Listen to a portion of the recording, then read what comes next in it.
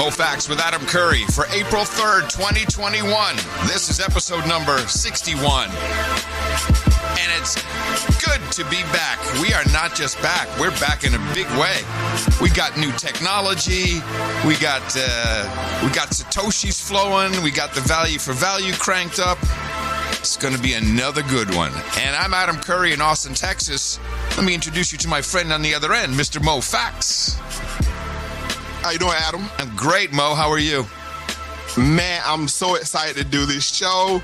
We've tried to do it once, but we were stopped. Yeah, but we were delayed. Let's say that. We were delayed, but we're here now, and we're all set to supply the producers with hopefully another enjoyable episode. Yeah, we actually did try to do the show within our time frame on Tuesday. Had some technical hurdles, which I guess kind of been building. You know, it was a slow fade on one of the devices we use, and so that had to be replaced. But also, really excited that we now have, especially since tomorrow, 4 podcast apps that you can use to listen to Moe Factz with Adam Curry, and you can be streaming us value for value in real time. Like you said, the Toshis are flowing. And there's also a tribe, which I don't know if we're ready to do anything with that yet, Mo, but you know, we've got there's just a lot of stuff happening. So I recommend you go to podfriend.com. That's the newest and probably the easiest to try out of all the podcast apps. And the cool thing about it is when you hear something you like, there's a boost button. You can, boost us 1,000 Satoshis. And in future shows, you know, you'll be able to attach your name to that. We'll be able to see when it was in the timeline of the show, when people hit boost, so we know what you like. So it's a real cool feedback mechanism. It kind of makes value into free speech in some crazy ass way. So it's just it's been a great week for podcasting, and I'm so excited because this show is really the first one, I think, that I can put my whole, except for the podcasting 2.0, which is very small and narrow for the developers, etc.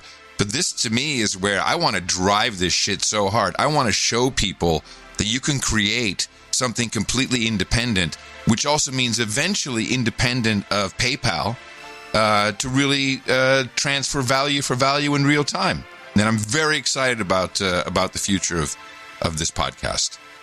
Well, hopefully episode 61 will be a boostable episode. Yes. I have the fullest. I got it here, Bo. It's B for B.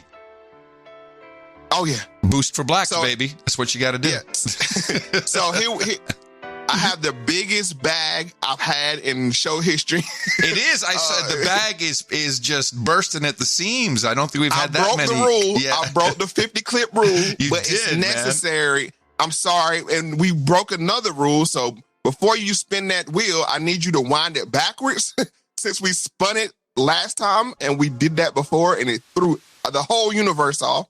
So wind it back and let's spin that wheel and see where it lands at. All right, here we go. Ladies and gentlemen, let's hit that wheel of topics. Round and round it goes. Where it stops, nobody knows. Only Moe Factz knows. We're going to be talking about the following on Moe Factz, episode number 61.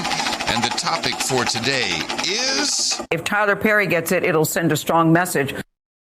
Oh, I've been waiting for this episode. I'm excited about this. I know. I've been studying vaccines and the new vaccine industry for a decade. So I can't wait to meld our common consciousness and together, and also to learn a lot from each other about how different cultures feel about these things. Yes. So this is another great example where our two worlds meet at one point, but there's so much understanding to be had. From one side, I know you've been on top of this whole vaccine thing, like you said, for 10 plus years, and then you went all in with the Rona. So, yeah. But I've been paying attention to the propaganda that's been used, and Mr. Perry has volunteered himself once again, as we explored in episode 60, as a key component in pushing propaganda. So it's going to be a deep dive into him as a asset, and also to the acceptance or the lack of acceptance of vaccine and not only the so-called Black community, but also the believer community. So, yeah. So I guess we can go ahead and dive right into clip number 2.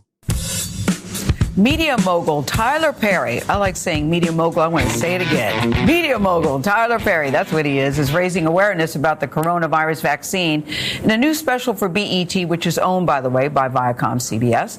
This is video of the filmmaker getting the first dose.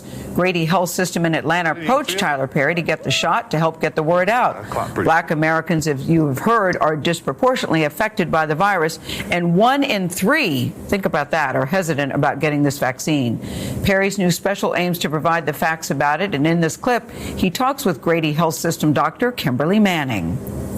I'm hearing people say they either don't want it or that they're going to wait to get it. If you want to wait to be able to, come into community, to go to your family reunion, to be able to do the things that get us back to living, I think those are things to consider. And I've been saying to, my loved ones, this about us.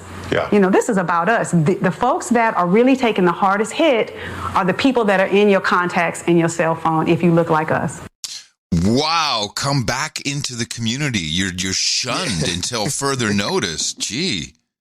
Well, we saw Biden tip his hat to this with the 4th of July, right? Things get the jab, and we can have hot dogs and fireworks. Of course, with your mask on still. But right. you can have the hot dogs and the fireworks on 4th of July if you will only take the jab. So I want to lay a couple things out about this clip, how I took the clip, and some of the things that I heard troubling in this clip. First of all, you heard Gail say that it's a 1 in 3 acceptance, not accepting the vaccine or that are hyped about taking the vaccine in the so-called Black community.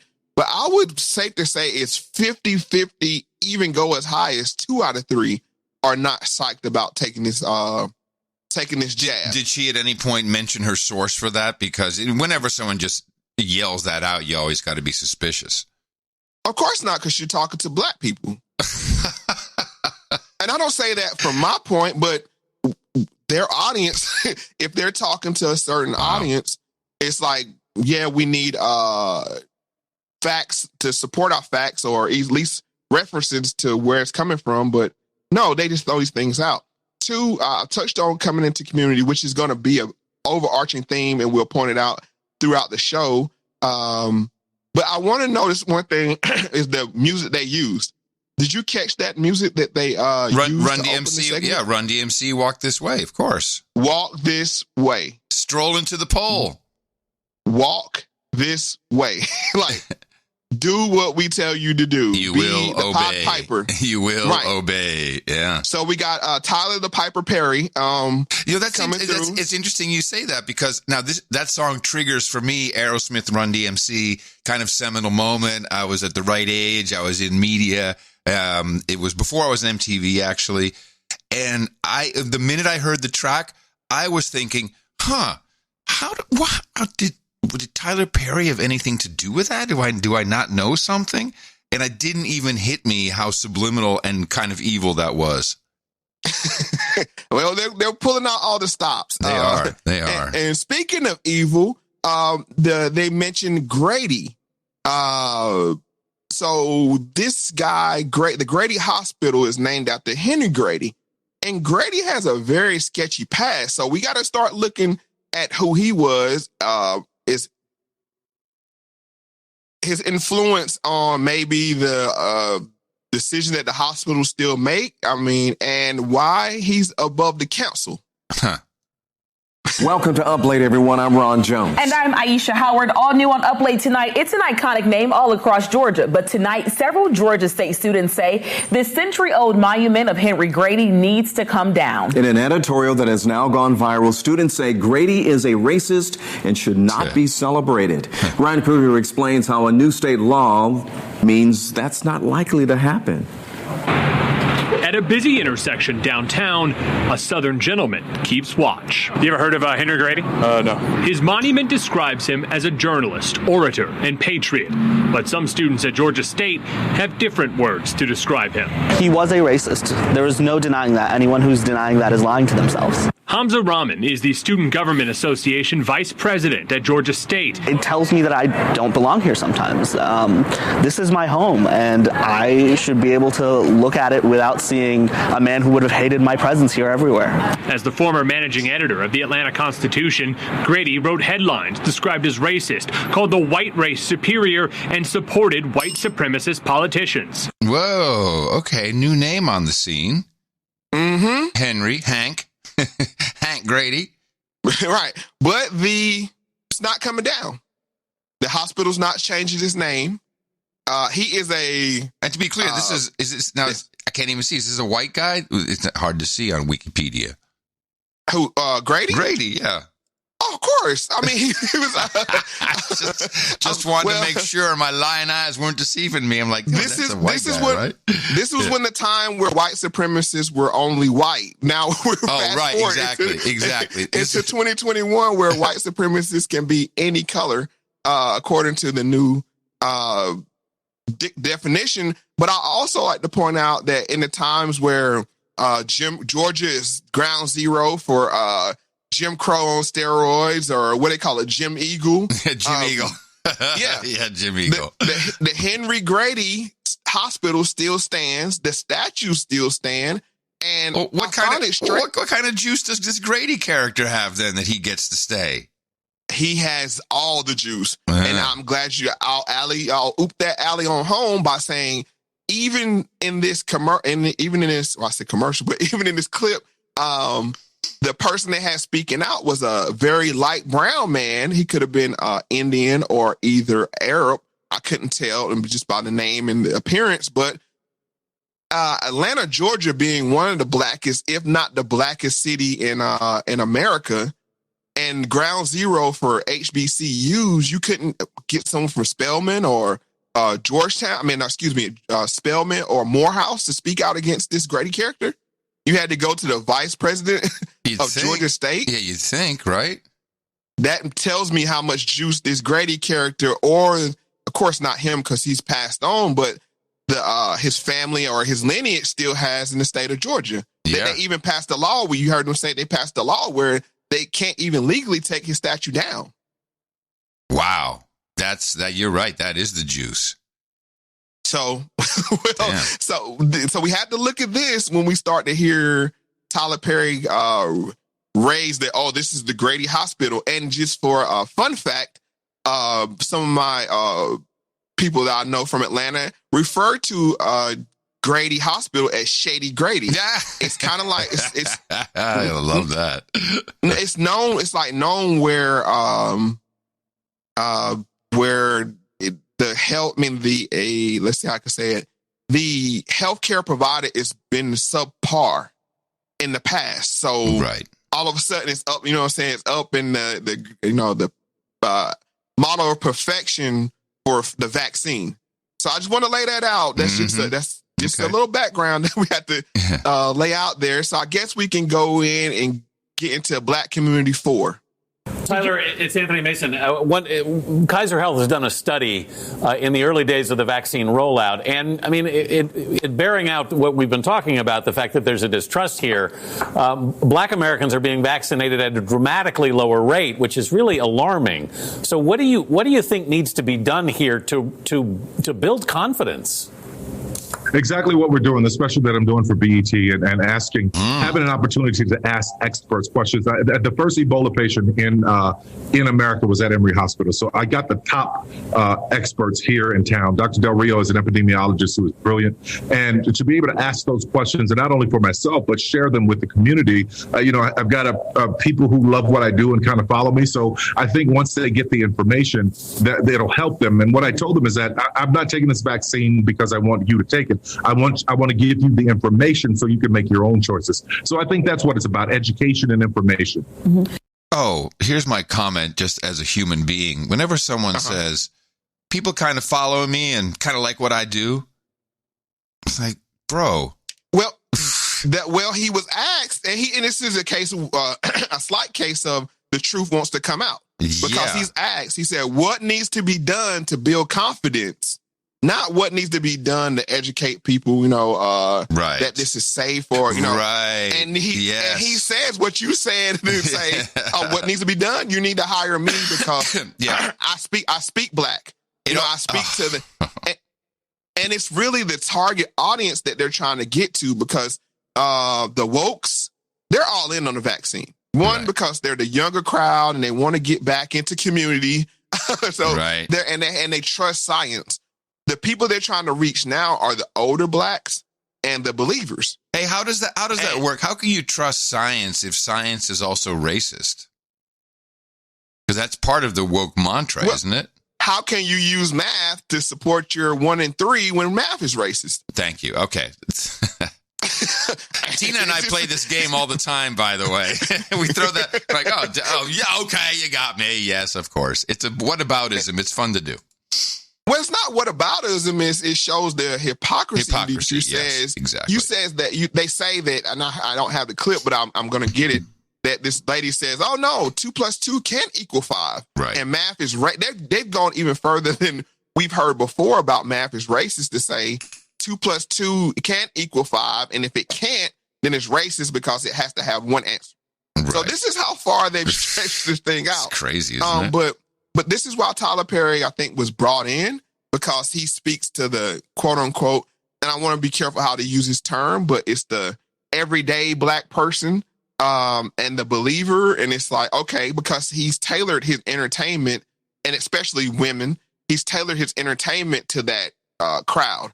And some people even call it lowbrow. I wouldn't call it that because I think it does have some problematic things to it, but I just don't want to take away the hard work that he's done. But when I see a person being co-opted to push something that I even don't believe in, and let me say something right now. This is why this show is important to me, this particular episode. I'm not taking the vaccine. I am not taking the vaccine at all. Now, luckily, I'm able to work from home where, I don't have to go out into community. No community for you. And I could stay on the side. I could easily stay on the side and be quiet and say, I'm not taking it, but I'm not going to say nothing either, that kind of thing. Mm-hmm. But no, I'm letting it be known. I'm not taking it. Even if it comes down to me putting my job on the line, I'm not taking it. Me and my wife have had this conversation. If it comes down to that, that's where I'm standing on it. And that's kind of why I'm doing this episode, to let people know that not only do I not believe in it, I'm willing to stand up and say, I don't believe in it. Because it's one of two things. I think when they do this, vaccine survey, it had the same effect as when you say voting for Trump. Mm-hmm. Now, when they did the polls, then you ask a person, they can say anything. Right. No, I'm not voting. I'm voting for the other guy. Right. But then when they go behind that, into that ballot box or, behind that curtain, they can vote how they want to. I think it's the same thing. It has the same effect, this vaccine thing. I think a lot of people say, yeah, I'll take it, but they really won't. And I want to make it clear that I'm making a stance now that I'm not going to take it. I don't support it. You're free to do what you want to do. That's the beautiful thing about America. But when people are starting to force me and use manipulative tactics, like we're going to hear in this next clip, that irks me, and I have to take a stand. So I'm not going to hide in the shadows and be one of those people that's not really for it, but not say anything. Well, I'm with you. And I've had vaccinations. My most recent ones were 2003. I went to Iraq, and the military shot me up with stuff. So, maybe not the smartest of things to do. But at the time, it felt appropriate. For the risk was good enough for the mission I was doing. What I would like to, I don't believe this is a vaccine, by the way. It's not acting like a vaccine. It seems like more like a medical device. And there's a whole, I have too many questions. Too many questions. That other small detail. Yeah, small detail. But when you say the community, I'd like to just touch on that for a second. So what I'm hearing around me now, and our friends, we have a very varied bunch of friends. Some are, it's mixed, conservative, liberal, not really extreme one way or the other. We have friends on the right of center who both have taken the vaccine, even though actually they're very right. and they took it for their own reasons. Now, amongst friends, I don't think there's any problem. We have a very left-wing school teacher who's a friend, and sometimes she'll slip and say something really weird, and we'll just call her out on it and say, dude, this is a dick thing to say. And she'll say, you're right, I'm sorry, what am I thinking? But there is some element of shaming, and, like you're a vax-free rider because I'm getting it and I'm standing up, and you're basically putting people at risk still. Is there within the community, is there a shaming element that you're seeing? Of course. Yes. Is it big? Do you think it's big, or is it bigger than what you think I'm seeing? It's not as big because the overall skepticism of the medical industry is, kind of prevalent. It's prevalent. Baked in. Yeah, right. So it's like, but it's, well, what are you going to do? It's kind of apathy. I wouldn't say it's just, what are you going to do? We want to get back to normal. We've been locked in for a year and plus. Don't you want to see grandma? Don't you want to have cookouts? The summer's coming again. And that's missing. We're going to touch on that. And it kind of leads us right into our next clip that actually a producer sent to us, and we played it in the donation segment, but I wanted to bring it back and show how the manipulation they're using. And this is baby announcement 1. What? A bun in the toaster oven? Yo! Oh my God! Are you serious? What? Open that. Oh my God! You got something in the bun? So you gonna be a nana? Mom, it's so funny. It's a bun in the oven. There's a bun in the oven. You're gonna be a I can't for the life of me remember what was going on here. I said, cause I didn't set it up. I wanted the people to feel the raw emotions of that clip. Mm-hmm. And what it is just a video clip of basically of a daughter, I believe. I'm just gonna. It seems like a daughter letting her mother know that she's pregnant, and she wanted to let her know, and they're basically saying, "Don't you want to have this feeling again?" I think the tagline was, "Some people you have to meet in person." Right. And then it fades to this scene. I have the screenshot here. It says, "Science can make this possible. Only you can make it real." And this is from the sciencepossible.com that's putting these clips together. I mean, these ads together. And they even have one that's targeted towards the minority. When I say minority, that's the non-black crowd. It could, because this person maybe looks Arab or either Hispanic. And then I'll just read off what it says. It says, "Answer, because hello's gotten too rare and goodbyes have gotten too hard." And it says, "Question, why would you get the vaccine?" And it has a father standing on looks like a glass screen door on one side and the kid on the other side. Oh. It's very sick. I'm sorry I didn't send you this image, but I just let people know they have a brand of targeting every community. But that hit me. Yeah. But that ad, and when I had saw it, and then when the producer had sent it in, it's just like, we got to let people know. I have the tagline here. It says, "Science can make this possible. Only you can make it happen." So that's their theme. Like, we have the vaccine, but you have to take it for it to work. And that's how they come down. Yeah, we got the miracle potion over here. Right. And if you listen to that, just the joy in her voice, and it's no, like I said, you when you hear it, you don't really know what's going on. But just the raw emotion of it is what they're using. And I find this very disgusting. And it's working on the white people, I know. Tina was telling me yesterday, I forget who that was now. And they called her. "We got the vaccine. We got the vaccine. Oh, God, we got the vaccine. We're so happy." Like, really ecstatic. Like, I mean, right out of a right out of some, outbreak type movie. Oh my God, we're not going to die. We have the vaccine. So the mind control is very strong over here on the white side of the fence, Mo. It's very strong. And I wouldn't even say white exclusively, because worked with a variety of different people, and some of them have had it, and that second shot has kicked their ass. I can say that, but I also say that people. I've heard the terms. I've heard this literally. Now I feel invincible. Yes, invincible. I've heard that too. Yeah, invincible. That's crazy. That's some heavy duty propaganda that they're pushing here. And I heard it from a money manager. Oh, I feel not that I have any money to manage, but he's a friend. Now I feel invincible. Wow, bro. I've heard that. I heard that after going through the kick butt stage of it, on the other side of it, and I don't think it means they feel like a superpower, but they feel like they can actually do something, move and not have to consciously think about, am I touching my face or all the things that we've been triggered by. Am I touching my face? Am I touching my eyes? And but your mask is still on, and nothing's really changed. I stay 6 feet, so I just find it. I don't like the smell of it.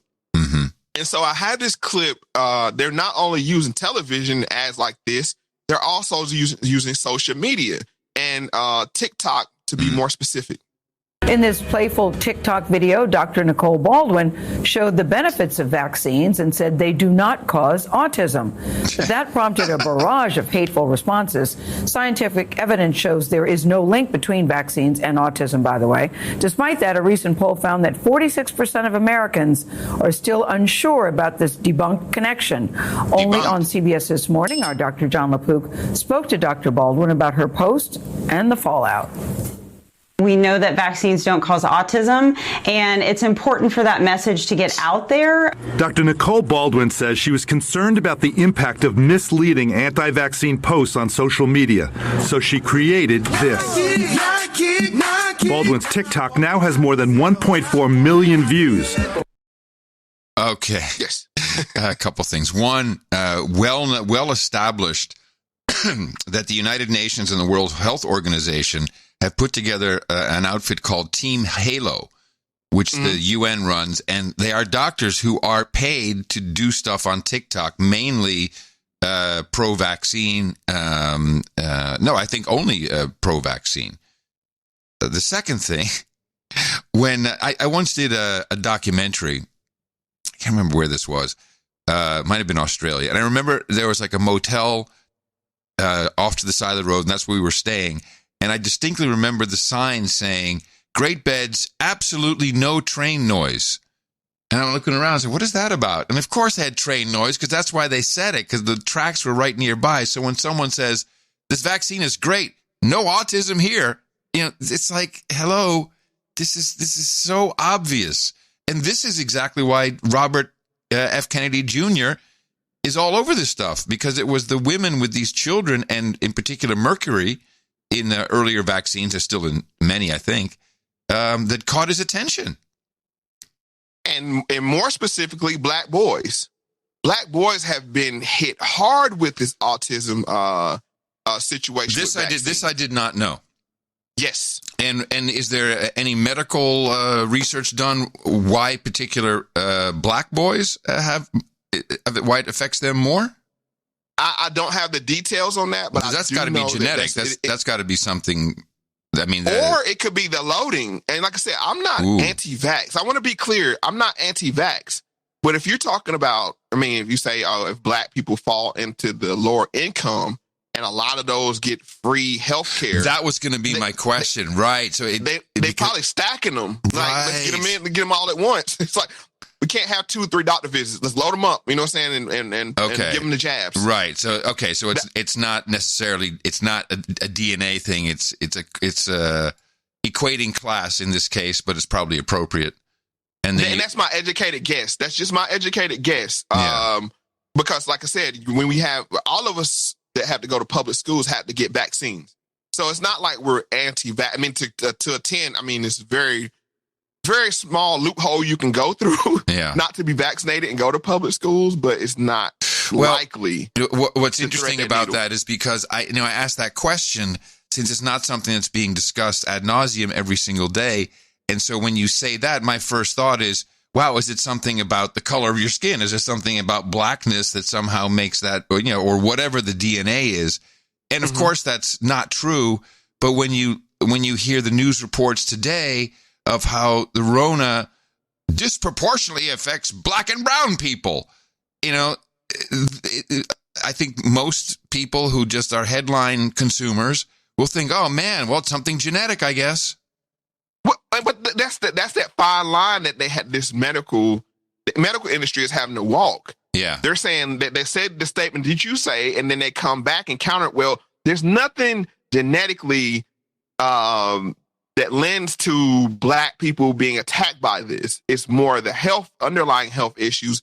And I still say this, they came up with the term comorbidity to not use this term, the well-known term, well-used term of pre-existing conditions. Right. I have not heard one time You're so the term right. pre-existing conditions You're so used. right.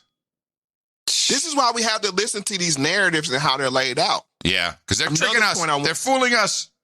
Well, they have this walking landmines. It's like, well, we want to say black people are affected by this, but no, black people's nothing wrong with you. Right. No, genetically, it's just that you have poor health conditions, but it's out of your control. All right. Now, and maybe I'm jumping the gun here, but so the obvious, so that's clearly racist. I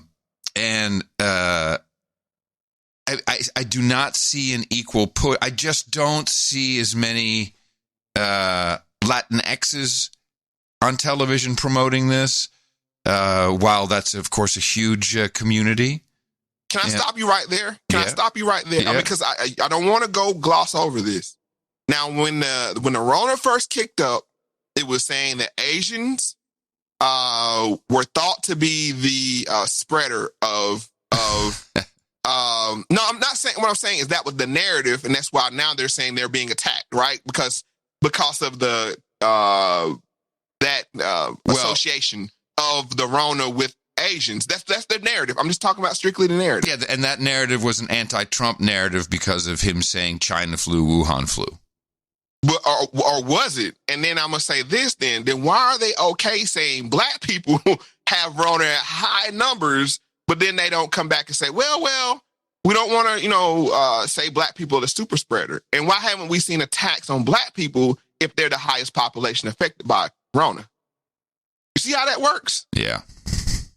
You would think if you're saying, okay, this cause leads to this effect. It coming from Asia, coming from China, so Asian people are being attacked because of that.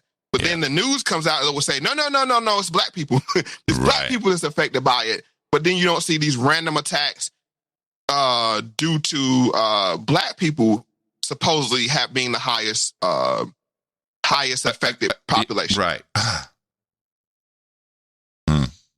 Man, they're walking through a landmine. But I still don't understand why the targeting. Why the targeting, though? What is the point? Unless there's evil intent behind it. Is this also virtue signaling? Like, well, we got to help somebody. Everyone seems to be doing fine. Let's find a victim. I think it's the same reason why Black Twitter is so influential. The black people are a small minority in America. 13%. But what we think, what we buy, what we say, it's huge influence. How we speak, it's huge influence. Yeah, of course. Hence why they had to go get Tyler Perry. You are the OG influencers. Yes, Michael Jordan. Nike was a running shoe company. Yeah. Before he came along. So it's really that. It's really purely because you're great at you're great influencers. That's exactly what it is. And I'll say this, now we can go into the next clip, because I'm going to say two more things. If you look at GIFs or however you pronounce it, black people are overrepresented in GIFs. Mm-hmm. Just open up any social media, hit the GIF button, and look at black people are wildly overrepresented in there. Because it just, I don't know. Because they look so funny, Mo. Ha, ha, ha. Well, no, it's just because we're influential. You rule entertainment. That's okay. Let me take it to the test right now. I think you're right. I don't really do GIFs. Yeah. But I know how to get them. Let me just see. So where are my GIFs at? Oh, crap. All right, I'm already failing.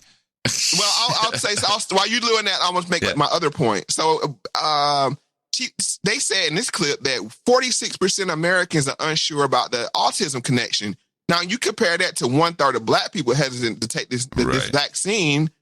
Why is it troubling and concerning for us to be 1/3 unsure when half of Americans from their studies say people are unsure about the autism connection? Right. Right? Yeah. So think about that. And then my final point is, the Cupid Shuffle. Yeah. This Cupid Shuffle thing is a major brainwashing tool.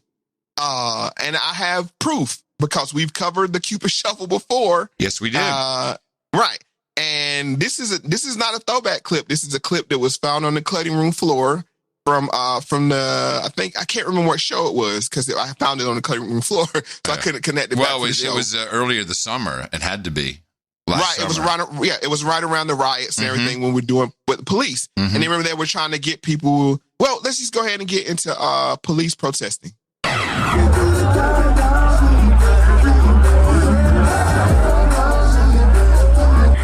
Scenes like this just continue to pop up, just showing unity throughout the nation as well. This, what you're looking at right now, officers and protesters in Nebraska coming together and doing the Cupid Shuffle. This all happening after law enforcement and black leaders signed an agreement called Hold Cops Accountable. That agreement means they would hold monthly community meetings to discuss concerns and complaints about the Lincoln Police Department. Yes. Cupid Shuffle. Okay. Now, who does that song? That is, what is his name? Dang, I had it here. DJ something. I don't have it right offhand. And it's not even important. I mean, it is, but it's not because it's a one-hit wonder. But they found out what it did was it took the place of Electric Slide. Exactly. And Electric Slide this goes to another thing. The Electric Slide. DJ Casper. DJ Casper. Yeah. Electric Slide started out being the go-to song at family reunions, black weddings, and any black gathering. Yep. It was like that one song where you could get everybody up. And I'm not saying black people only have this because, every culture has that music or that song that it gets everybody involved. But the Electric Slide was that like the Macarena. The Macarena, the great example. And then, it's this Indian dance that they do. Gap Band, Oops Upside Your Head. And there's another one. It's this Indian dance that they do now that's bled over into pop culture. I don't know the name of it. I don't know this one. That's interesting. There's an album to be made, a collection of greatest hits of all those types of songs maybe it's just called Wedding Favorites, no matter who you are. Right. I mean, because we just say if a DJ, great example, just say a wedding DJ is like, who?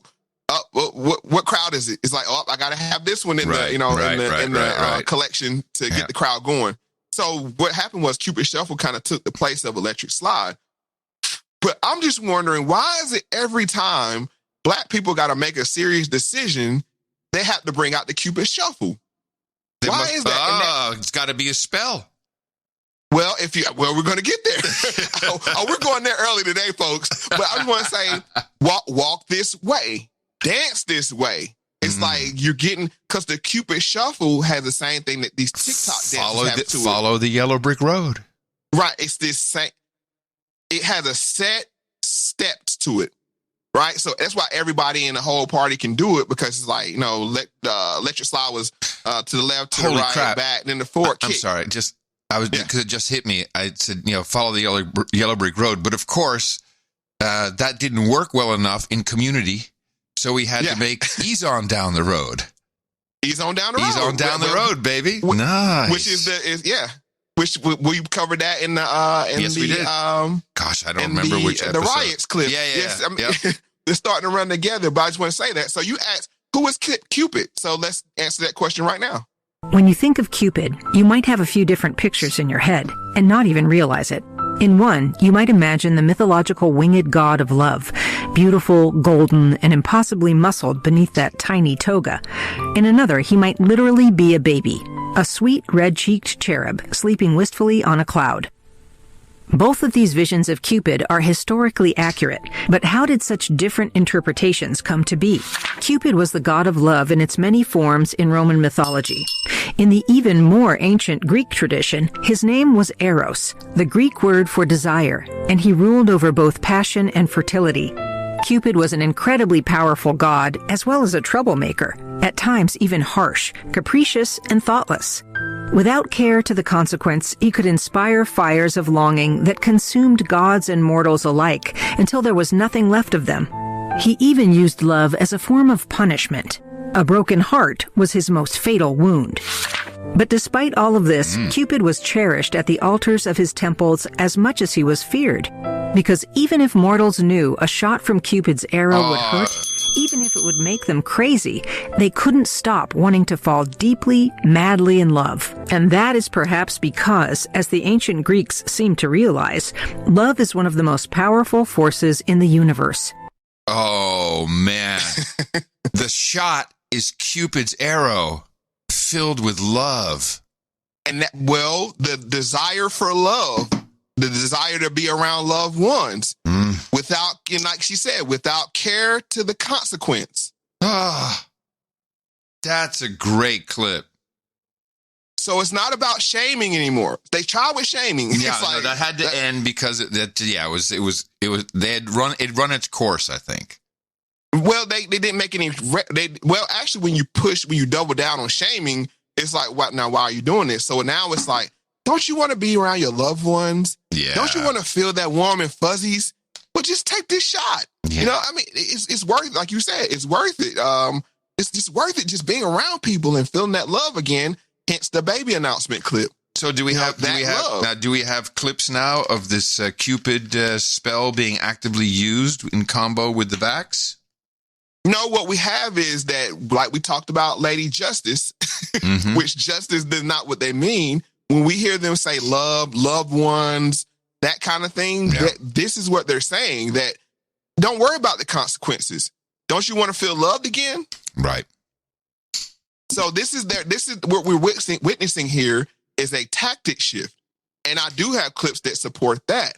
But let's first get back, and just want to make one thing, that the shot makes them crazy from Cupid, but we'll just table that. Gee, and it could literally break your heart. Well, we'll just table that for a minute, and let's get back to the TikTok doctor. She and her staff quickly became targets. I have been the subject of a tsunami of negative comments on all of my social media. There have been negative, fraudulent reviews. One social media user called Baldwin public enemy number 1, and another commenter told the pediatrician to stop killing our kids with vaccines. Even though the overwhelming scientific consensus is that vaccines do not cause autism, 16% of parents with children younger than 18 say they still believe vaccines cause more harm than good. One of the challenges we have in the era of the internet is there is really very little recourse. Renee DeResta is a technical research manager at the Stanford Internet Observatory. So what platforms have to be thinking about is what happens when the cost of physicians putting out statements to counter misinformation is that they themselves become the subject of harassment campaigns, of reputation harming campaigns, of misinformation campaigns. In recent months, Congress has grilled social media companies for failing to stop the spread of misinformation. And in a statement, TikTok said, "We remove misinformation that could cause harm to an individual's health or wider public safety." As for Baldwin, she says she's standing by her message. I'm not taking my posts down. I'm not going to be bullied into submission. So this guy says that there's overwhelming support that says there's no link between autism and vaccines. But Gail says there's no link. Well, that's not the same thing. No, it's not. Overwhelming is like, well, 75, 85%. No link means there's zero chance that there's a link between autism and vaccines. Yeah, it was very hedgy, very cagey way to state that. Right. And then she wants to play the victim by saying, "Oh, so I had a tsunami of negative comments." I love that tsunami. And I'm not taking my my post I down. won't be. Well, lady. No, exactly. You mean Twitter isn't taking your post down either? Isn't that interesting? Or TikTok? Well, she's a Karen. Let's just keep it 100 here. She's a TikTok Karen. TTK. Yeah, she's the TikTok Karen. And what reason why I say that is she plays the victim. Now, if you put something on social media, you're putting it for the public to say to give their feedback. Yeah. It's, you could easily send in a private message, but if you put it on your public platform, you expect to receive pushback. But she wants to, I had a tsunami of negative comments. And they pull 2 clips out saying, one, you're public enemy number 1, and then the other one, you're killing our kids, right? I mean, you're going to have trolls on, I don't care who you are. We have trolls. I mean, so it happens. But she wants to play the victim, which that's what Karens do, which leads me to go into digging into what is a Karen.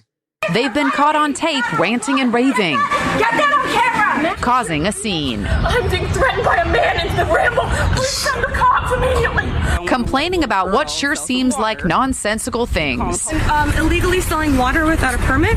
Social media is dubbing them Karens. That's Karen, and she's calling the cops. And the phenomenon even has a Wikipedia page. A woman perceived to be entitled or demanding beyond the scope of what is considered appropriate or necessary. I am not a racist person. You just made a racist comment. You need to go home. So, why the name Karen? As far as we can determine, the first woman to be tagged as a Karen was Kate Goslin of Kate Plus 8 fame. This meme started circulating on social media in 2014. Jamie Cohen is a new media expert. It's a name that represents an age, and that age ranges from like 35 and 55 at this point, and so it's a specific age.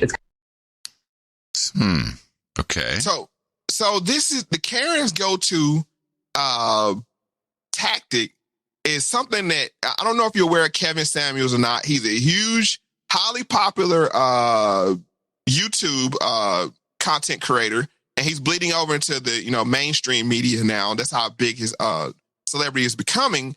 But I'm not sure if he coined this term, but he's been pushing it, and it's called sign language. And sign is an acronym for shame, insult, guilt, and need to be right. This is the old tactic that they use, and she's using it here, where you, if a person comes against you, you use shame, insulting, or guilting them, or this it has a need to be right. So this is the go-to tactic for Karens. Didn't mean to offend anyone. I am thankful vaccines have eradicated so many deadly childhood diseases. Oh, look, we've got a show for Big Pharma here. Shill? In Jersey, we like to vaccinate our kids the natural way by swimming in a polluted lake. Do you even know what's in vaccines? Well, I am a doctor, so. All of us are trying to do what's right for our kids, but we can't let emotions make our medical decisions. Frustrated emoji. No, we should let a stay-at-home doctor make our decisions for us. Crying, laughing emoji. Really? Vaccines work. They work so well that idiots haven't seen the ravages of polio firsthand, so they start spreading lies. Snorting emoji. Ha ha ha. How much are they paying you to poison our kids, Dr. Death? Needle emoji. Bitch, I will drive to New Jersey to fight you, and your ugly kids can watch. Mom. Hi.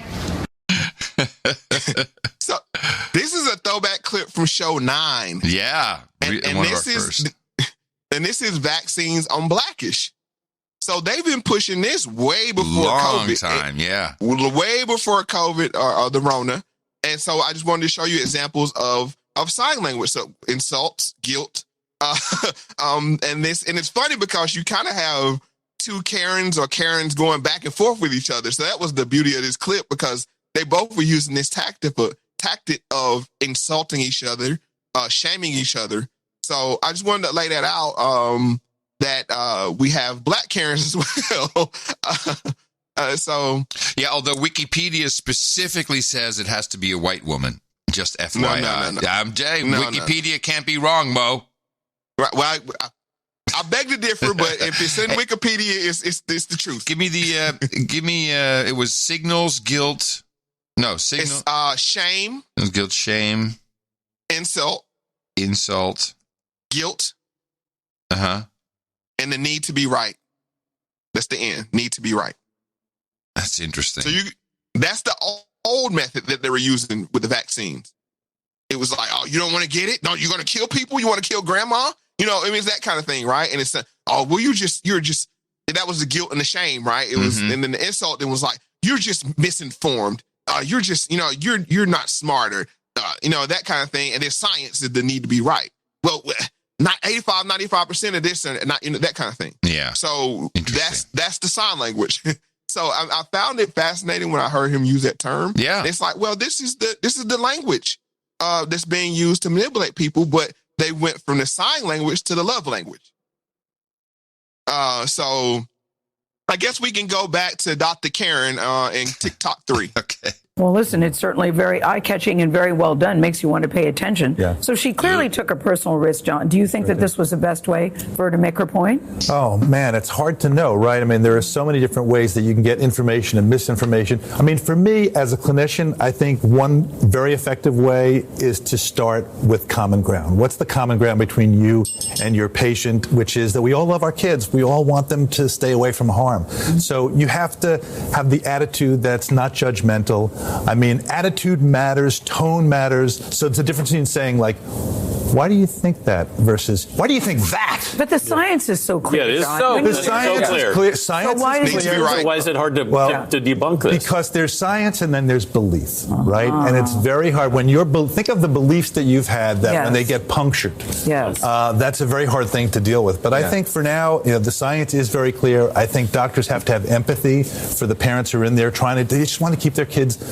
safe. Both sides think they're doing the right thing for their kids. Both sides do. It's not a both sides issue anymore. I mean, it is very clear. These vaccines have been saving lives for decades. And I have to say, there are voices that you're not hearing in this discussion. You're not hearing the more than 140,000 people a year who die from measles. And most of them are kids under the age of 5. You're not hearing from the tens of thousands of people in the United States alone who die from the flu. Most of them who don't get the flu vaccine. These TikTok, I have to be honest, I kind of pulled the wool over your eyes, but these TikTok clips are for measles, not COVID. I know this is one of my biggest complaints. The differences in how these are treated. No, I'm just saying that they were setting this thing up. This was January 21, 2020. Oh no, I mean, I think we even made this observation on No Agenda. I mean, they were locking down parts of New York City and making it a big deal. I'm like, what? I've never seen this before for measles. The measles was the test run. Yeah, it definitely was some form of test run.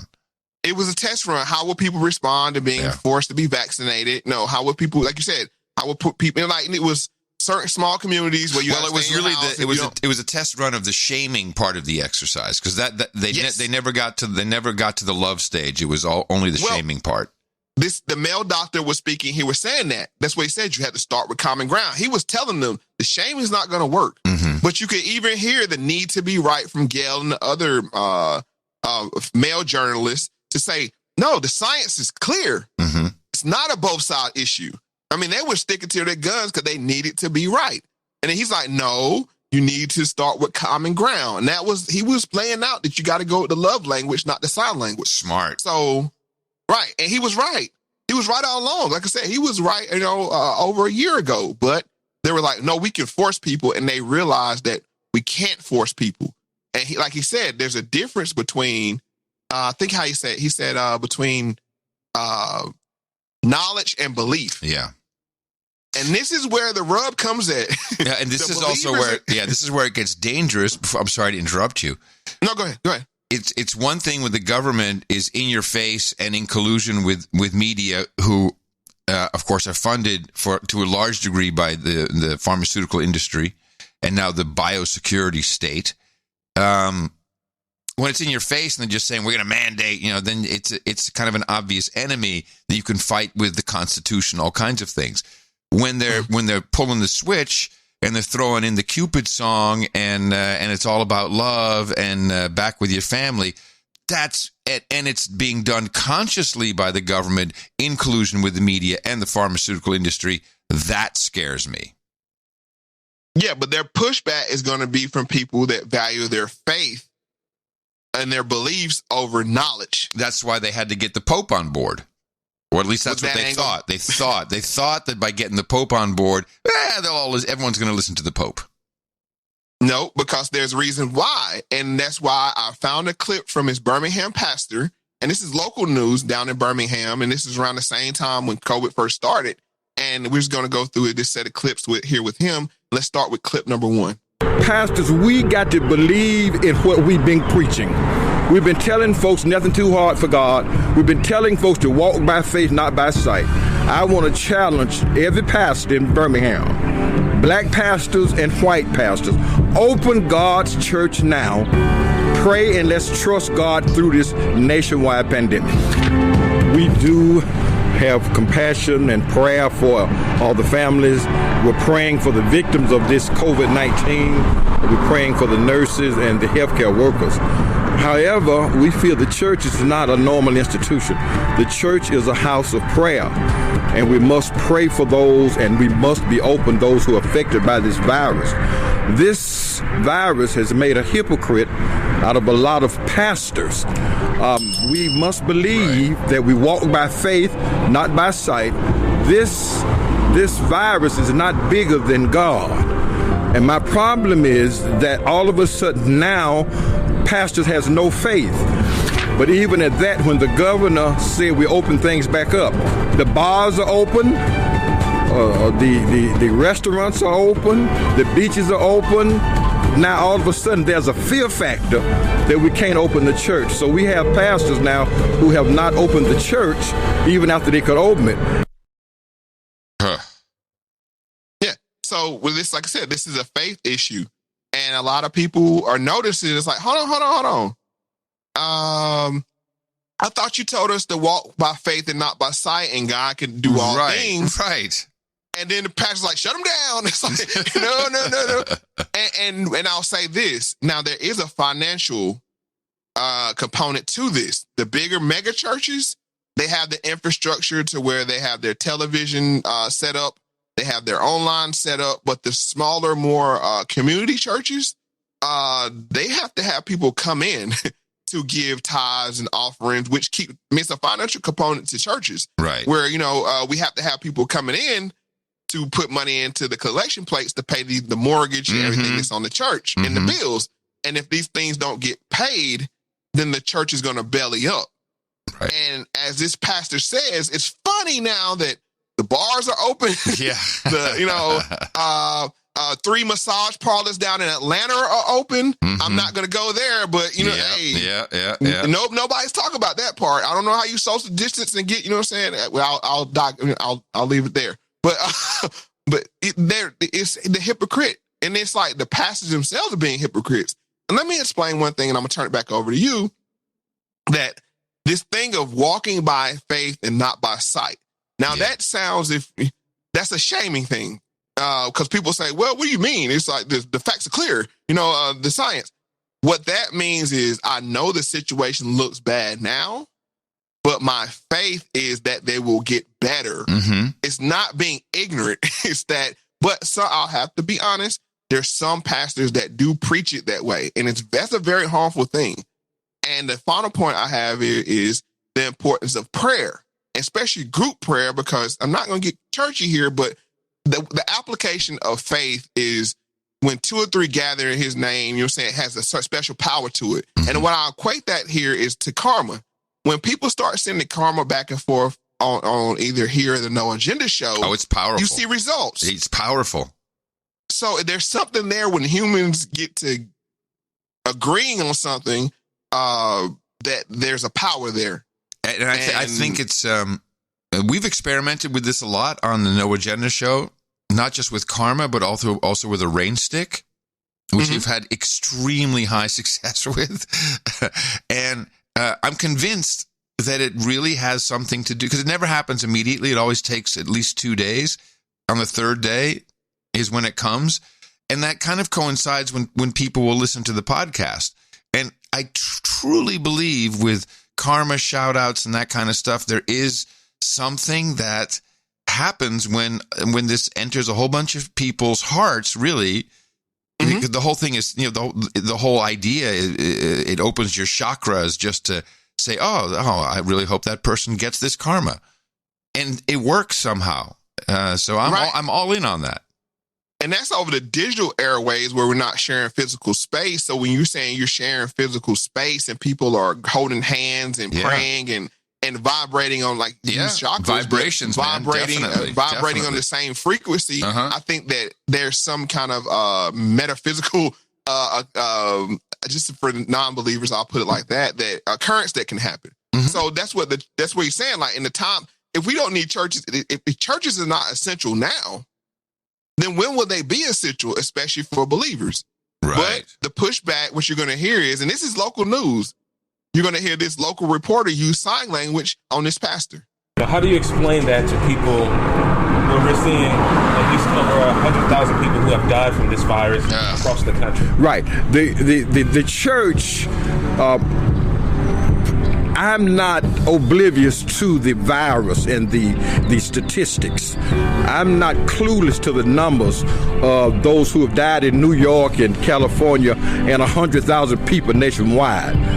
But I know that God's word is bigger than any virus, and that prayer and an open and a closed prayer and an open church can get us through this. I have a problem now. All of a sudden, the church is the most dangerous place in town. If a member of your church contracted COVID-19 and somehow dies, and, has come to church, right? Really feels, well, about that. If someone contracted COVID-19 and actually died, we still gonna trust God. The God we serve is able, but if not. But all of a sudden now, nobody thinks about catching the disease at Walmart, Lowe's, or at the bar, or at the beach, or at the liquor store. Nobody worries about catching the church in these pagan areas.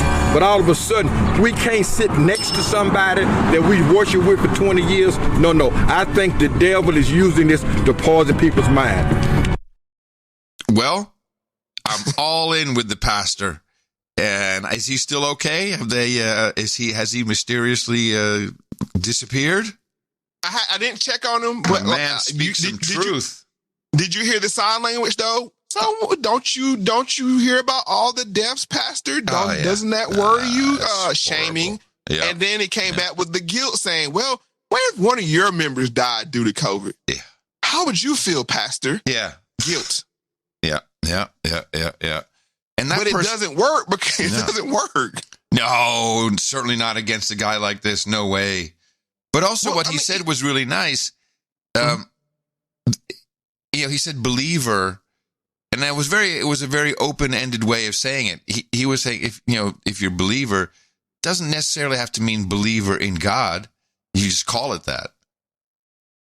And like I said, there's people out there that think, like you said, that chakras and cleansing with crystals and these kind of things, they work. Yeah. So they're on this. It's this weird. it's probably the same frequency that you're vibrating on. It doesn't really matter. Everyone kind of gets to that state, no matter what your belief is. Right. I think it's about what the human mind believes in. It's the fact of believing, not how you get there, not the vehicle, that gets you to believe, but what activates the belief in you. Yes. Some people it's church, holding hands and hymns. Yeah. It's other people, it's like I said, crystals and essential oils and candles and that kind of thing. Like when you get to that vibration, they're all vibrating. So you can see things actually manifest. And like I said, I don't want to go too far in that, but I just want to show you how the media, how is it, like you said, Lowe's is open, the bars are open, these pagan areas are open, massage parlors in Atlanta, Georgia are open. I didn't hear the reporter after that. He was kind of quiet. Nah. So let's go ahead and wrap up with the third clip from the pastor. Pastors, you got to put your faith in action and trust God through this. And open the church. Yes, sir. What's your response to the president? He said churches should open immediately. I'm 100%. President Trump and I have disagreed on a number of things. The sad news is President Trump has made a hypocrite out of pastors. President Trump is right. The church is essential. He doubled down on the shame. He's like, well, hold on. 45 Savage. He pulled the 45 card. Right. He said, okay, black pastor, don't you find it weird that you're on the same side as the white supremacist Donald Trump? That's right. Orange man bad. Hello, I'm going to throw that at you. Right. And then you heard the pastor come back. He's like, well, if this is a matter of a thing like this, if I'm saying I believe what I believe and not whatever you believe, if for people that actually believe it, they don't care. That's that walk by faith, not by sight. It's like, things are going to get better or I'm going to die. And if it's meant for me to die and I have this belief myself, if it's meant for me to be dead today, I could be in a padded room. There's no protection from death.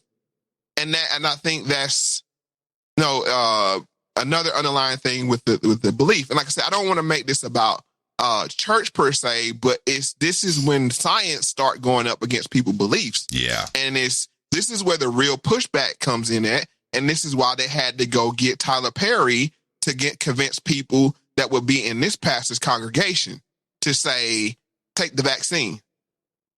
In a weird way, it's kind of a reverse renaissance where people start discovering science and the earth and our relationship to the universe and the stars and the planets. Looks like we're not flat, all this stuff. And now it's kind of the reverse where, there's belief is trying to come back and break through and say, well, all the science is great, but, hold on a second. Is this really science? And let's not forget the believing part, which is an essential part of life. And it's funny you say that because I've heard more people start speaking in terms of belief. Mm-hmm. I'm not saying religion. I'm saying in belief because in trying times, we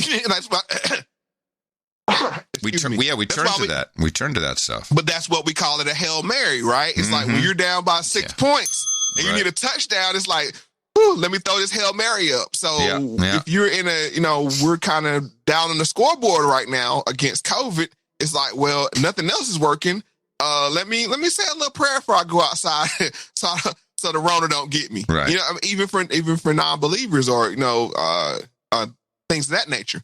So that's one side of the pastors. So I had to go back and get the other side, like I said, of the more mega church, socially acceptable pastors. And this is being a clip from Conversations with America Unpacking COVID. This is with T.D. Jakes. Right now, we're in the worst possible situation. And between 3,000 and 4,000 deaths per day. Tonight, hope resting on that vaccine, the coronavirus vaccine. Across the country, hope that this is a game changer. But no vaccine will be effective if the people don't take it. A lot of people are very fearful of the vaccine. I don't know that I'm going to take it. I don't even take the flu shot. I've heard a lot of crazy things.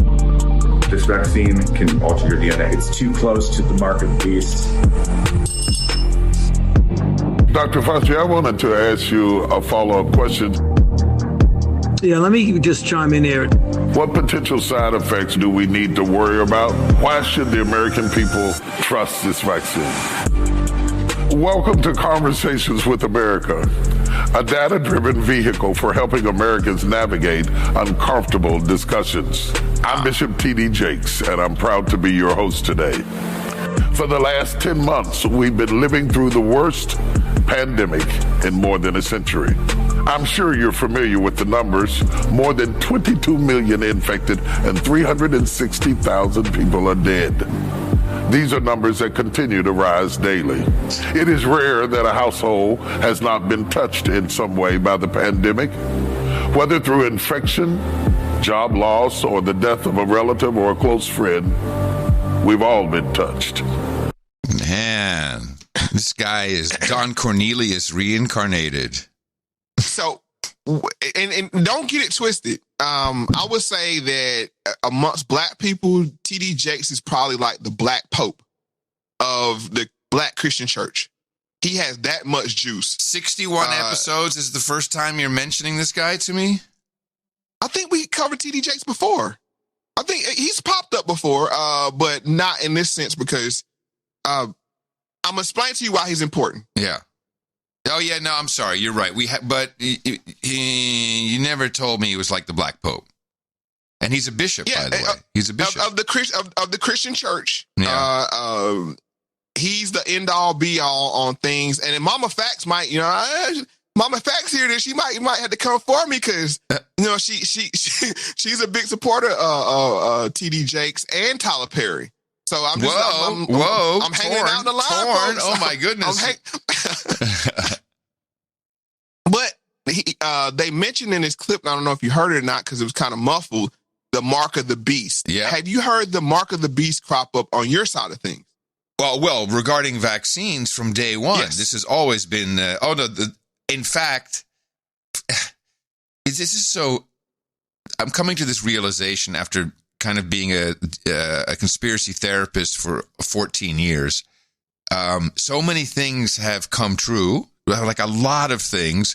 But it's been 10 years since it was first kind of a thing. The mark of the beast, microchips, and vaccines.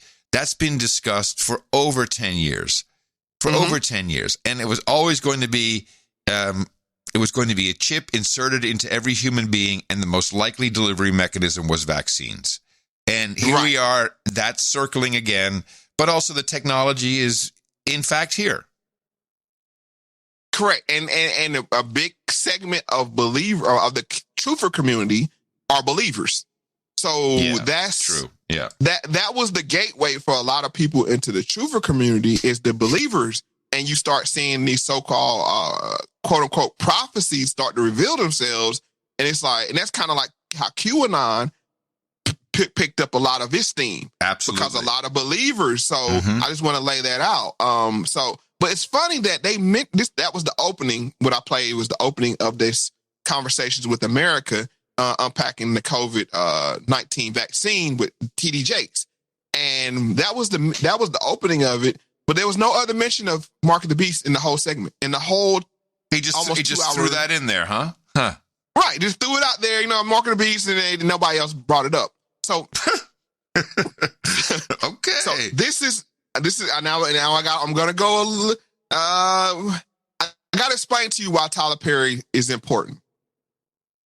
Tyler Perry is an amalgamation of TD Jakes and Oprah. Okay. Let me explain. From the faith side, Tyler Perry's entertainment has always had a faith tinge to it. Not as much now. He's going, he's going to, the dark side. No, dark side. I mean, I wouldn't want to say it, but yeah, he's going to the dark side. You don't want to. You don't want to bring the cross when you're visiting the dark side. Right. So, but that's why he has such a big believer following, because in his live shows, it had a lot of Christian songs and Christian themes, and that's his base. That's his base of his supporters. Right. And now Oprah saw that, and he has the entertainment side of Oprah. So what they done is say, we have this one person that has both the faith of TD Jakes, or the faith representation of TD Jakes, and the entertainment flair. Entertainment flair and the outside or the carnal world's level of success from Oprah. Right. So they merged these ordained. two into one. He's been ordained by Oprah. Oh, it's big. It's bigger than that, because you got to remember, Tyler Perry is also Medea. So he has two personalities baked into him just from the beginning. I'm sorry. How do we know he's Medea? He plays the role of Medea. To be honest with you, Medea is more popular than Tyler Perry. You know Medea, the movie Medea, when he dresses up in a dress, the woman? No, I don't know shit about this, Mo. Holy shit. You never heard of Medea? Medea is like, how can I explain it? Basically, Medea is when Tyler Perry cross-dresses, and he plays this role of this woman. I didn't think I was going to have to explain this, but I'm glad I did, because and this is why we have to sit down every couple of weeks and talk for some hours so we get it. Like, I'm shocked that I'm literally flabbergasted you don't know who Medea is, but this is great. So Medea is basically, Tyler Perry plays this role of like this grandma / aunt, but she smokes weed and she carries a pistol and she says what she wanted to say, and that's his bread and butter. So that's why his shows got so popular, because he played this role so well, and that's what brought the crowds in. Well, he wanted to distance himself from Madea and be taken seriously as a director, but once finances get into it and studios get into it, they want to go back to the bread and butter, the moneymaker. Mm-hmm. So that's what I'm saying. He represents Oprah and T.D. Jakes, with him being Tyler Perry and Madea all rolled into one. And if you want to go there, I'm just going to go there, then bump it. The Baphomet contains binary elements representing symbolism of equilibrium of opposites. Mm-hmm. Half human, half animal, half male, half female, half good, half evil. Of course. So Tyler Perry plays the role of Baphomet. Wow. I'm saying a lot here. Like I said, no symbolism there. I have no idea. I'm looking now at his IMDb. Completely. I can't wait to ask Tina. I can't wait. She's up on stuff, man. I can't wait to ask about it. Now, when did this Madea stuff start? This was the start. I mean, he was sleeping in his cars and doing. No, I know. What year? What year? I want to say early 2000s, 2001, 2002. I'm just shocked you never heard of Madea. Wow. Like, I mean, wow. I feel woefully unprepared. No, it's great. It's great. No, because then you don't. I mean, because you'll get to see it in a aspect that if you knew about him, you might be jaded one way or the other. And I'm just saying, I'm fresh. Right. So he plays, like I said, Tyler Perry. Madea is more popular than Tyler Perry. Uh-huh. I'm serious. I recognize the picture. Of course, I'm like, oh yeah, I've seen this, but no. Maybe you didn't know it was him. Because he plays the role so well. Honestly, I look at that and be like, that looks more like Samuel Jackson to me. Yeah. So so that's Madea, and that's just my theory that he's playing this representative role. I'm not saying he is the Baphomet, but I'm saying himself contains both elements of the female, of the male, of the entertainment side, and of the believer side. And it's like he's the perfect pitch person to reach the crowd they're trying to reach. Wow, man. You sure he's not the Antichrist? To be determined. Okay. TBD? To be determined this fall, coming to you on WTBS. So I have a quick clip, because I found this interesting. Wow. From the Tyler Perry segment, because the T.D. Jakes segment, yes, he had a similar thing that he put together that Tyler Perry put together. But it had different doctors, but same format. Explain to me why the vaccine won't kill me, kind of thing. Yeah. And in this is Dr. Kizmika Corbett. Do you remember her, Dr. Kizzy? I don't know if you remember. Oh, yeah, Dr. Kizzy, I remember, sure. Yeah, she was the first one. She was the first doctor that it rolled out, but she had some problems with her which I'll address on the other side of this clip. While I've got you talking, let me follow up with another question. What about fertility? Has there been any consideration to long-term effects on fertility? And should pregnant women have any concerns about taking the vaccine? No, there have not been any considerations about long-term fertility issues. Part of the reason why there is this, thought that these vaccines might affect fertility is one, because they are messenger RNA vaccine platforms. And because of the knowledge surrounding messenger RNA, the initial thought was that you might be able to affect one's DNA and thus fertility. And that is just simply untrue. Messenger RNA does not affect or alter one's DNA, and nor does it alter your fertility. And so I think that's just one of the things that has to be said in this regard. So let me just throw one thing in, Bishop, that we often get asked, Kizzy and I often get asked regarding mRNA vaccines. They hear the word RNA and they say, is this going to do anything to my genes? Is it going to interfere or do something to distort my genes? And the answer to that is absolutely not. No question, case closed, that's it. Because that's such an interesting question they get asked. It's understandable why when people hear RNA, they hear DNA, they hear genes, they want to know if it's going to interfere in some way or get into your genes and change your genetic makeup. Not a chance. That's good to hear. Very good to hear. Very good to hear. Wow. Okay, that was Dr. Kizzy is the so-called black woman who was trotted out early on with Fauci. And right. What a liar this guy is. I mean, it's really fudging to say, you want me to wait?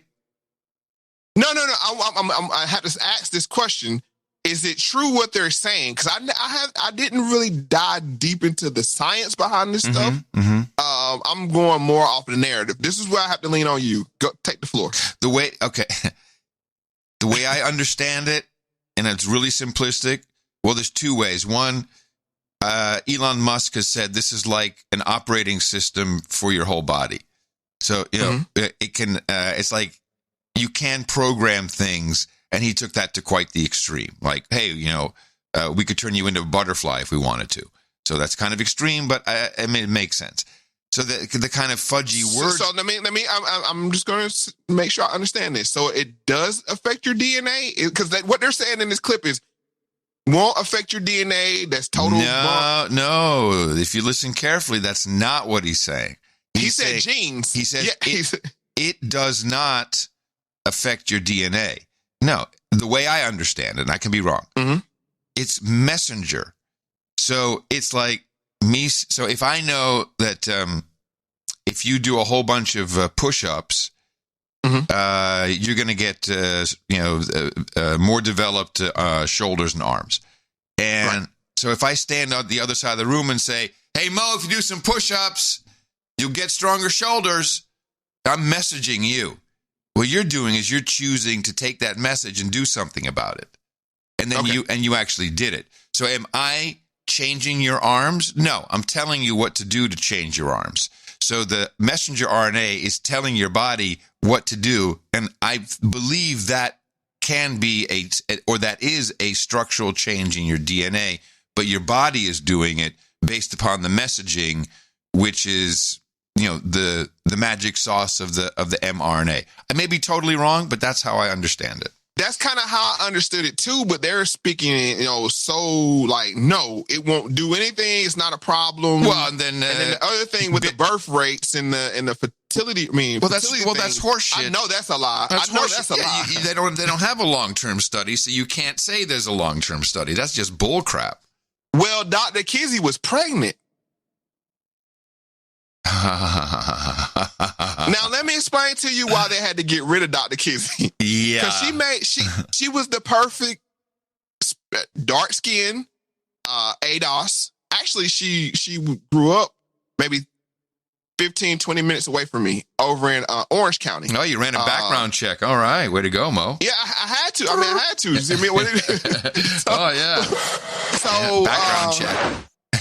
So Dr. Kizzy, perfect. She had the name Kizzy, which if you notice, they shortened it. Her name is Kizmika, but they shortened it up to Kizzy. Now, Kizzy has some, how want to put it? It has some subconscious registering with black people, because Kizzy was the daughter of Kunta Kinte in Roots. Oh, man. I didn't even pick up on that one. So when you hear Kizzy, it's like, oh yeah, she won it up. I'm saying, like, very, very intelligent sister. She might as well come out and say Wakanda, everybody. Wakanda forever. If you just want to lay it on there, right? If you're calling her Dr. Kizzy. Her problem is what she said before. She had some tweets that were very interesting. I think the one was, she says, some have gone as far as call it genocide. Speaking about COVID, I plead the fifth. And now you're all on board. But two, she has some very anti-black tweets, which I'm not going to go in here, I'm saying word for word, because, but I'll just let people find them on their own. But I think that's why they had to counsel her. because people, as the internet does, people were finding the cannon was warming up and getting pointed in her direction. Yes, but I'll see another reason why they did choose her, because she graduated in 2004 and got a PhD in microbiology and immunology from University of North Carolina at Chapel Hill. Oh, she's perfect. You know, that's where they were doing the COVID stuff before they had to take it out and move it to Wuhan. Mm-hmm.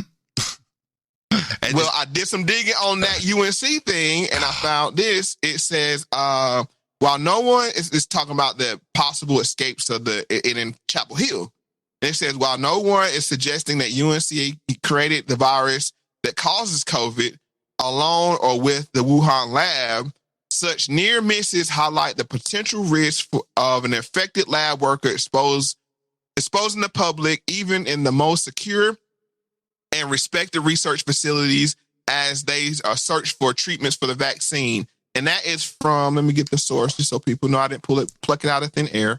That is from laboratoryequipment.com. So, I mean, it's a pretty reputable site.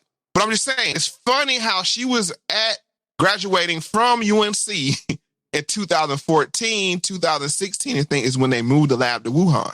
Are you telling me that she possibly could be Typhoid Mary? No, I'm not saying her. No, I'm not Why saying not? Why not? It's a better story. Yeah, but what I was just saying is she was perfect for the job until she got wrecked by people doing investigations into her past tweets. How stupid are people? Like, you got to delete that stuff before you take the job. Well, I mean, you can't delete the internet.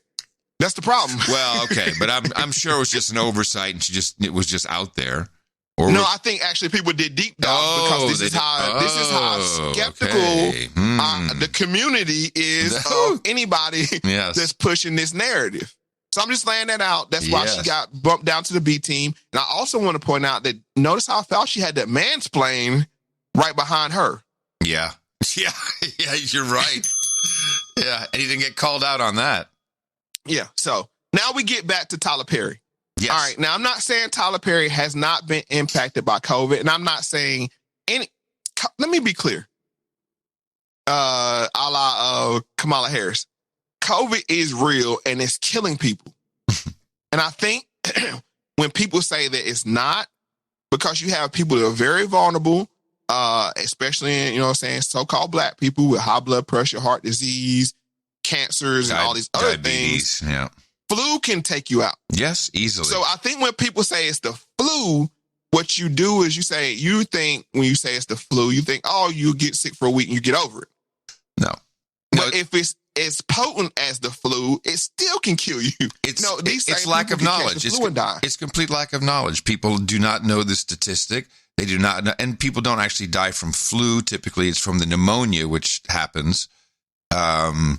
And the numbers are it's not in your face all the time. Everyone pretty much knows 70,000 annual deaths from opioids. I mean, it's crazy when you hear how many people die sleeping in the bathroom and dying from flu-like symptoms, which is the term they use, which is technically in combination with pneumonia, is often in 100,000 a year or more. Right. So I just want to lay that out there. Yeah. I mean, when you say that to people and they've had actual loved ones die, which I've known people close to me. Now, luckily, my family has not been affected by it, but I know people very close to me who have lost people in this time. And it's kind of blurry because you don't know if they died with COVID or died of COVID. But if you had somebody die, you ain't trying to hear the details. So I just want to say, when you have these conversations with people, you got to be careful how you say it because you lose them. When you say, it's just the flu, right? And which, like I said before, the flu can kill people. And Tyler Perry has been impacted. And this is way before he actually decided to do this special. And this is Tyler Perry mourns a loss. The crisis hitting home for media mogul Tyler Perry. He took to Instagram to mourn the loss of one of his hairstylists who lost his life to COVID-19. Liza Lucas practicing social distancing at her home in Fulton County this morning. And Liza, Perry now has an important message for the entire African American community. That's right, Chrissy. This was really a passionate plea we saw shared on Tyler Perry's Instagram, really telling the African-American community to take this virus seriously. Of course, this post in conjunction with the tribute to his friend, his hairstylist, his crew member, Charles Gregory, who died from the virus. Now, the actor and director shared a photo of himself with Gregory on Instagram, begging people to practice social distancing to stop the spread of COVID-19.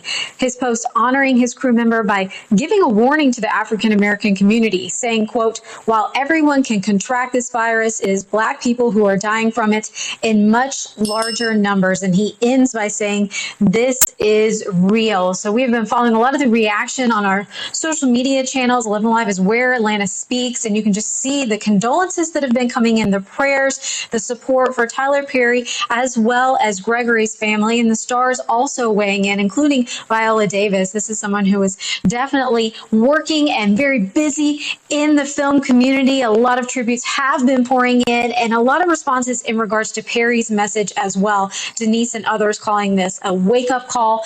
Let us know how the words affect you this morning. Use that hashtag MorningRushATL. Certainly a message with a lot of reach. Never let a crisis go to waste. So this is when Tyler Perry first cropped up on my radar connected with COVID. Mm-hmm. So now I just want to play this little snippet of him saying how effective his bubble was at his studios. About 6 or 7 months ago, I think it's been now, I put together this whole bubble here at the studio, and I called someone that I knew was an expert in this field. But I want you to know that we did over 200 shows inside that bubble without one positive person. So, oh, wait a minute. And he said this before his hairdresser died? No, afterwards. Okay. He said, no, the hairdresser died, and then he said nobody. And I found that a weird statistic that says you didn't have any out of, we've seen the NBA bubble. Yeah. We've seen these bubbles. NFL, they had a similar kind of, not exactly a bubble, but you had no cases. I find that weird, especially if he's hiring, overrepresentation of Black people, as I would suspect, or I would hope. You didn't have any cases. Not even asymptomatic. I found that weird. Yeah, there's that part. How strict was the bubble? I mean, how tight was it for 200 people? You have everybody living on site? No. He didn't say 200 people. He said 200 shows. Oh, I'm sorry. How many people do you think he had? He still has to have a lot of people. I mean, if you just do 10 per show, that's 2,000. I mean, just saying. I mean, cast, crew. I mean, that's a very low number. As far as just saying, if you take it at representation, let's say 500 people, 1,000 people. That's weird not to have one case. So I didn't think that was a weird. I mean, it's nothing there, but I just wanted to say that was. You had somebody die. Was the hairdresser working, or was he not working? And then he died. It's weird. But I just wanted to make the point that people are dying, and more specifically, celebrities are dying. So now we're going to have to go to Alex Jones, and because it's not out of this is not me stacking the jury. What I'm doing here is this is one of the only few people that have been talking about the Black celebrities that have been dying due to the COVID-19 vaccine. The undisputed middleweight champion of the world, Marvelous Marvin Hagler, is dead today, according to friends and family. He died from the effects of the vaccine. He was admitted to the emergency room yesterday and died today after taking the vaccine, just like Hank Aaron. Yeah. And I'll talk about that here in just a moment. But if you remember, last year, Bill Gates said on national TV that 80% of people would get bad side effects and that 700,000 people would get sick or die. They also say pregnant women shouldn't take it. Doesn't stop the U.S. government pushing on pregnant women and children, including babies. And if you remember when Hank Aaron died after taking the second shot of the Pfizer shot, the media said, we talked to the medical examiner. They did an autopsy. He didn't die of the COVID-19 vaccine. The family came out and told Robert Kennedy Jr. that they didn't do an autopsy and that he died after the second shot. And they want to just normalize that, be a hero, go take the shot. So all these sports icons roll their sleeves up, they go take it, and they die. There was another name, I thought, another famous, another celebrity who died. It was let's see, it was Hank Aaron. Yeah, I remember that. Hagler. Another celebrity. Let's go. Let's go straight into 21. Here's another celebrity. And then, of course, you've got Ben Stein. He took one of the mRNA vaccines and called it a killer, but said, I'm not attacking vaccines because he knows you'll get demonized if you do that because Big Tech's merged with Big Pharma and says you can't do it. A word of warning to you, my fellow Americans, or whatever you are. I had the COVID booster, the Moderna, about 4 or 5 days ago, and I am still feeling wild side effects from it. Like I had the worst flu in the world, extreme shortness of breath, a dizziness, fatigue, extremely irrational thinking. It has just been devastating. I'm glad I got it. Sort of glad. I don't know. I'm a little bit glad and also not quite so glad. But it has just got to be told to the people, us people, we people, us people, that this booster is a killer. I mean, it's not going to kill you literally, but it is very, very strong. Beware. Yeah, I played this clip on No Agenda, too. And also the context of saying people, us people, we, us people, which to me, I don't know, was he signaling to Jewish people? Because it felt like it. He said American people, us people. So I don't know, but one thing I want to point out, he said one of the side effects that it made you crazy or think crazy, maybe like Cupid's shot. I'm just asking. Oh, very nice. Hey, Herman Cain. Herman Cain. That's the one. That's right. Well, he doesn't matter. He's a conservative. So I mean, well, that's right. I remember they kind of wanted to do a. Because, he got the COVID after being in the Rose Garden event or some Trump the super spreader event. The super spreader event. And the media really wanted to do a na-na-na-na-na, like, you got COVID and you did. And they tried social media did. Right, but the media, like, they weren't able to do it. They could not do it. They knew that would be the wrong message. Well, they left it up to social media to do that, and I saw some. And I'm not being flippant about Herman Cain dying. No, not at all.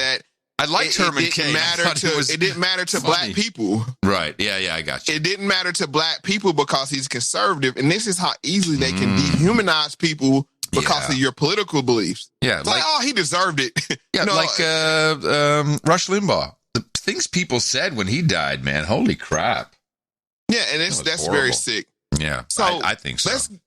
So Tyler Perry in his special, he speaks on the side effects or what possible side effects, and this is Black Community 5. They always talk about the reaction. That's another thing people are afraid of. I've heard, number one, which vaccine did you get, Tyler? I took the Pfizer. I took my first one on the January 4th, and I took the second one yesterday. And I had no reaction the first shot. This shot that I just took yesterday, I woke up with some aches and pains, but I took some Advil about an hour ago, and I feel fine now. Yeah, but they said it's very common that, you don't have a reaction to the first one, but you can have a sometimes dramatic reaction to the second one. But it doesn't deter you. You just still don't regret taking it, right? Not at all, because here's the alternative. Here's what you don't understand. The problem with this COVID-19 virus is that you never know how it's going to affect you. And I've had people who have died that I know. I've had people who have had long-term health issues that I know. So you're making the choice of getting a vaccine, and even though it's 96% efficacy, what happens is you are reducing your chances of ending up in the ICU by 100%. Yeah. So I think that's just important that people know that you don't. If you take your chances with COVID, you never know how it's going to affect you, and it could affect your long-term health. Tyler, you're absolutely right. We can talk about side effects, but we shouldn't forget the main effect, which is that protection against COVID-19. Okay, 100%. Well, you're reducing your chance by 100% by ending up in the ICU. Yes, this is actually the promise that Pfizer is making. Is that by taking the Pfizer vaccine, you have 100%. I think the actual promise was of not having to go to the hospital. So this is a little more of a hedge. But this is important because that is Pfizer's slogan, although it's not in their disclosure form or anything. There's no promise that says you take it. In fact, quite the opposite. The shot says, no. Here's all the shit that can happen to you. And by the way, the emergency use authorization is not legal under 18 years of age, even though they're pushing that too. But we're going back to the beginning. Now, I've been tracking Pfizer and the money. And Pfizer is a huge advertiser. They have incredible budgets. They shifted a little bit from the Viagra over to the COVID vaccine, and they've done a very good job, in my opinion, of discrediting first AstraZeneca, because every vaccine has problems. People are dying from the Pfizer vaccine as well, but the one that's getting highlighted is 30 cases of blood clot, and so whoops, AstraZeneca, you're off the radar. Then they go after Johnson & Johnson. Oh man, the guy's skin burned off. Oh, look, they're showing it on the news, Mo. They're showing and that's the news does not do anti-pharmaceutical pieces. That's biting the hand that feeds you. But that's the old platform, right? Those are the vaccines. Right. Exactly. And then they ran another story. Oh, and they messed it up and they mixed the wrong batch for 50 million doses. So they're now off the list. But Tyler Perry, so when he says, the question, hey, why should it matter? But okay, Gail says, which one did you get? And he says, I got the Pfizer. And, and blah, blah, blah, a little bit of pain in the arm. But that's okay. I took an Advil. Hello, that was the giveaway. Advil is a Pfizer product. This is a Pfizer commercial. See, this is why I love doing this show. Pfizer commercial. So this is a native ad. This whole thing is a native ad. Sir. Yes, sir. Hey, you're a great market to tap into. I didn't look at that angle. Yeah. I've just looked at it. They're trying to push the vaccine. Of course, well, when you say that, I've heard croppings up of gene editing itself or using CRISPR. CRISPR. Yeah, well, put on your goggles. Slow down. No, sorry. I'm sorry. Whoops. No, because we're getting there. But what I'm saying is that's $1 trillion industry. Yeah. Or can be bigger, if you make it normal. If you normalize it, and it's a lot of people that this is a make or break. If people accept gene editing that this RNA does, then they'll be more accepting of, we saved your life. Now, why don't you just use it to fix, be proactive in fixing your health problems? So I'm just going to say that. No, the whole idea is customized mRNA treatment, whether it's vaccine or otherwise, tailored to, and, we got everybody comfortable with 23andMe, how you deliver your DNA, and we got everyone comfortable with the concept of, you have this gene. That means you might smell your pee after you eat asparagus. Oh, fascinating. That's interesting. You have this gene. You might suffer from flatulence. And I'm not kidding. These are the types of reports people are getting. So they're now realizing that, so if you can message my DNA with your messenger RNA, then maybe I won't be farting all the time. And so this is the tailor-made stuff that they want to get down to. Well, what it does is open up the market for pharmaceutical companies to sell to healthy people. Oh, big time. So I'm just saying, you change. Instead of we got to get you sick with fast food and all these other healthy foods. Now we can just go straight to the healthy people. 10 years ago, actually it was a little bit longer, 2008, there was a big conference. It was, I think, Goldman Sachs, maybe JP Morgan. It was a medical conference. And the internet was kind of getting faster at that point. So I read all the documents and all the presentations, and they put up all the PowerPoints. And it was purely financial stuff. What's the marketplace going to be like? What's the future? What do you have in the pipeline? It was all vaccines. And they literally said, gosh, I got to look, I guess if I find those papers again. They said, it's great because we're giving medication to healthy people, and they're gladly accepting it. And, this is the future. And for a little while there, it kind of got a little confused with the Obama, because Obama came in 2008. But we were tracking on No Agenda, we were tracking a vaccine that would, so you wouldn't get addicted to cocaine, a vaccine that could get, so you wouldn't be addicted to smoking cigarettes. Wait. Isn't that what the Demi Lovato was taking? Or is that something different? I haven't kept up with Demi. I want to catch you flat-footed. I am a Demi Lovato fan, but I haven't kept up with her treatments. Well, the meme is that she takes a shot so she doesn't get high or want to get high. So I don't know if that's a prophylactic or if it's a vaccine. So I don't want to go down a rabbit hole, but I just want to throw that out there. They're pushing that. There's a shot that you can get to. The way they were pushing this, and it never, as far as I know, it didn't get through any trials or anything. I don't know if they trialed it at all, but it was kind of the promise, was, along with your MMR jab, your kid gets anti-coke vax, and they'll never want to try cocaine.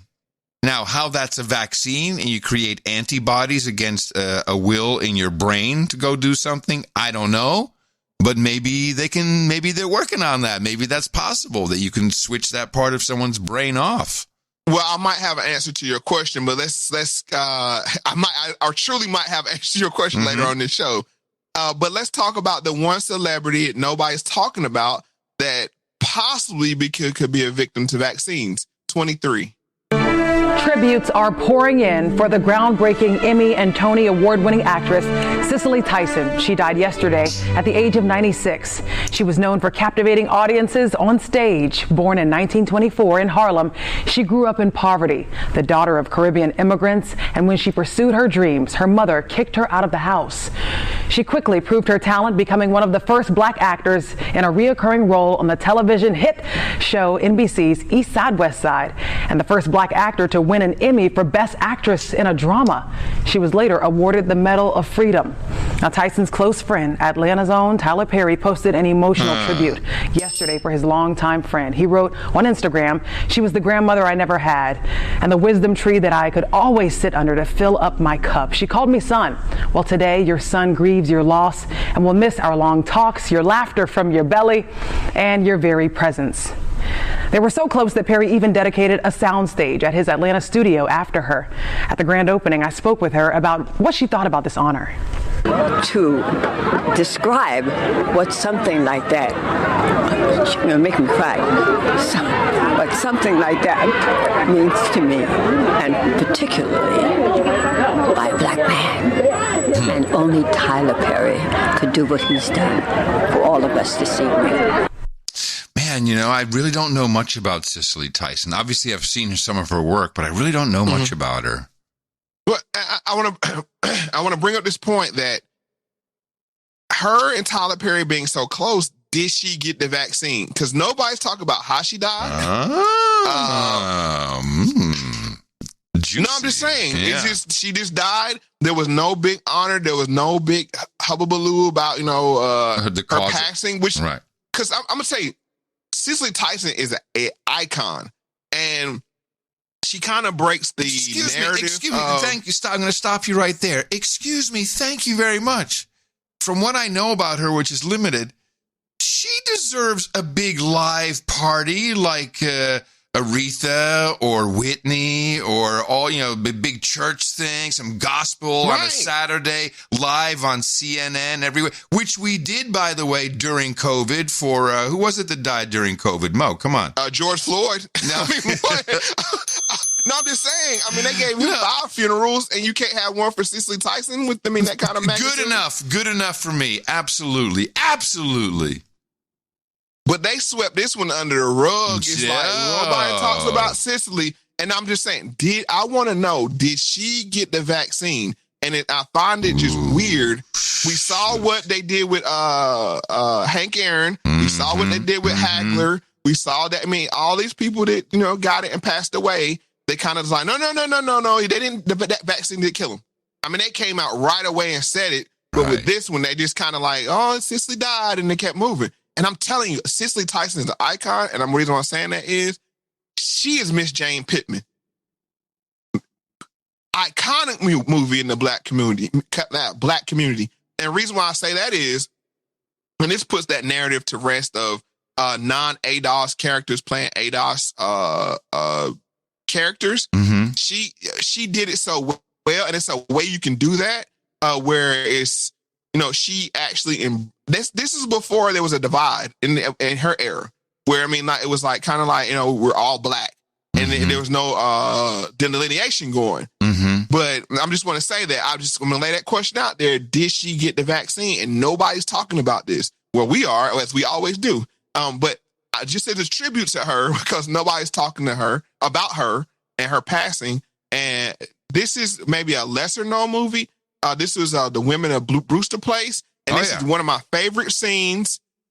And this is why when the veil is lifted, I can't watch this movie anymore. Because this was a huge piece of propaganda. Was this not Whoopi Goldberg in this as well, in this movie? No. This I think this had Oprah was in it. Oprah was in yes. it. Yeah, Oprah was in it. Okay, yes, I do remember. Hello. No, but this came this must have been in the 90s, probably. It was late, I think, I want to say early 80s. Because I remember seeing it on television, and this thing was pushing abortion and same-sex couples. I remember the name, The Women of Brewster Place. I don't think I've ever watched any of it, ever. Go back and I suggest anybody go back and watch. We need a watch list, Mo. We need a book list. We need a watch list. We need all kinds of lists for people to. Actually, I'm gonna do maybe something on this whole piece because it needs to have that. To say this clip is a little long, but it's very poignant and potent. So let's just get into Women of Brewster Place. You'll just never understand, will you? Understand what, baby? That my place is here, with my people.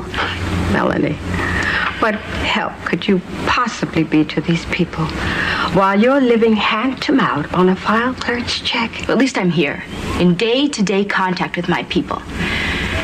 Instead of being like you and Daddy and sitting over in Linden Hills with a terminal case of middle-class amnesia. You don't have to live in the slums to care, Melanie.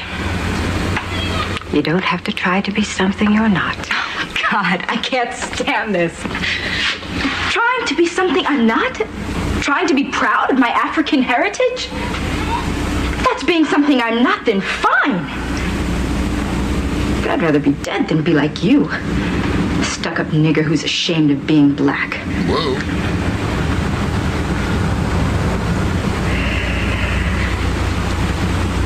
My grandmother was a full-blooded Iroquois. My grandfather was a black from a long line of journeymen who lived in Connecticut since the establishment of the colonies. My father was a Bajan who came to this country a cabin boy in a merchant marina. I know all of that, Mama. Then know this. I am alive because of the blood of a people who never scraped or begged or apologized for what they were.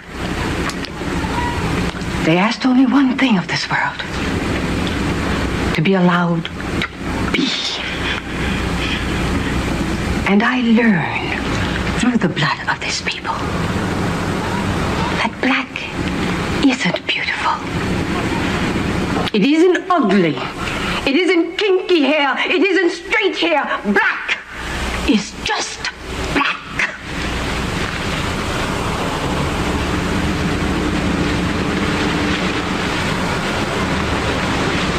It broke my heart when you changed your name.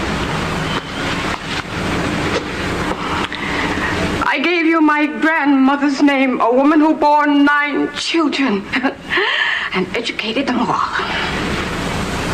Who held off 6 white men with a shotgun when they tried to drag one of her sons off to jail for not knowing his place. And you had to reach into an African dictionary to find a name that would make you proud. Whoa. Damn. Great scene. Very, like I said, it was something you would think it was made today. Incredible. So I suggest people go out and watch that show. You're going to find it triggering in some ways, but Oprah has been around a lot of propaganda from her earliest beginnings, this being one of them, Color Purple being one of them, and one I got up my sleeve that I'm going to come back around with, on a later show that I didn't even know of. And I was like, I finally had a chance to sit down and watch it. And I was like, wow, they're pushing something that we covered in the show.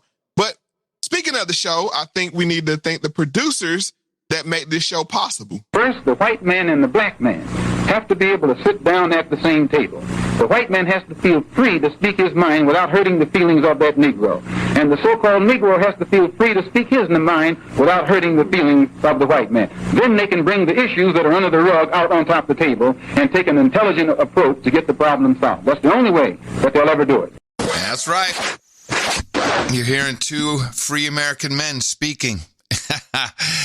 and we're doing it decentralized and uncancelable here on the podcast. Value for value is how we do it. Uncancelable means you also don't want to have any opportunity for censorship. So there's no corporate money, no advertising, just purely produced by, for, and with you, the people who are hearing this right now. And we're going all in on the value for value. If you haven't already, check out the show notes. We have 4 apps now that you can choose from to boost us, maybe even boost us while we do the thank you segment. And it's the Breeze app, the Sphinx app, Podfriend, which is real easy to start off with. And if you like a Chrome extension, Podstation. And we also still will accept gladly your cuckbucks through the PayPal. And the Cash app. We have, yeah, oh yeah. No, Mo, I'm on a mission here. I'm talking the millennial speak. We're trying to make it happen because we need uncancelable money as well. Because one of these days, someone's not going to like a conversation like Mo and I are having. Well, this 61 is pushing the limits. I'm going to tell you that now. And so we count on you returning value for what you're getting out of the show. And you can do it in any way as long as you're making something that's meaningful to you. And I've been contributing, value in streaming, value for value to podcasts. And it's I have to be honest, it makes you feel better. There's something about it that makes you feel even better listening to it, knowing that it's being valued in real time. But even delayed time is good. And we got the big baller boost of the day. Baller. Yo. Shot caller, 20-inch blades on the Impala. Jackie Green checks in with $350 and really appreciate that. Jackie says, episode 60 was amazing. You guys rock. Thanks for all the mind bending. Your value is truly immeasurable. Well, it was. You put a price on it. We appreciate it. And that feels good for us. And we do have, well, let's be clear, because I know some people might be, shouldn't have got big baller this week or that week. The reason what we did was this show donation list is from the original date we tried to record. So we didn't want to knock Jackie off the top of their big baller status by doing the new date, but we're sure we're pretty confident that we break for big ballers. Don't worry, we got you covered. That's what you're saying. We got you covered. Exactly, yes. Fully covered. We say thank you to Philip Ballou, $313.33. Magic numbers playing up. As a white father in a mixed race family, I've appreciated all of your episodes. They are challenging, eye-opening, and at the same time a relief to hear, as they indicate that all is not lost and there are others who are willing to take off the soft shackles of low expectations and acceptance of the status quo. Wow, that's a very nice note, man. Here's to many more episodes and getting the truth out. Please deadbeat me. Oh, you got that. We're happy to do that. Congratulations. You're no longer a deadbeat. And Philip winds up by saying, check out the Freakonomics podcast recently on Charles Blow's new book. Okay, have you done that? I have it downloaded, but not listening yet. I'm sure there's some clippable material in there with Mr. Charles Blow. Excellent. He's a quite interesting character. Another executive producer here for episode number 61. I should have mentioned that we'd love to thank the higher numbers of value with like Hollywood credits. It's fun. They're just as valid. You can use them anywhere, and you deserve to because you've done something really beautiful here. Colin Preston, $200, says, no jingles, no karma, no note, just gratitude.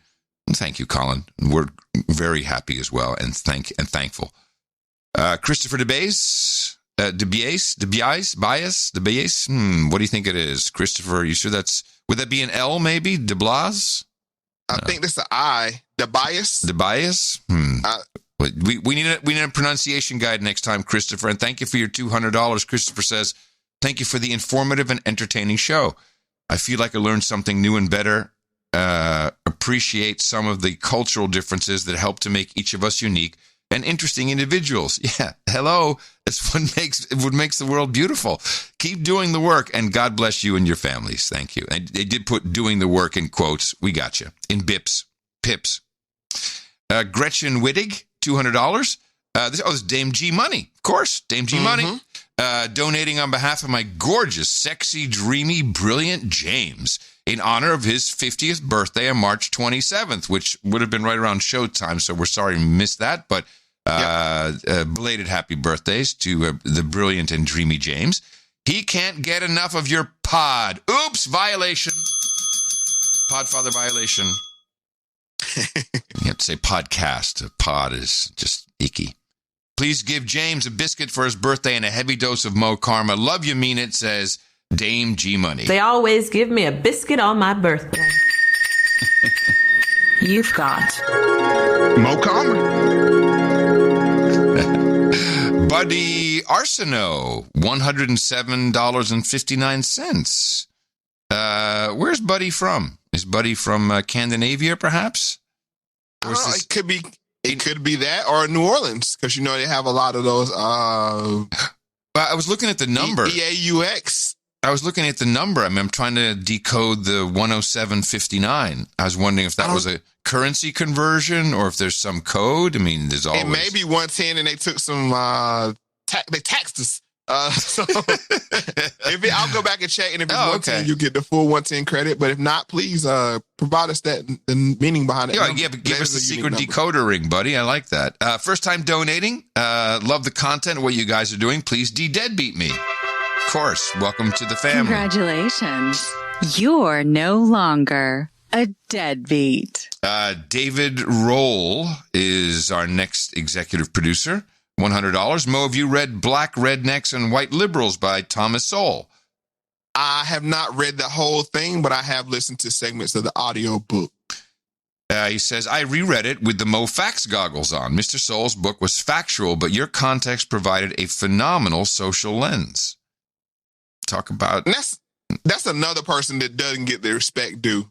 Just because of what we spoke about Herman Cain. Yeah. Your political leanings, you're canceled. Even though he's brilliant. I mean, his friggin' resume is ridiculous. Yeah. $100 from Rianne Fernie. And Rianne, now, let me see. Does she want me to say? I'm not quite sure what she wants me to read here. I wasn't sure either, but I would say she upgraded her donation to a C note. And we understand what happened there. So I'll say that. And if you want us to read it, just let us know. We'll actually read it. But we'll gladly follow up. Brian, thank you very much for your executive producership here of episode number 61. Andy Benz, $100. Sir Anderball, love what you two are doing. I like while some of the shows are topical, they all have value beyond whatever events may be currently unfolding. I've been listening on and off since the beginning, but after Trapper's Delight, Moe Factz became one of my top podcasts. I've heard this from more people. The bad news is that I've been a deadbeat, so could I get a de-deadbeating and a dose of Mo Karma, please? Thanks for all you do. And we're happy to do that, Sir Anderball. Congratulations. You're no longer a deadbeat. You've got Mo Karma. Our first associate executive producer is Colin, who writes in with $72.33. We see the magic number. Dear Mo and Adam, first and foremost, I must be de-deadbeated. Okay, let's not waste any time. Congratulations. You're no longer a deadbeat. What a time we live in, he says. Mo, your knowledge and insight is greatly appreciated, and Adam, your humility and worthy input is a true example for all of us. Mo, I always come away from your podcast with more love for my fellow man through understanding. Right on.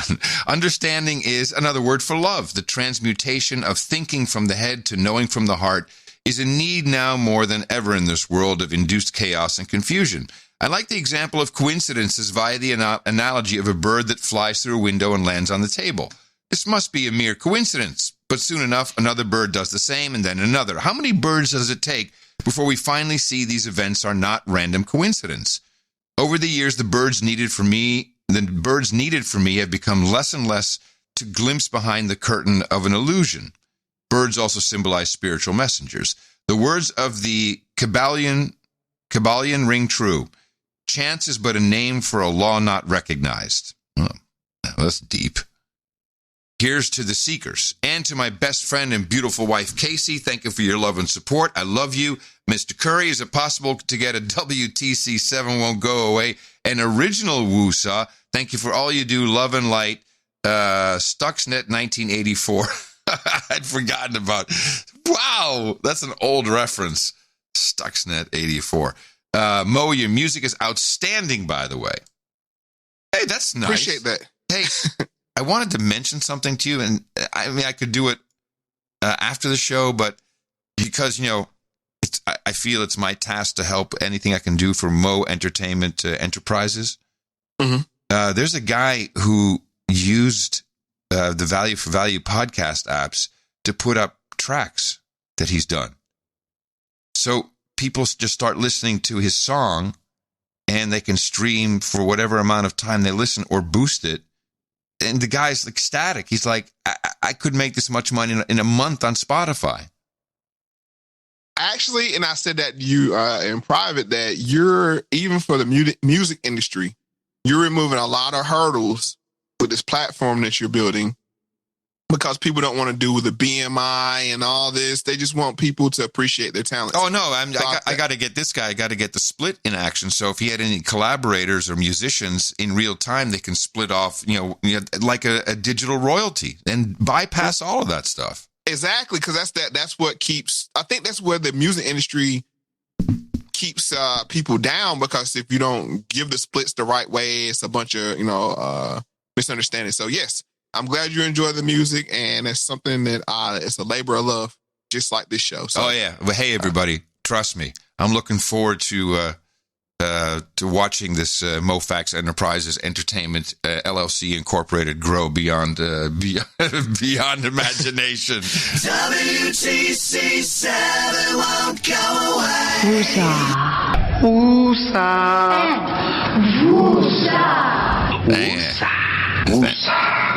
And coming in with a show number donation, Dame Jennifer, $61. Thank you so much for the show. The world gets nuttier, but y'all in No Agenda are keeping me sane.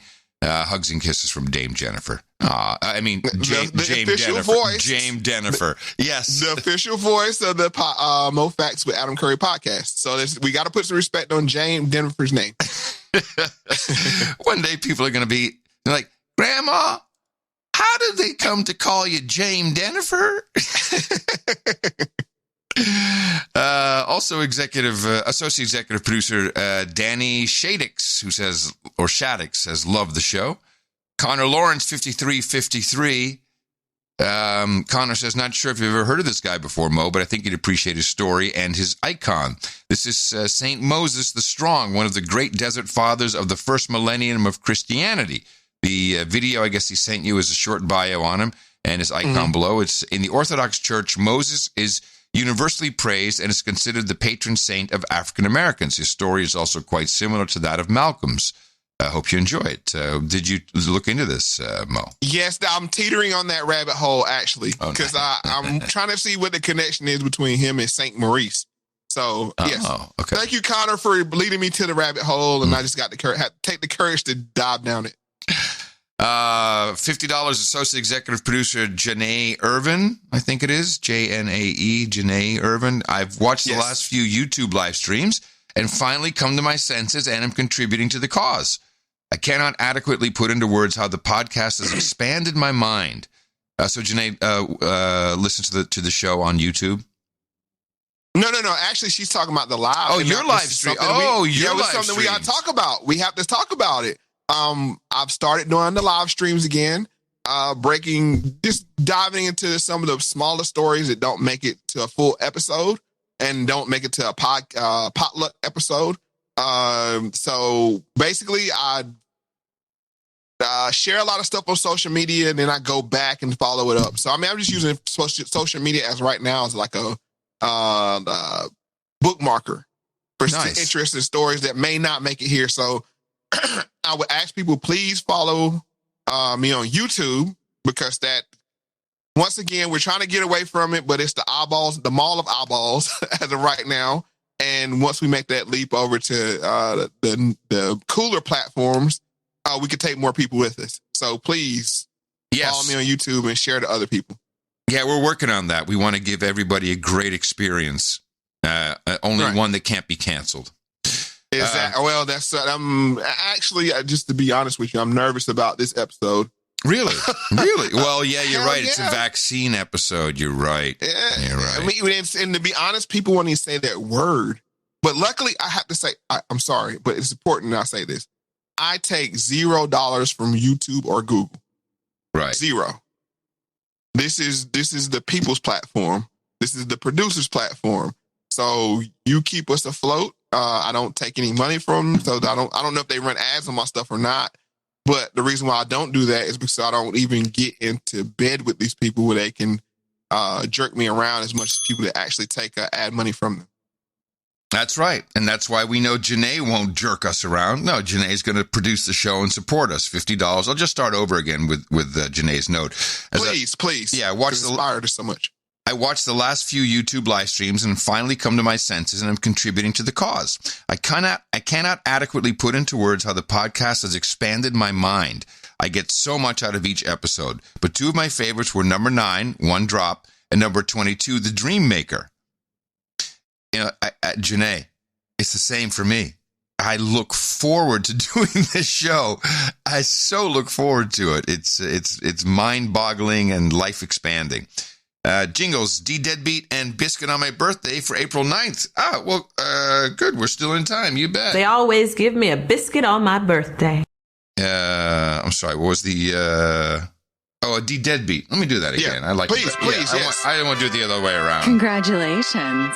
You're no longer a deadbeat. They always give me a biscuit on my birthday. Okay. Nailed it. There we go. Associate Executive Producer Joshua Marmino. This donation, Marmino, I think, yeah. This donation doesn't begin to pay for the value I've found in your shows, but it's an overdue first step. You and Adam have armed me with the perspective and information to effectively engage people in meaningful dialogue and to open eyes. Never stop doing what you're doing. All the love. Thank you. Brian Burgess, $50. Absolutely fantastic breakdown of the Meghan Markle drama, guys. Mind blown. Yeah, a lot of people were not expecting that episode to be the way it turned out. I think some people are like, oh, really, Meghan Markle? And they took like a minute and they were hooked and they just devoured it. That was a great show. Patting you on your back. Yeah, it was fun making it. And like I said, I always try to do something that's unexpected because nobody wants to hear a rehash of clips you already heard on social media. So no, exactly. That's the approach I always try to take. But it was a good reminder for people that this is not your typical podcast. Exactly. And there's end of show mixer over from No Agenda, Tom Starkweather from New York City. As an associate executive producer was $50. Adam and Moe, I avoided the royal news, but I'm glad I waited to experience it through your insightful analysis. There you go. Your shows remind me of how I felt in the best philosophy classes I had in college. The approach isn't academic, but it's full of stunning revelations. Thank you, Tom. Tom, thank you. Much appreciated. Love that. Christopher Heck, $50. No note, but of course, an associate executive producership. And we're going to stop there. We'll thank the rest of our producers in the second donation segment. Value for value is, as Moe just eloquently explained, is the only way that we can keep this going and keep it moving. And I personally want to build this out into something big and get Moe on his on his true mission in life, which is getting pretty close to. I'm very excited about that. So please consider us by going to MoeFactz.com. You can go straight to our donation page, MoeFundMe.com, MoeFundMe.com. Or if you're listening on one of those new apps, go ahead, boost us right now. And thank you for producing episode 61 of Moe Factz with Adam Curry. All right, so now we're coming out of the donation segment, and we got to get back to Tyler Perry's special one. Tell me, like I'm a 5-year-old, what is epidemiology? So epidemiology is the science of understanding disease transmission and disease dynamics in a population. So you could be an epidemiologist in cancer, an epidemiologist in diabetes. I do it in infectious disease, which is really trying to understand how infections happen in a community and what, most importantly, what we can do to prevent those infections from happening. And Dr. Kimberly Manning. Hi. Hi. Tell us about you and what you do. So I'm a professor of medicine. I'm based at Grady, been there 20 years. And I'm the Associate Vice Chair for Diversity, Equity, and Inclusion in the Department of Medicine at Emory at Grady. And I spend a lot of time with medical students, residents, trainees, and I take care of patients at Grady Hospital in the clinics and on the hospital service. And being a black person here, just a black woman in particular, you understand, as do I, the hesitation for black people to take this vaccine. Absolutely. Right? I mean, I have a unique background in that I'm a graduate of Tuskegee University. And so I was born and raised on not only the excellence of the institution, but that story of what happened in Macon County, Alabama. Science is real. Well, history is real, too. Right. And so I've really been trying to work hard to keep the dialogue open, to respect people's concerns and not just shut them down and make it seem like they're silly or invalid. Wow. Hey, you set me up with that Grady business, didn't you? Okay. I did not. But you can see she was the pivot away from Dr. Kizzy. They're of like, course. We can't bring, you can't bring Dr. Kizzy in. So, like, who can we get? And she's perfect for the job. She's been at Grady. She has the credentials. A bonus is that she did some of her collegiate work at Tuskegee. So it's like, hey, people, calm down. I know about Tuskegee. Right. So you say, I know your pain. Right. So that's why they brought her in. And I have to say that she's a stroller. She is known for Delta Sigma Theta sorority partners with DeKalb Board of Health to deliver second dose of COVID vaccines. So she's all in on the vaccines and she is Boule connected. So I'll just say that. But I think this next clip you have the time on it. It's a little long. But I think it's maybe $1.40 and some change. I just want to prepare people. No. Oh, yeah. Yes, I do have that one. Hold on a second. Is that the next one? That's the next one, right? That's the subtle one that you're telling me to have ready? Yes. 147. Okay. Let's see. Let's just go ahead and go on to 27 then. There are all these conspiracy theories out there about everything. So for COVID, I'm hearing bats. It's probably bats. Bats are big carriers of all sorts of viruses. Yeah. And probably a bat somehow infected a human, and the virus started to adapt to be more likely to transmit from human to human. But again, what this reminds us is that this, pandemics, people say HIV probably came, most of the evidence suggests that Monkeys, right? Yeah. So a lot of these diseases are us and the environment we live in. Whether it's flu or whether it's COVID, they're viruses that we call zoonotic, which means they infect animals and humans. Maybe we talked about this at some point. It's very, very similar to the virus that we had, and that's how a pandemic starts. So with that said, there will be other pandemics as we live on this planet. Undoubtedly. Hey. So what they did was they addressed it, the origin without addressing it. Of course. If you listen to it. Yeah, of course. Because he didn't mention what the conspiracy theory was, but there's conspiracy theories out there, which we know where it's the suspected source is, and we kind of spoke about it with the UNC and the transferring the labs to Wuhan. Yeah. But they shot it down like that's strictly a conspiracy, and it's 100% the bats, right? Well, that's not what the ex-CDC boss is saying. Yeah, this was great. I love this, and if it's what I think it is, does it include the spooky music? I'm not sure, but let's listen. Yeah, it does. So Dr. Robert Redfield, the former CDC director, is speaking out for the first time, saying publicly where he believes the coronavirus that caused the pandemic came from. These extraordinary comments come in a new interview for a CNN documentary airing this weekend. Dr. Sanjay Gupta joins us now. And Sanjay, Dr. Redfield says he's giving his opinion, but I have to say, I think you're about to break some pretty significant news here. Yeah, I mean, this was extraordinary, John, for certain. He is the former CDC director. He has spent his entire career as a virologist. I interviewed all 6 of these doctors sort of in the form of an autopsy, really to sort of meticulously dissect exactly what had happened here. Really no pre-agenda.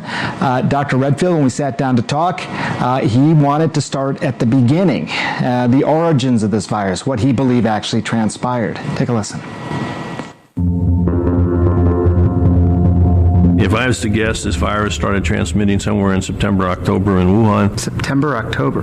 That's my own view. It's an only opinion. I'm allowed to have opinions now. I am of the point of view that I still think the most likely etiology of this pathogen in Wuhan was from a laboratory, escaped. Other people don't believe that. That's fine. Science will eventually figure it out. It's not unusual for respiratory pathogens that are being worked on in a laboratory to infect a laboratory worker. This was before the WHO / Chinese Communist Party were due to come out with their report, which, obviously it couldn't ever have been from a lab. Whatever you think it is, don't look at that lab over there. It was really odd because this guy was all in with pharma, with Fauci. And for him to come out, I still don't think I've really figured out why he was countering the whole narrative. Well, I think Tyler Perry said, well, according to the CDC, it's bats.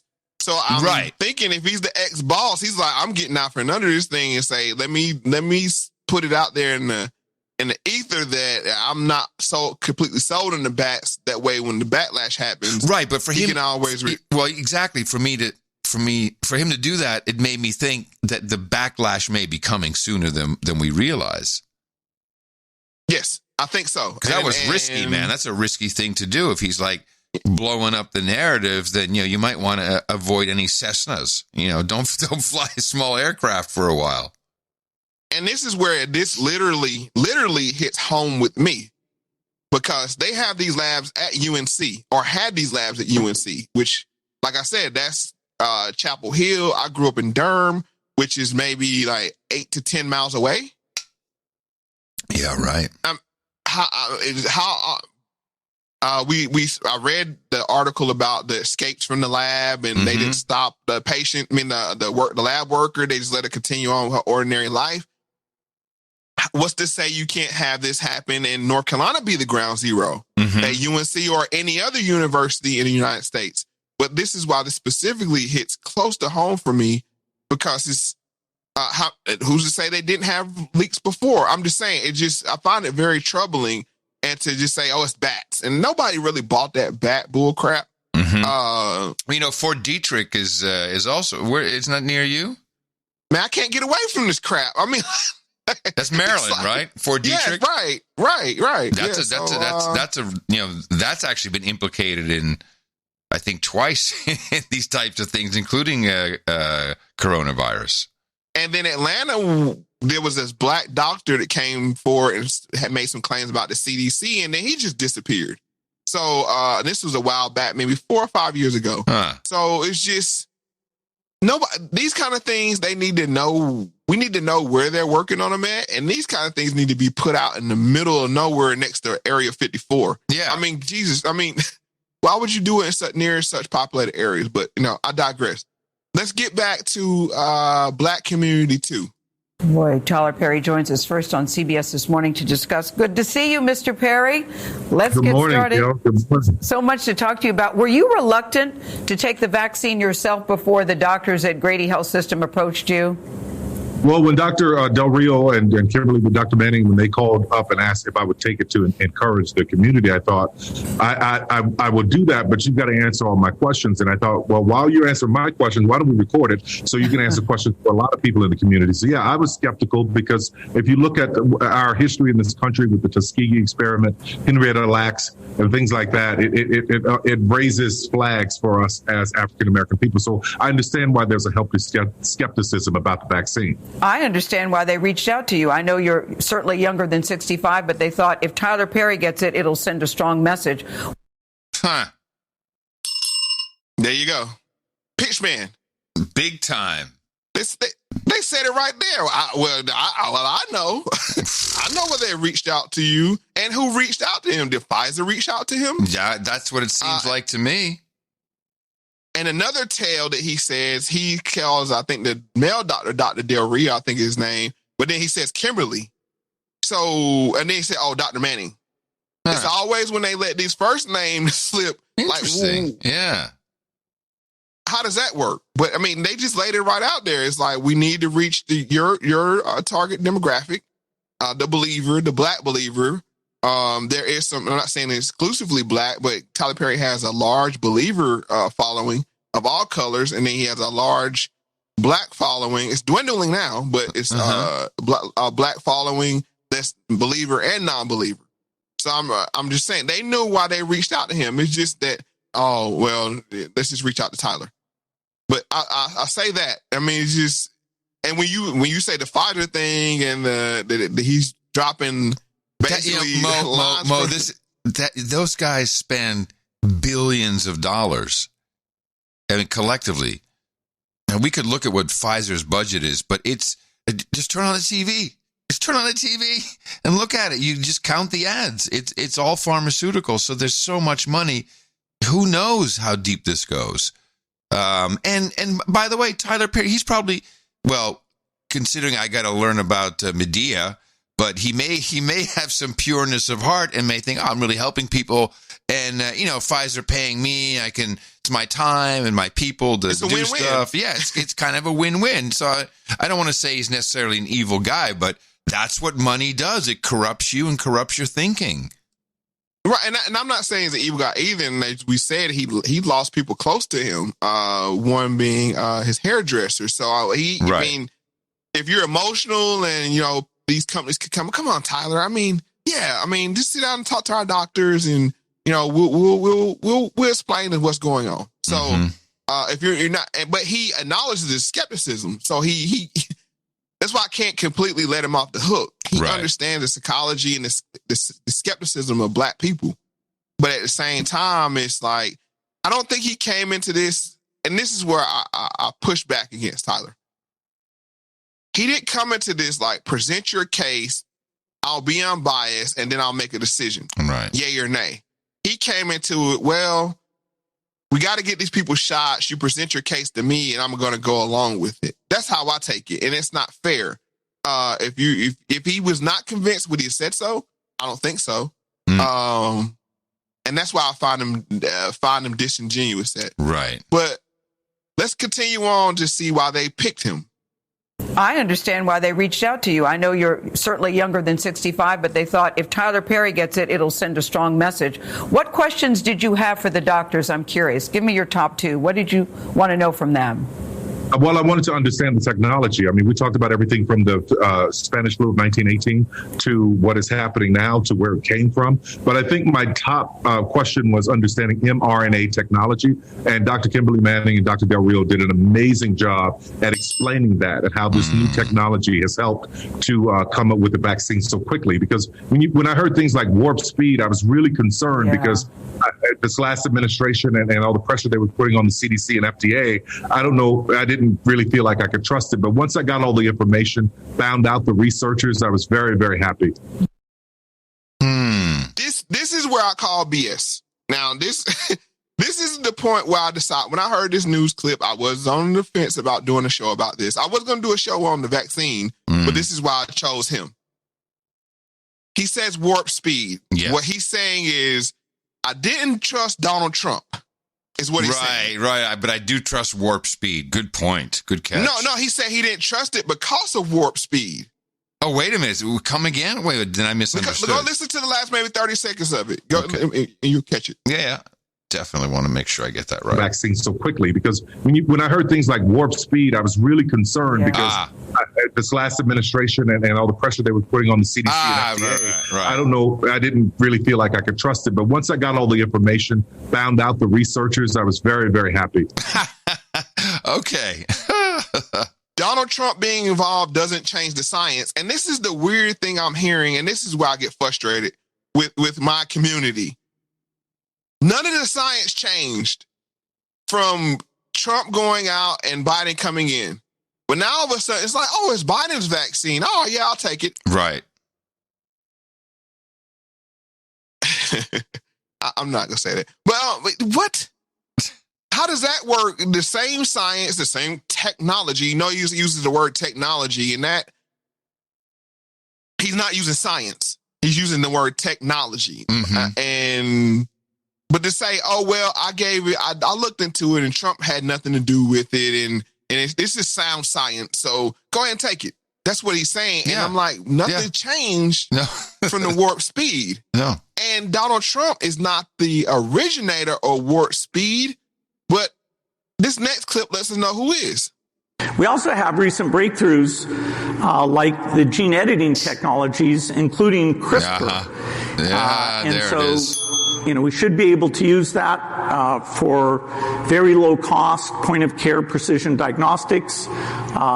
We should be able to use that for therapeutics, and we should gain understandings of how to do vaccines, even vaccines that the turnaround time, instead of being the typical 3 or 4 years, literally at some point we'd be able to create in months.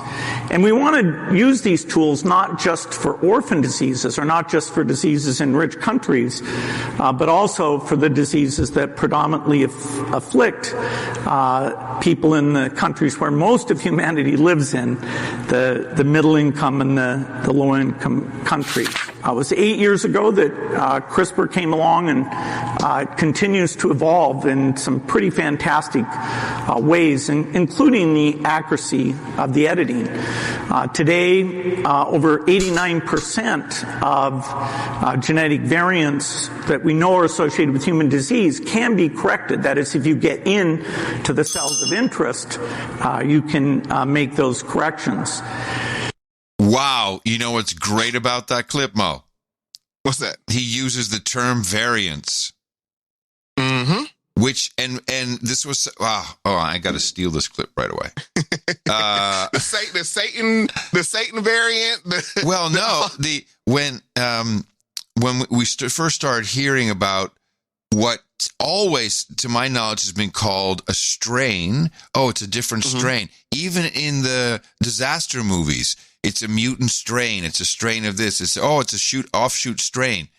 But almost from the get-go, they started calling this variant. And I know, because it was odd. Like, why are you calling it that? And now this relates directly to CRISPR? Are you kidding me? I say this in jest, but maybe they don't want to use strain because Big Wee is not for it. They're like, hey, you can't use the word strain. I mean, yeah. No, I'm just saying. I know. I'm just being. They say that in jest, but yeah, that's your warp speed right there. That's your origin of warp speed. So if you don't trust anybody with these vaccines, should be years, and now we got down to months. Yeah, well, that's I guess that's been my general thinking, but it really solidifies. We're hearing a lot of good things in these clips. It really solidifies it when he uses the term. Because Bill Gates, he's a technical guy. He'll use a technical term that is relevant to the CRISPR technology. If anyone's looking for it, it's in the show notes, but it's CRISPR. No. We're gonna go deeper in CRISPR. Give me time. Okay. We're going deeper. I'm glad I brought a sandwich. So he says it's world's poorest countries that they're trying to help. Yeah. But the question is popped up and even posed to him: does saving more lives lead to overpopulation? In this year's annual letter, Melinda and I take the toughest questions we get asked and give our answers. One that's come up for a long time is, as we make the world healthier, is the population going to get so big that feeding everybody and maintaining the environment is going to be impossible? Here we can see a chart that looks at the total world population over the last several hundred years. And at first glance, this is a bit scary. We go from less than 1 billion in 1800, and then 3, 4, 5, 6, and 7.4 billion where we are today is happening even faster. So Melinda and I wondered whether providing new medicines and keeping children alive, would that create more of a population problem? Yeah, this is one of my favorite ones with him. You heard this? Well, I've heard him do this several times. Well, the people have it, so let's go ahead and get the answers to his own question with part 2. So Melinda and I wondered whether providing new medicines and keeping children alive, would that create more of a population problem? What we found out is that as health improves, families choose to have less children. And this effect is very, very dramatic. We find that in every country of the world, this is repeated. The population growth goes down as we improve health. So we've taken that chart that shows the global population growth, and we've actually extended it out all the way to 2100. And we can see that instead of continuing, it actually flattens out. Another way to see that is through this rate of population growth. And you can see that in the 60s, that reached a pretty high number, over 2% per year, and it's now come way, way down. Now, 11 billion people, still a lot, but the good news is that the faster we improve health, the faster family size goes down. And so we can feel great about saving those lives.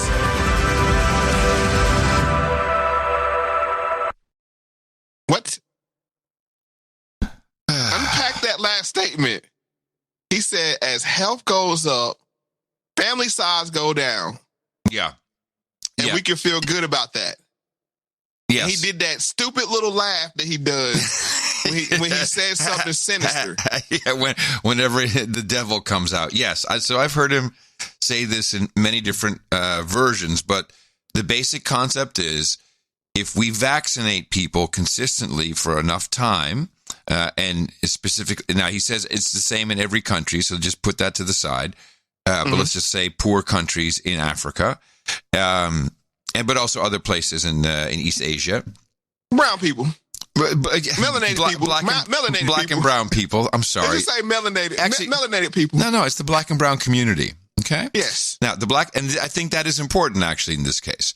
So the theory they work on is as people's overall health improves because there's less early death and child death because of the vaccinations eradicating certain types of illnesses, that families will then feel more confident and will not be making massive, we forget religion or other things or culture, but apparently, according to Bill and Melinda, the families will then see, if we have 2 kids, those 2 kids will be successful. I mean, anything bad could happen, but they're not going to die early, and we don't have to be worrying about it while we can still have children. The way I have, after thinking about this for many, many years, to me it seems, so that would mean that the population goes down, and the bottom line is that's kind of what the global elite, the New World Order, has always wanted. When all this really started to come to the surface, it was around a book called The Population Bomb.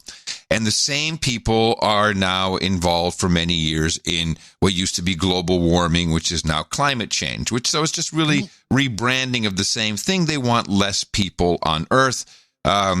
Prince Charles himself, I think it was Charles or Philip, said, the people are just useless eaters. We just need less of them. Now, Ted Turner as well. Okay, can't forget Ted Turner because he's important. Well, because Ted Turner and Tyler Perry have relations. Oh, well, and Ted Turner unfortunately has dementia and he's toast. I'm just saying, but Tyler Perry got his first big TV deal from Ted Turner, TBS and TNT. That is an interesting connection. And can I stop you for a second? Because it predates the population bomb. This is the original thinking of the Boule with the talent, the 10th. Let's elevate the top 10% and basically use eugenics to get rid of the undesirables. Oh, this is interesting. Hold on a second. The top 10%. Yes. All right. Talent 10th. That's what the talent 10th is, yes. The talent what? Talented 10th. The talented 10th? Yes. With TH? Yes. Yes. Okay. All right. Try this on for size. ADOS, 13% in America, you said? Yes. So what's the absolute number? What's the total number? Approx? I think 30 million. 30 million. Okay. Yes. Let's hold that. So if you know, I think we probably touched on the Georgia Guidestones, etc. Oh, yeah. But the general idea is there really should be no more than 500 million people in the world. I think it's the global population. I'm not sure if that's, but let's just say they significantly want to reduce the population of the United States as well. Now, one way you can, so if you take vaccines as Bill Gates' answer when he does that little evil chuckle laugh, yeah, you could believe that. I mean, I'm not doing the studies. I'm not looking over his shoulder. Yeah, it could be that that's what parents are like. They feel more comfortable, don't have to have that many children, population drops overall. Okay. Or maybe there's poison in the vaccines and a lot of people are dying and we don't know about it. There's certainly a lot of horror stories and legal trails to back that up, that a lot of people died from Gates vaccination trials, etc. Long-term effects, accusations of putting AIDS in vaccines. There is proof that did happen. If it was malicious, we don't know. So let's say now that we're administering a ticking time bomb into our population, and this will mean an earlier death for a number of people in the United States that would equal whatever we should have at the 500 million scale. So let's say if you do 7 billion, 10% of that is what? 700 million. Right, but then how much would be in the United States? Well, 700 million. I don't know. 1/7. Yeah, 1/7. Right. Yeah. Okay. So that means it would be 100 million. 100 million. Yeah. Yes. So now let's go back to this interesting group we have in the United States, and let's say we'll take the 2/3 number. So now there's 10 million left of the 30 million. The 20 million died off early. 10 million are left. That's 10% of your 100 million. There's your talented 10th. But hold on, the talented 10th that we talked about before is when you break down the 85, the 10, and the 5, which 85 are useless eaters. 5% knows what's going on, what won't take part in the plan. No, but what I'm 10% I think I'm saying it differently. What will be left is with the true talented 10th, who will be against the New World Order, and they will be outranked by what they want is, if we got to have black people die off the same speed as white people, Mo, we can't have you not dying off, then the black people will have power. How about that? Think about it How about that, huh? I just think they want to do a 90% cut across the board. Well, of course, but if they can't get the 90% out of black and brown community, problem. Of course, that's why they're pushing. Yes, but it's really about population. I mean, it's one thing. It's like, oh, we can't sell it to you. We're not making money or whatever. It would be an entirely other thing if, oh my God, the whole world population is in danger because this group won't take it. I don't believe that's true. So the only thing left that I can think of is we don't want them being in some kind of majority now, do we? No, that's why you open up the borders to flood them out. Oh, it's so sinister. No, I mean, that's the plan. I mean, we see what's going on, and then when you kick in UBI and say, hey, how are you going to take care of yourself? How can you have kids if you can't take care of yourself? You have UBI, then you have to have birth control. Yep. Hence why I do what I do. All right, this people is where you hit that boost button, baby. Boost for blacks. Boost for blacks. Right. So that's what I said about 85, 10, and 5. That the 5% knows what's going on. Yeah. But they won't take part in it, and they kind of respect you because you know what's going on. But it's like, come on, 85, they gotta go. I mean, and they're dumb.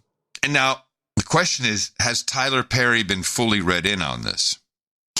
No. I mean, that's the whole thing. I mean, because when you say Talent 10, Boule, they're operating from the point of the same way a Rockefeller would, that we're strengthening. It's better to have Yeah, it's better to have this power humans structure. than more humans. Yeah, exactly. Better, and we happen to be them. Yes, exactly. But that's what Bill Gates just said. He said that people can become smarter, they have less kids.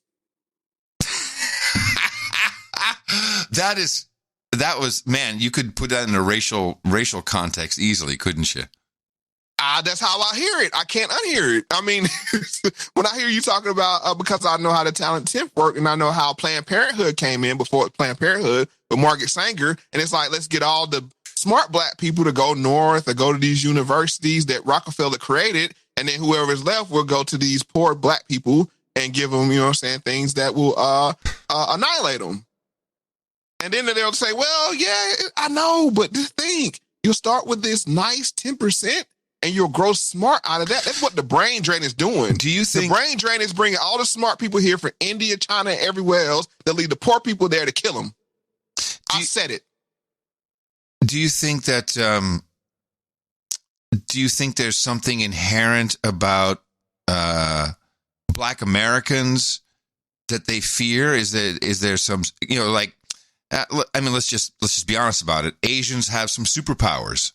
Asian Americans have some superpowers, and it's cultural. I'm not saying they have different genetics. What is the superpower? Fuck it. I'm sorry. I already know. You're influencers. Influence. Yeah. Okay. That's why LeBron James can't say anything about China, because he'll create a civil war in China. Shit. You're so right. Okay. Thank you. Yeah, it sometimes takes a bit, but you would knock it into my brain. I'll get there. No, what I'm saying is it frustrates me from the point of how sick it is. Yeah. I understand, and this is what we're saying about walk by faith, not by sight. If people just calculated, we got people that need to go, and it makes sense on numbers. So people that believe that humans will get better and will be better and humanity will be better, this is where the clash happens between believers and non-believers.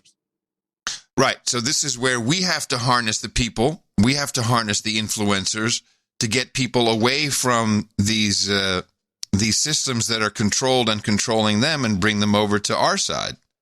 Yeah, and I'm going to say could we use some of that? Could we use an influencer like LeBron here on the side of freedom? And I'm going to put LeBron on the council watch, not me counseling him, but the overarching entertainment industry. Because right now, as I said, this has been 70 clips if I add this part of it, but I'll add it verbally. He is saying, you know how the NBA was the start of COVID?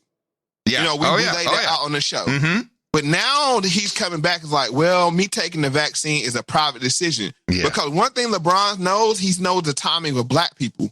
He knows the vibes. He knows the rumblings, and it's like he can't come out and say, take the vaccine. Right.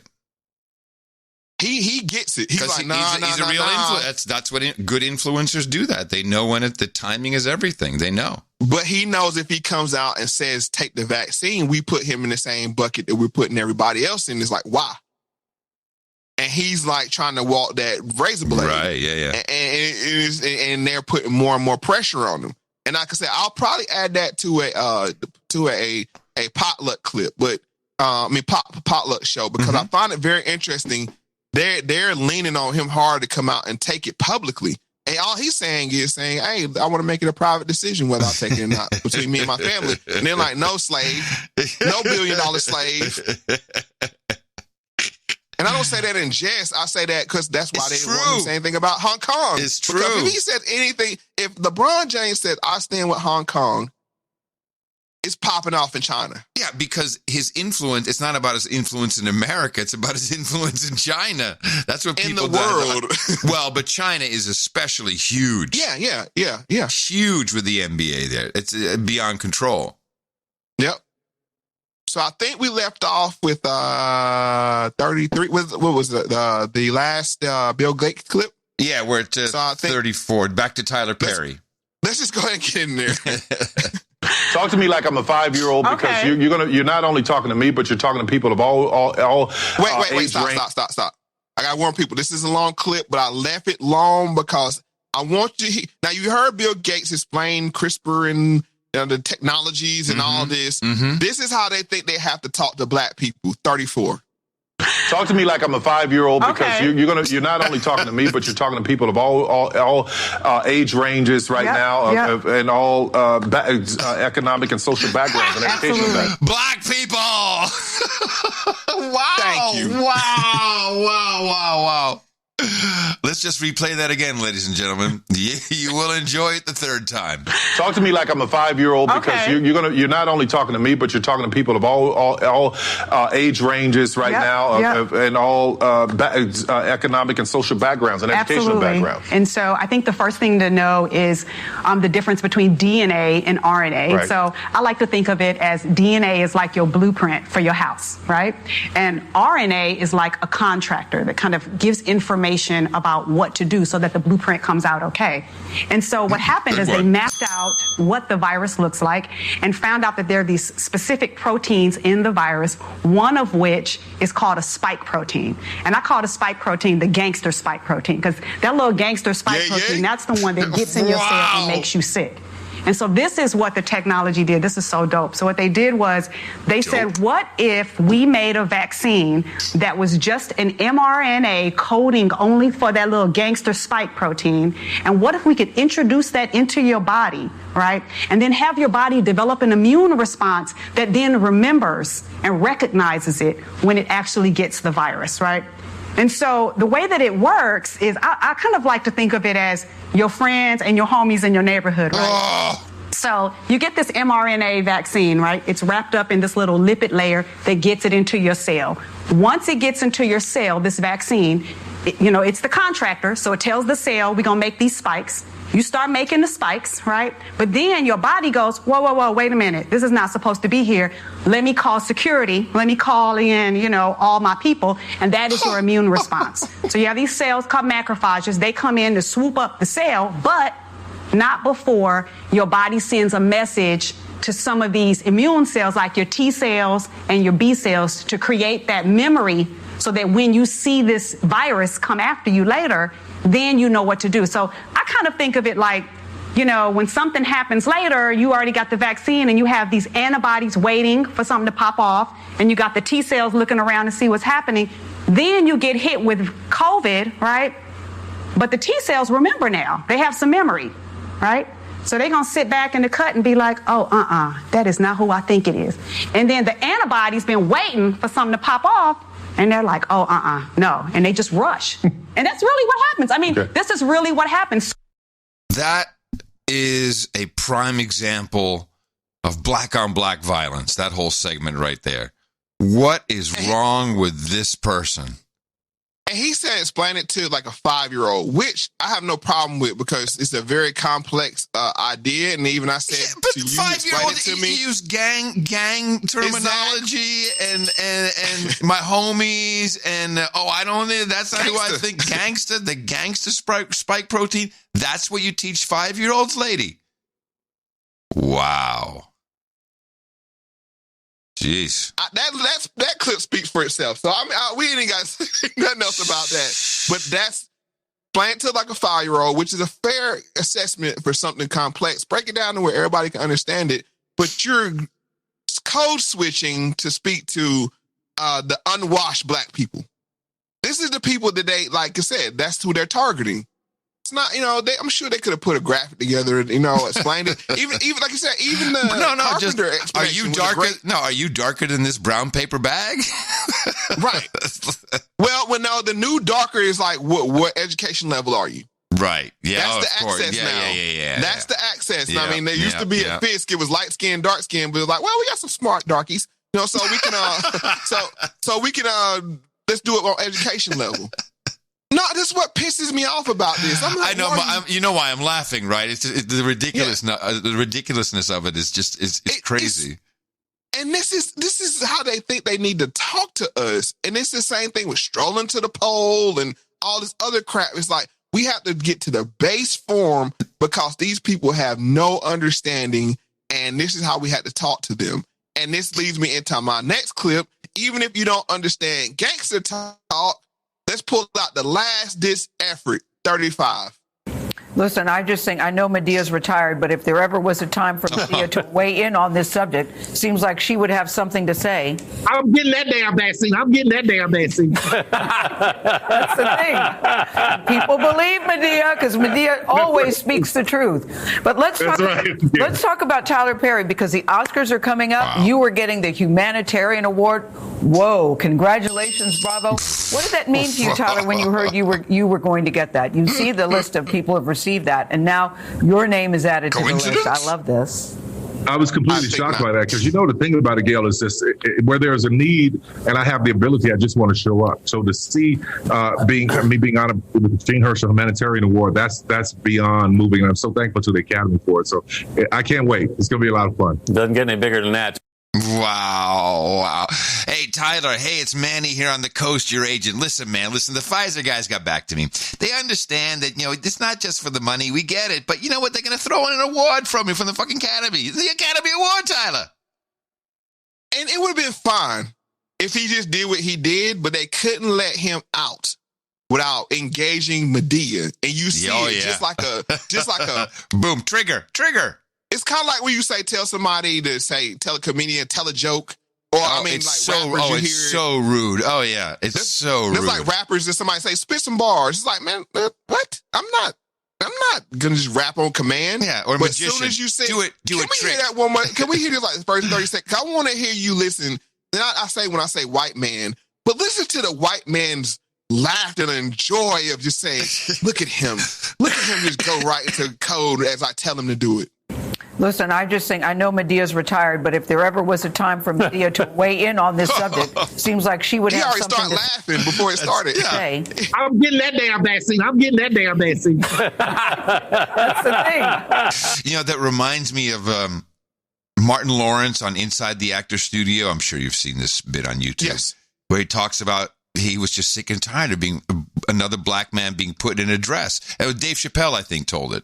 Dave Chappelle, Martin, Big Mama, Big Mama, Jamie Foxx. I'm gonna go down the list. Yeah. Martin, he started off with Shanae. That was a big part of his show, and then he came back with when Tyler Perry really kicked it off with Medea. All the studios, we got to get a woman in a dress. Yeah. So they came with Big Mama. Yeah. Then you had Jamie Foxx. He had Wanda, where he acted. You were saying played the ghetto one. I mean, it just goes on and on. Did Denzel ever do a woman? Denzel? I don't think he ever did a woman. I don't think he ever. I don't think so.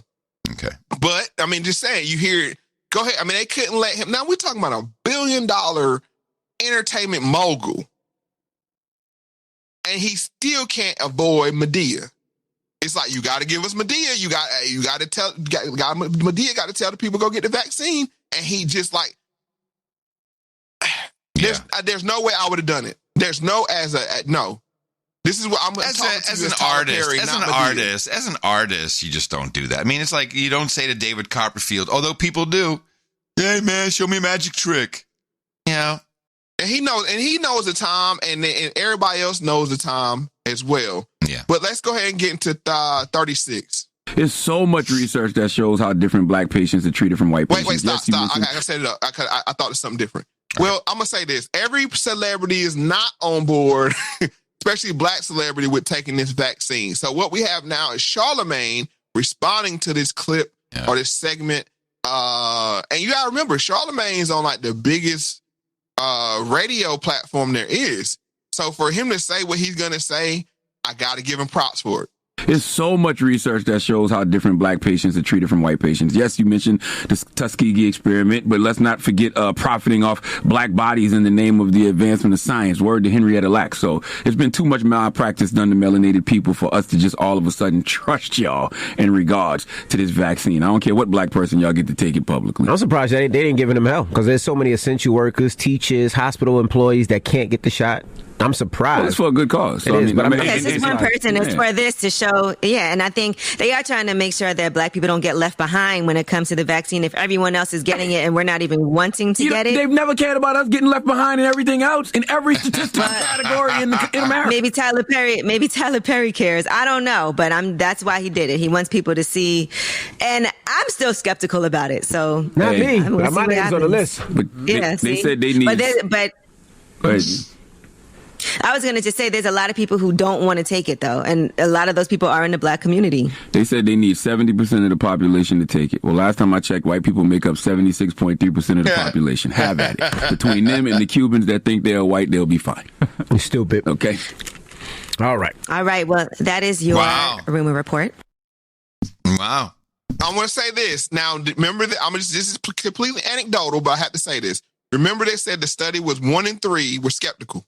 Now, here's 3 black people, and 2 of the 3 are skeptical. Right. Now, that's completely anecdotal. Yeah. But I'm just saying, for them to say it, because they could have easily said, well, I'll take it when my name comes up on the list, that kind of thing. Mm-hmm. But they said no. Well, I feel skeptical. So I'll say this, Charlemagne, he's had his eye on Tyler Perry for a while.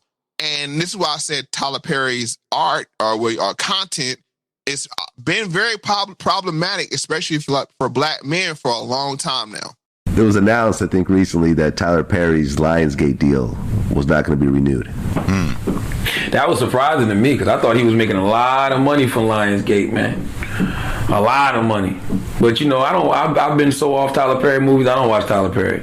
I mean, it's like that Madea shit been jumped the shark. Like it's only a matter of time for it's gonna be like Madea goes to Mars, Madea goes to Uganda. Like it's just gonna be a Madea goes to all kind of dumb shit for no reason whatsoever. Madea goes to the bottom of the ocean to discover Atlantis. Like it's just gonna be a bunch of dumb ass shit. Like to me, they've been jumped the shark. Like I've been off Tyler Perry movies. I always end up getting pissed off at Tyler Perry movies. Temptations, that shit with a girl was cheating on Lance Gross, and then she ended up getting beat up by the dude and ended up catching AIDS and all that shit. And he had a hand in that for colored girl shit. That shit was an African American horror movie, man. Temptations was an African American horror movie. For colored girls was an African American horror movie. I think he had something to do with Precious. That was an African American horror movie. I don't know, man. It's just like Tyler Perry. He paints a very negative portrayal of black men. We ain't that bad. Like Jesus Christ. Like Tyler Perry makes us seem like we ain't shit. And it'd be the well-off brothers. It'd be the brothers that be doing something. The brothers be having careers. Like in one movie, the guy was a lawyer. He ended up leaving his wife for another woman. That's the guy that got paralyzed. I think that was Diary of a Mad Black Woman. Wow. That's the one that did it for him. What, Diary of a Mad Black Woman. I'll just go over the quick plot of that movie. It was a black man lawyer. He was supposedly dealing with with a drug dealer, and I think they shoot him up, and he gets paralyzed. But before that, he kicks his black wife, out the house. Has been with him for many years. Drags her down the steps, kicks her out, right, and then he moves in his white-like mistress, and yeah. And Madea comes in and she helps, she helps the black woman get back on her feet and acts like a mentor towards her. And this kicks off Tyler Perry's career.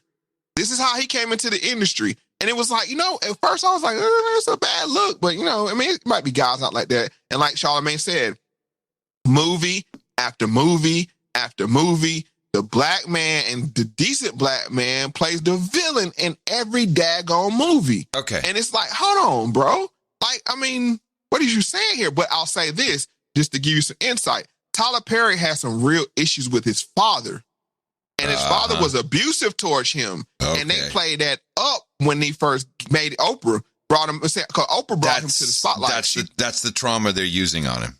Right. She put the stamp on him. But come to find out, the reason why his father was abusive towards him, and he even made amends with his father before he passed away, because his father wasn't his biological father. Mm-hmm. His mother had went out and had sex with another man while inside their, their relationship, came home with an outside baby. But every time he would get to drinking and thinking, he would beat the heck out of Tyler Perry. And I'm not saying that's nowhere even acceptable. It's not acceptable at all, but I'm saying that's where the trauma came from.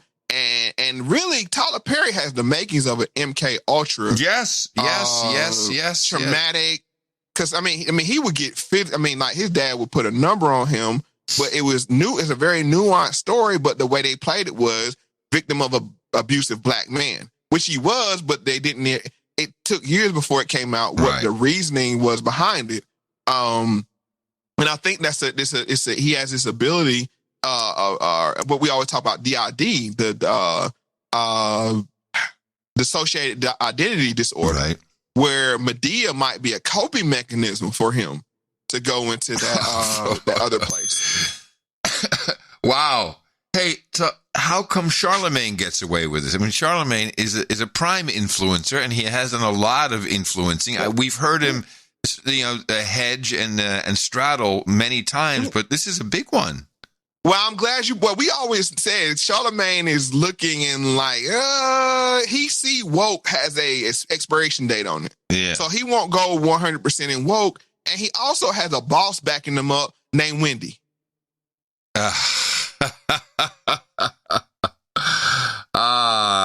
Wendy Williams. Would you like my clip now? Yes, please. So, are you planning on getting your vaccine? No. No. I don't trust it. I've never gotten the flu shot either, though, and you and I have talked about that, and several of the doctors on my team talked to me about, Wendy, we'll get the flu shot. I've never had the flu. I'm not getting a flu shot. I very rarely get a cold. I never have headaches. I don't take an aspirin because I feel my heart murmur or something like that. No, I don't trust it. There, I said it. Yeah. So let me go back to vaccines for a second, because what you say and believe is so important to a lot of people. I mean, millions and millions of Americans are going to say, Wendy Williams didn't get a vaccine, so I don't want to get a vaccine. So let me just ask you, if there's anything that could happen that would make you feel comfortable. 10 million people get vaccinated without a problem. Your neighbor gets vaccinated, a sibling, your son gets vaccinated, someone that's dear to you gets vaccinated and does well, that might make you think, just to get past the hassle of having to lie on my back, recovering from COVID-19, or maybe not recovering, is not worth the risk, that I might actually consider this vaccine. I'm not getting the vaccine. Listen, 10 million people and more have the flu vaccine, and how many people per year catch the flu? No, I'm not getting the vaccine, Dr. Oz. I'm not. I don't trust it. And is there something in particular you don't trust about it? The fact that it was made quickly, the fact that we don't have enough follow-up? What specifically is bothering you about it? Doctors are really smart people, but doctors don't know everything. And that's been proven as well. I'm not getting the vaccine. And I'm not saying that you shouldn't get the vaccine, everybody watching. I'm just saying I'm not getting the vaccine. Oh, that's great now to hear it in context of the Tyler Perry warp speed, and so that they're moving the possible objections from this is a creepy Frankenstein piece of crap to it was developed too quickly. Right, and with trust it's good. This is good. Yeah. And if people may be wondering, well, Mo, dang, that's a Space Jam reach right there with Wendy Williams and Charlemagne. What's their connection? Right. Well, tell me. 39. Okay, so now let's talk about Wendy Williams and Charlemagne. They have finally reunited. Aww. And I know you had said you were going to reach out to an olive branch out to her, and Wendy Williams had said that you actually asked her to go to dinner to have a sit down. Well, you guys finally hooked up, and here's... You saying she lied about that? Yeah, well, she put Wendy sauce on it. That's not what happened, but continue. Well, Wendy also talked about you on her show. Yesterday, I had a very nice afternoon with a longtime friend of mine, Charlemagne. Let me tell you something, honey. I can only take Charlemagne in small doses. True. Because the banter of the back and forth and knowing each other for so many years. I met him when he was still a DJ in down south. And I brought him to New York. I said, look, you sit next to me and you make with that funny. And the rest is history. But small doses, you know what I mean? Right. Like, he is a mess. True. He made me cry. True. He teared up. Wrong. You teared up? We're talking about people and situations. You teared up? True. Talked about who's the donkey of the day. Fact. Or the year. Fact. Or of life. Doodle Brown. He's crying now. Not at all.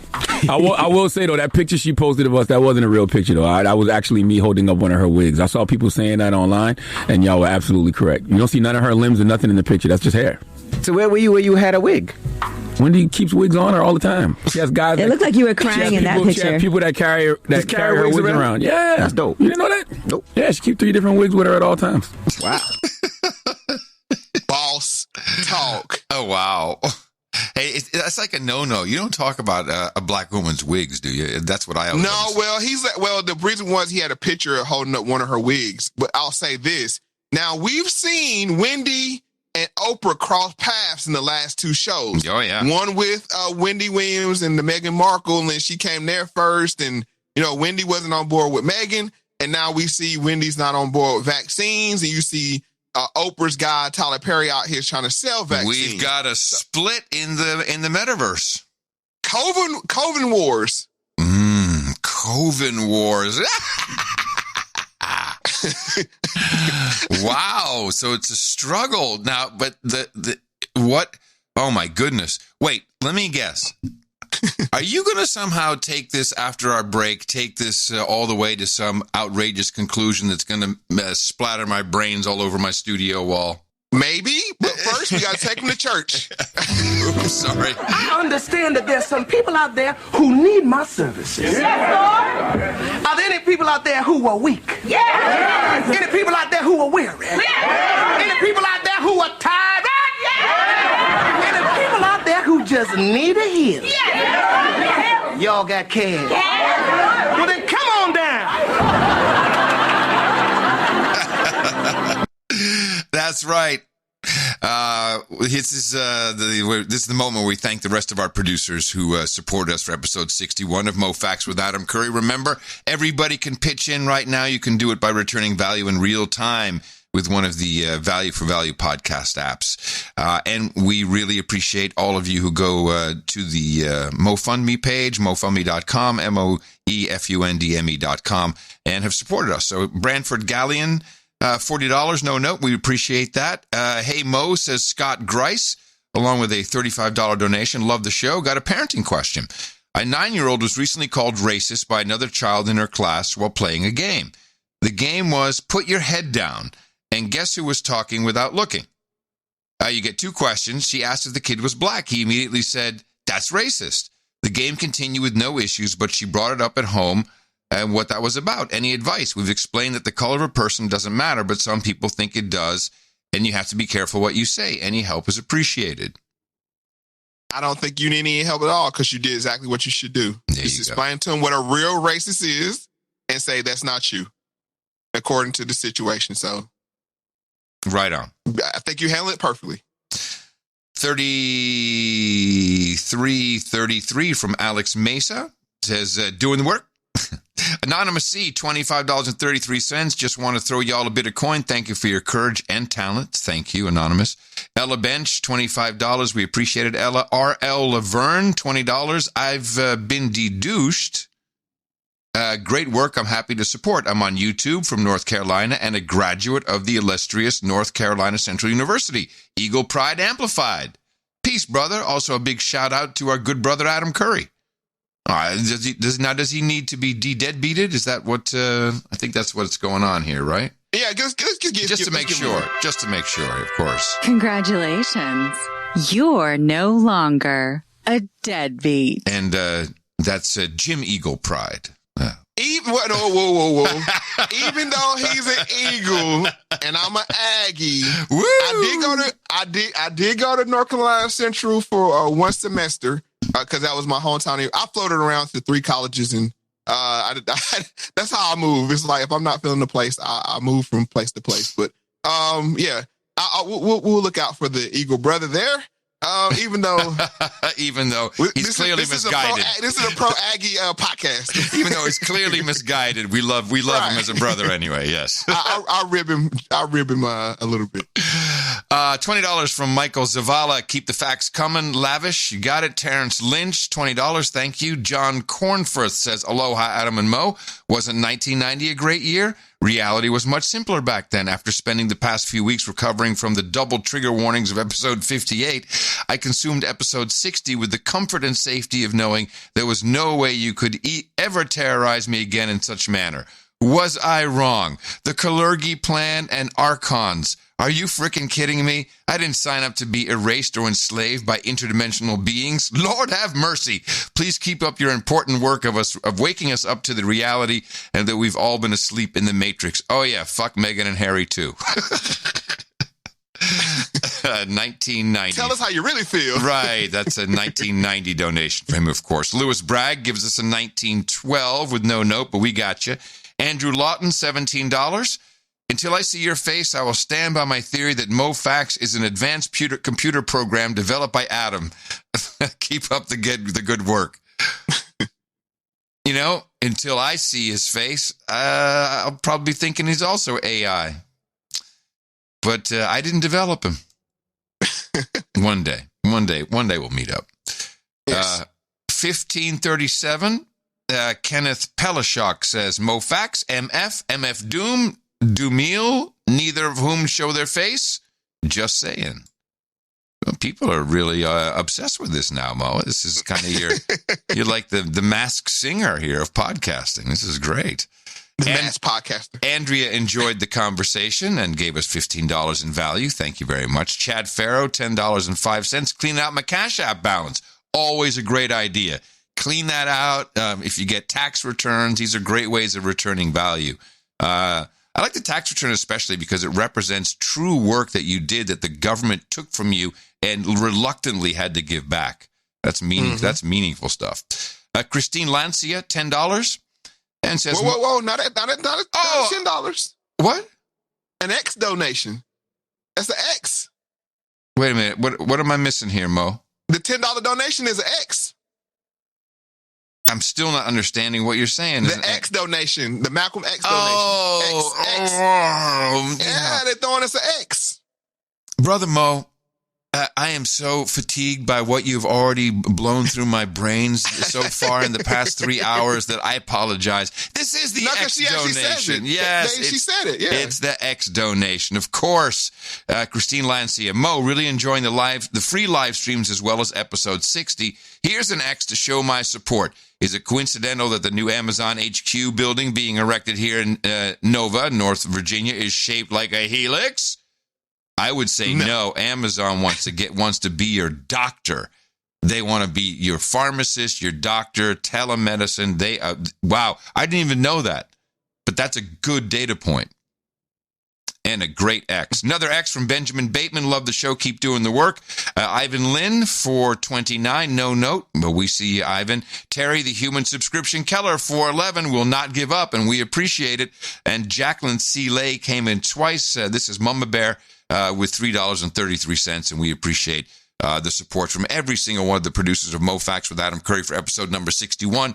Thank you again. Remember, value for value. Whatever you think and feel that you received and valued from the show, just bring it back to us in a meaningful way. Whatever, if it's a financial, then just make it meaningful to you. And check out the Value for Value apps, which is a very fun way to even measure it's a price discovery. Interested to see what y'all come up with. MoeFactz.com. Go directly to the donation page at MoeFundMe.com, MoeFundme.com. And thank you again. Well, since we're at church, we might as well stay at church. And let's get into Pastor Geno Jennings on T.D. Jakes and Tyler Perry. Tyler Perry just lied. Somehow he's led by the Holy Ghost. Laid hands on Jakes. You just pull off the clothes of a woman. You pull off abomination. That's right. Then you come dressed like a man. And he went off in some fake tongue.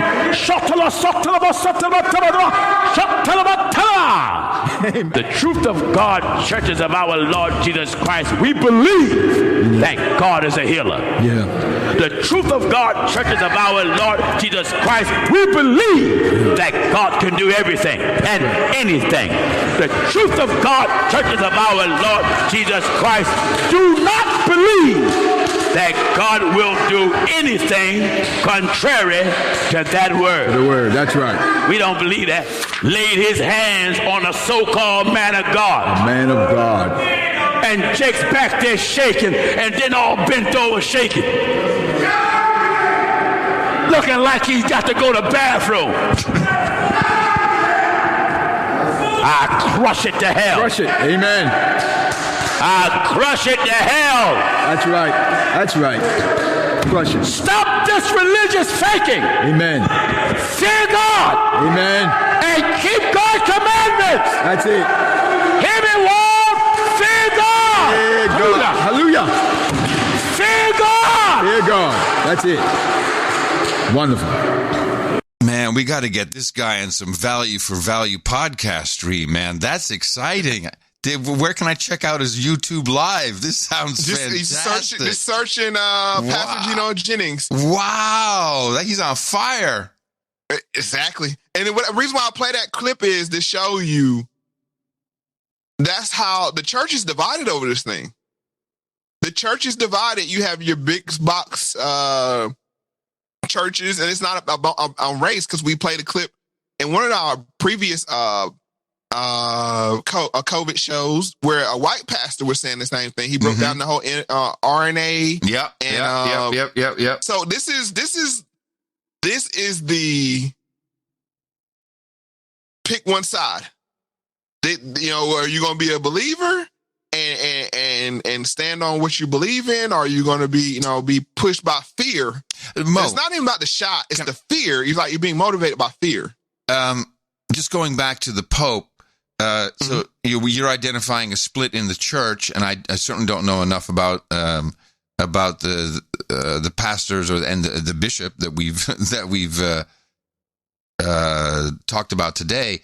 But does this relate to the Pope now? I mean, because the Pope is, in essence, created an entire different church of, I guess, cardinals in China who are preaching very differently than what has now been pushed underground. Is that split coming from there directly, or is it two unrelated things? I think it's it's related because it's biblical.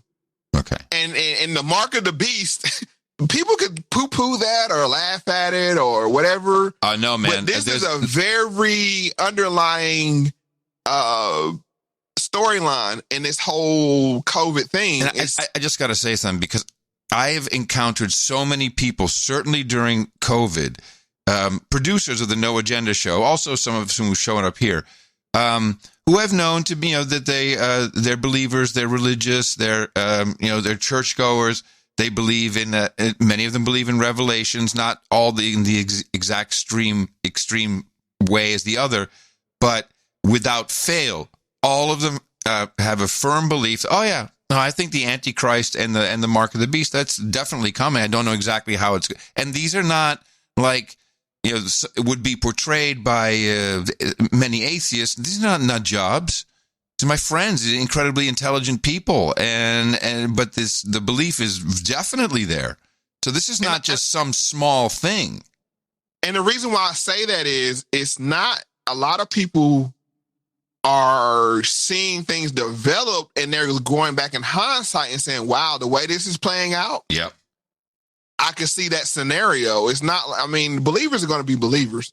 But it's a lot of people saying, and then like I said, we're not pushing religion or anything on anybody, but it's like, if you wrote a script and said, how could you make people believe in the mark of the beast? It'd be what's being played out right now.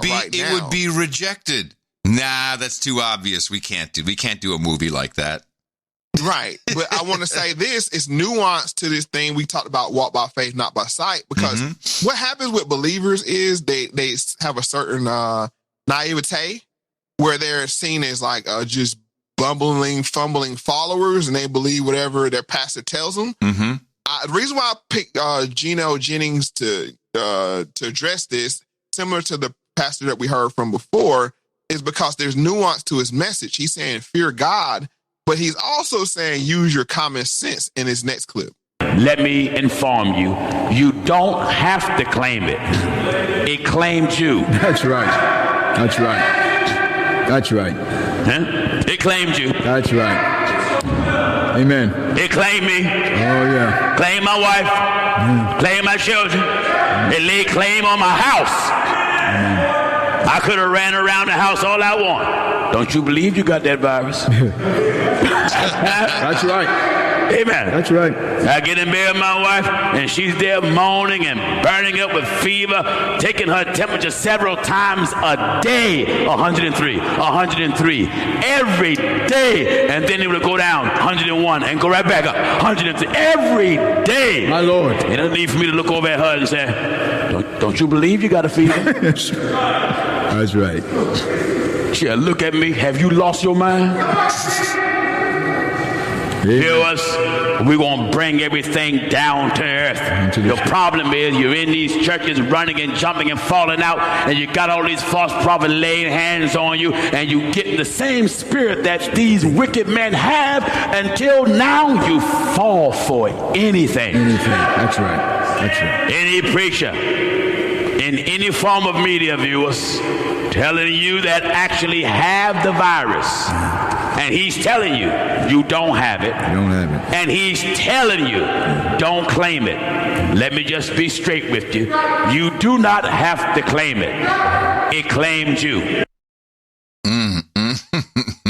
So what he's speaking to is, like with anything, people can go to the extreme at the other end. And it's like, well, even like I said, you're sweating and you got a fever and you're sick, go get help. Right. Go get aid. Don't say I'm not claiming it. No, and die. I mean, the Bible tells you to be wise as serpent and gentle as dove. Like, you got to have some common sense in this thing too. Right. I mean, if you have a fever of 103, go to the doctor. And I'm saying that to people, go get help. And that's the weird thing, like, oh, you want to send me to the killers again? And it's like, people, we can't be in extremes. Right. There's a bunch of good doctors out here. And really, they're just fearful to tell you the truth, just like anybody else. They're like, well, my house and my car and the kids' college and everything is riding on this. And that's why I opened up the show the way I did, because I could easily just be like, I'm not taking the vaccine, but I'm not going to say anything about it. I'm letting people know I'm not taking the vaccine. Here's why. But if I was actually to get sick, I would go get help. But then you also got to take common sense there. You're not putting me on a ventilator. Right. I know that. You know what I'm saying? Don't you got some stuff that can help me out? Stuff that you can do proactively to help. I'm not, like I said, I'm not a doctor. I'm not here. But what I'm just saying is use your common sense at the same time. And that's where that walk by faith, not by sight. A lot of bad people use that to manipulate people, not into believing into reality. And we saw that with, and I say this, and I don't want to upset anybody, but you still have some cute people like, oh, any day now. Right. Any day. You know what I'm saying? It's like, I don't know. It's just, when you start tapping into people's beliefs, we're some people are meant to believe, and that's where I'm headed now with that. And there's certain genes inside of us they think that makes us believe. And I'll say I think this is proven science, actually, isn't it? Yes, it's VMAT2, I believe, is like what they call the God gene, which is like it makes you believe. And what you're saying about drug experiences with psychedelics and maybe even the cocaine thing, maybe that's what they're going in and hacking with CRISPR to where you don't get that. And by the way, the CRISPR, you can do that on your own PC. You can't inject it and there's a little more to it to develop it and get it going. But the actual gene editing, the hacking, I think you can just do it on a PC. Well, since we're at CRISPR, let's just go ahead and get to 43. 20 years ago, a biologist named Anthony James got obsessed with the idea of making mosquitoes that didn't transmit malaria. It was a great idea and pretty much a complete failure. For one thing, it turned out to be really hard to make a malaria-resistant mosquito.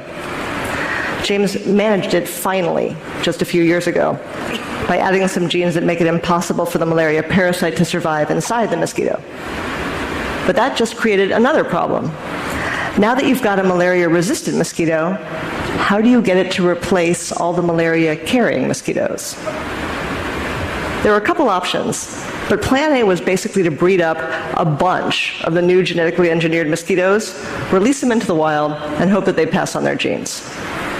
The problem was that you'd have to release literally 10 times the number of native mosquitoes for that to work. So in a village with 10,000 mosquitoes, you'd release an extra 100,000. As you might guess, this was not a very popular strategy with the villagers.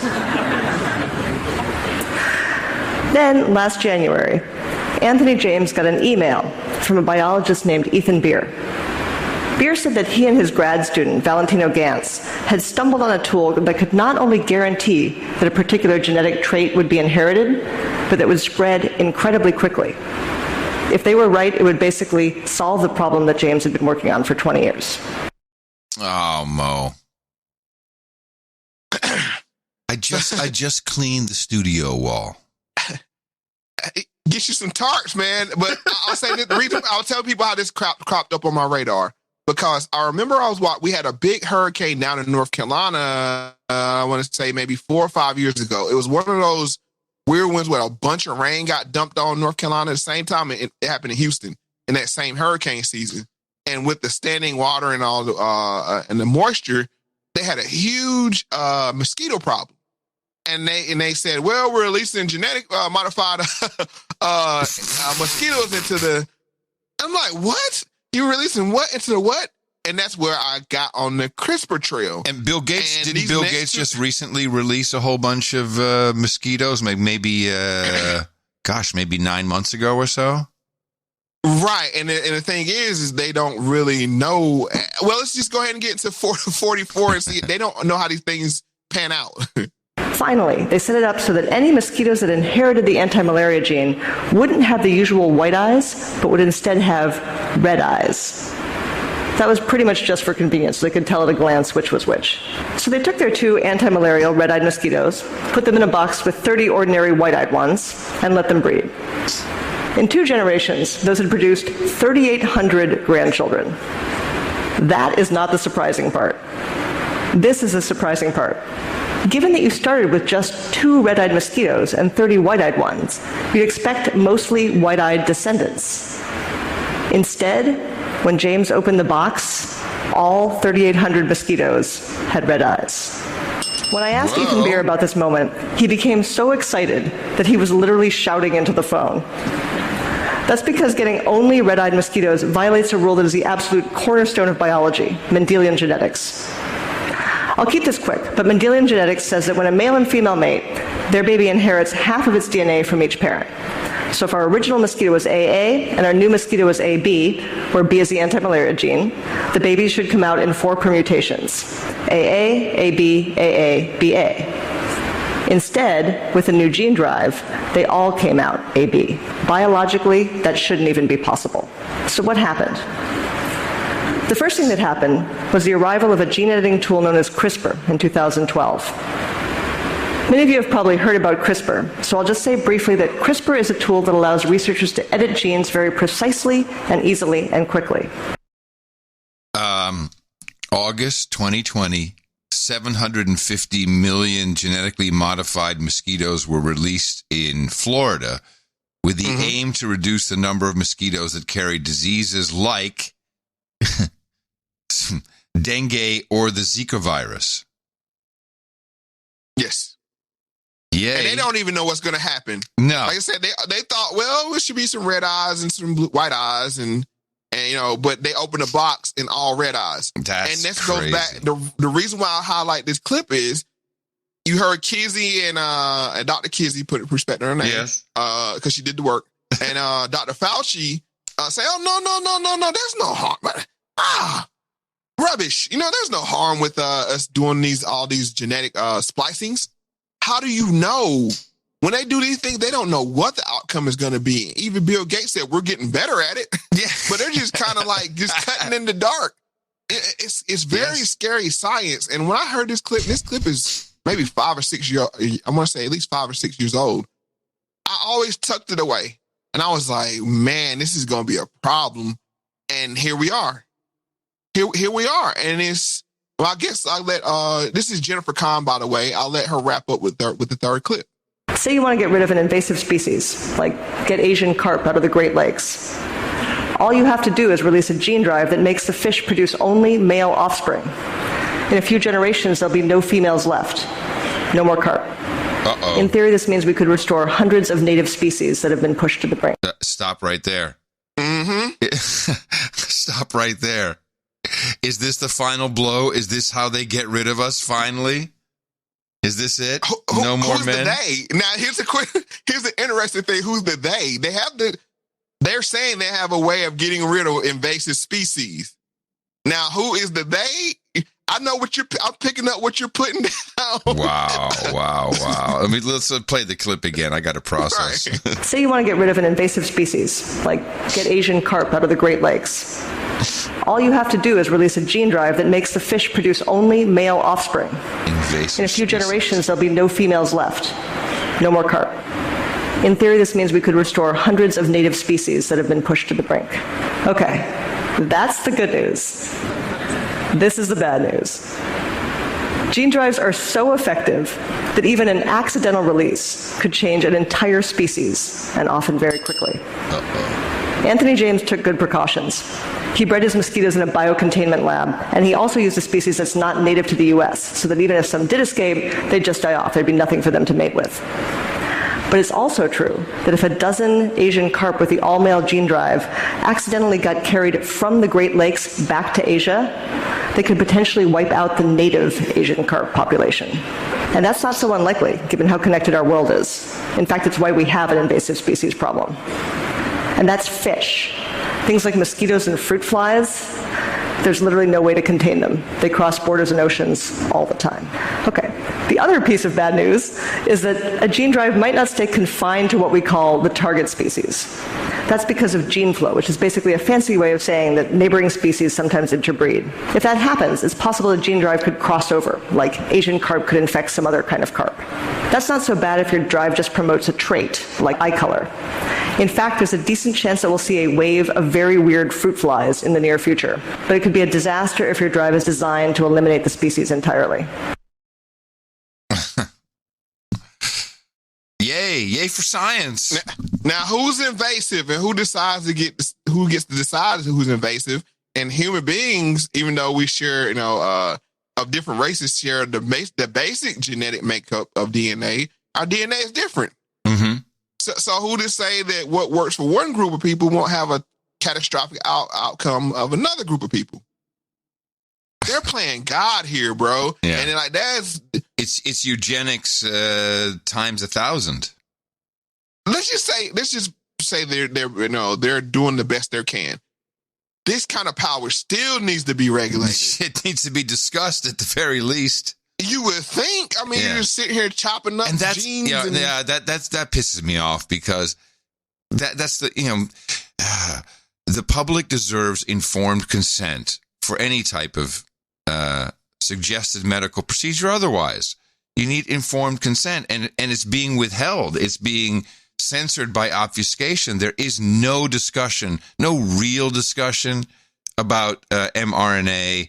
Just fuzzy words. No, it doesn't do anything to your DNA directly. No, it doesn't do anything. It doesn't do anything to your DNA. So it's disingenuous. So what is the it? Hold on. See, that's how that's the mRNA. The mRNA. Well, if the it is the vaccine, they're saying the vaccine doesn't do anything to your DNA. Well, no, he said they're not saying that the RNA is not doing anything to your DNA. No, you see what I'm saying? No, I disagree. He said the mRNA is.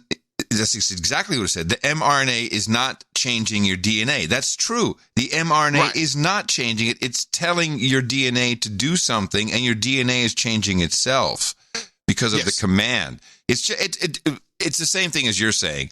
That's the point I was making. That is these word games they're playing with. Yes. When they're playing with something very, very risky. Word games. Right. Well, there's a reason, and I just want to go back to what Charlemagne said. I did write it down. He said, I'm paraphrasing, no one ever gave a crap about black people before. Now all of a sudden it's important? Yeah. No wonder there's skepticism. 60 episodes we've talked about this, and now it's like, here's a vaccine that's going to help you out. And like I said, we're talking and speaking that they're acting in good faith. Right. As is. Now just say if they're not. I mean, just say if they're not. And say if they could carve out something like maybe religion that's in our genes. Now you're talking. Now you're cooking with gas, Mr. Moe Factz. Are humans genetically predisposed to believe? Does evolution favor people of faith? Do prayer and meditation keep your brain healthy? These are just a few of the questions we're going to explore in Beyond Belief: Is Religion in Our Genes? And we'll be talking about these issues with Andrew Newberg, who's written distinctive, provocative, and rather controversial books about science and religion. Dr. Newberg is Director of Research at the Myrna Brind Center for Integrative Medicine at Thomas Jefferson University Hospital and Medical College. He's also Adjunct Assistant Professor in the Department of Religious Studies at the University of Pennsylvania. In short, Dr. Newberg uses science to study religious and spiritual experiences. His latest book is Principles of Neurotheology. By the end of the evening, we hope to understand what neurotheology is and why Dr. Newberg thinks it's valuable. And Dr. Newberg, welcome to COSI. Well, thank you very much for having me here. So can you give us a working definition of neurotheology? Absolutely. Neurotheology really refers to the field of scholarship that integrates what we can learn from the human brain and the human mind in terms of how we understand religion and spiritual ideas and phenomena. For me, I like to define the neuro side broadly, and I like to define the theology side broadly, so that for me, the neuro side really includes what we can learn from neuroscience, cognitive neuroscience, anthropology, psychology, behavior, and so forth. And on the theology side, it's not just theology, but it's religion, it's spirituality, it's rituals, it is theology as well, and also some of the philosophical questions that come up, some of those big questions that we all struggle with about the nature of life and the nature of reality. Who is this guy again? I think he said his name in the clip, maybe 30 seconds in, but he's a very serious person. That's why I let him go down his resume. Yeah, that's fine. No, I was just saying, that's why I left his resume in there. Yeah, that's good. He's not some kook. You know what I'm saying? Like, sometimes when you get into these topics, you got to let people know that these people have standing in the field that they're researching. He certainly comes with the right paperwork. Right. He's validated, so he's one of them. Let's just say it like that. He's one of them as far as being in the 10%. So we're not picking some guy out the blue here. So let's just get into this clip. He's going to break down how religion acts on the brain, or how the brain reacts with religion. And so this is part 2. So the brain's primary function is to just get us along and help us to survive in the world. The brain also has a remarkable ability to transcend itself from one moment of life to the next. All of us are who we were when we were 5 years old, but we've obviously changed. We've grown, we've adapted, we've learned new things, and our brain has to be able to be flexible enough to develop those new ideas and to figure out who we are going to be today and how that's going to change into the future. So our brain is constantly transcending itself. And so these two very important functions, which are tied together in a lot of ways, are crucial to how the brain functions. And what's very interesting, and tying into the topic of the evening, is the idea of that this is also part of how religious and spiritual ideas and beliefs help us along our paths, because they help us to maintain ourselves and they help us to transcend ourselves. How? Okay. So I want to point out this thing that think of your brain as DNA and religion as RNA. It's acting the same way. Oh, interesting analogy. I like that. Yeah. Right. So your brain is what it is. It does these simple functions or these planned functions, and as spirituality, and I hate to use religion because it's such a loaded term, but faith or whatever, and whatever it is, spirituality or whatever, belief. Belief. It rewrites the brain into different scenarios, or how to deal with different scenarios. Well, yes. And I think that's got to be universally recognized, that Buddhists will chant. Yes. That's a version of mRNA. Prayer is mRNA. Singing mRNA. And these are all it's not mRNA, but it's an analogy to it. And I'm sure people will send us very long notes telling us how wrong we are, but I like it. I'm going along with it. No, I'm just saying that if we did a parallel, it's like the interior of your body and your exterior, like all this larger organ, where your beliefs start to shape your mind, and then your mind does the job better. So that's kind of like how RNA does the DNA, right? Yep. RNA, from my understanding, my 5th grade level understanding of it, is that RNA can communicate to DNA, like you said, shout across the room, do push-ups. The brain, belief does the same thing. Like, we've been here before, brain, we need to react this way. That's how I understand both topics. And there's some similarity there, which I found very interesting. Totally. And I think it's what boils down to what the scientists and believers, where they don't align with. It's like, we can fix that problem on the gene level, scientists say, and believers say, well, if we introduce people to new thoughts, no matter what the thoughts are, people can change to deal with the condition. So I see these two sides battling in a weird way. So let's get back to genes 3.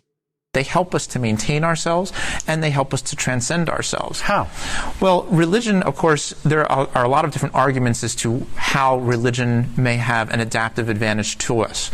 Some people point to the social cohesiveness that occurs among people who are of a particular religion. So you have a religious group. There are other factors in social cohesion as well. Absolutely, absolutely. But this happens to be a very, people find that if there's a central ideological structure that people can adhere to, that becomes a very important way that people can bond. And of course, if we do go back into time, we find that temples and various religious ideas and concepts exist all the way back in the earliest parts of civilization. So it may have had a very important role, not the only one, but an important role in helping us with social cohesiveness.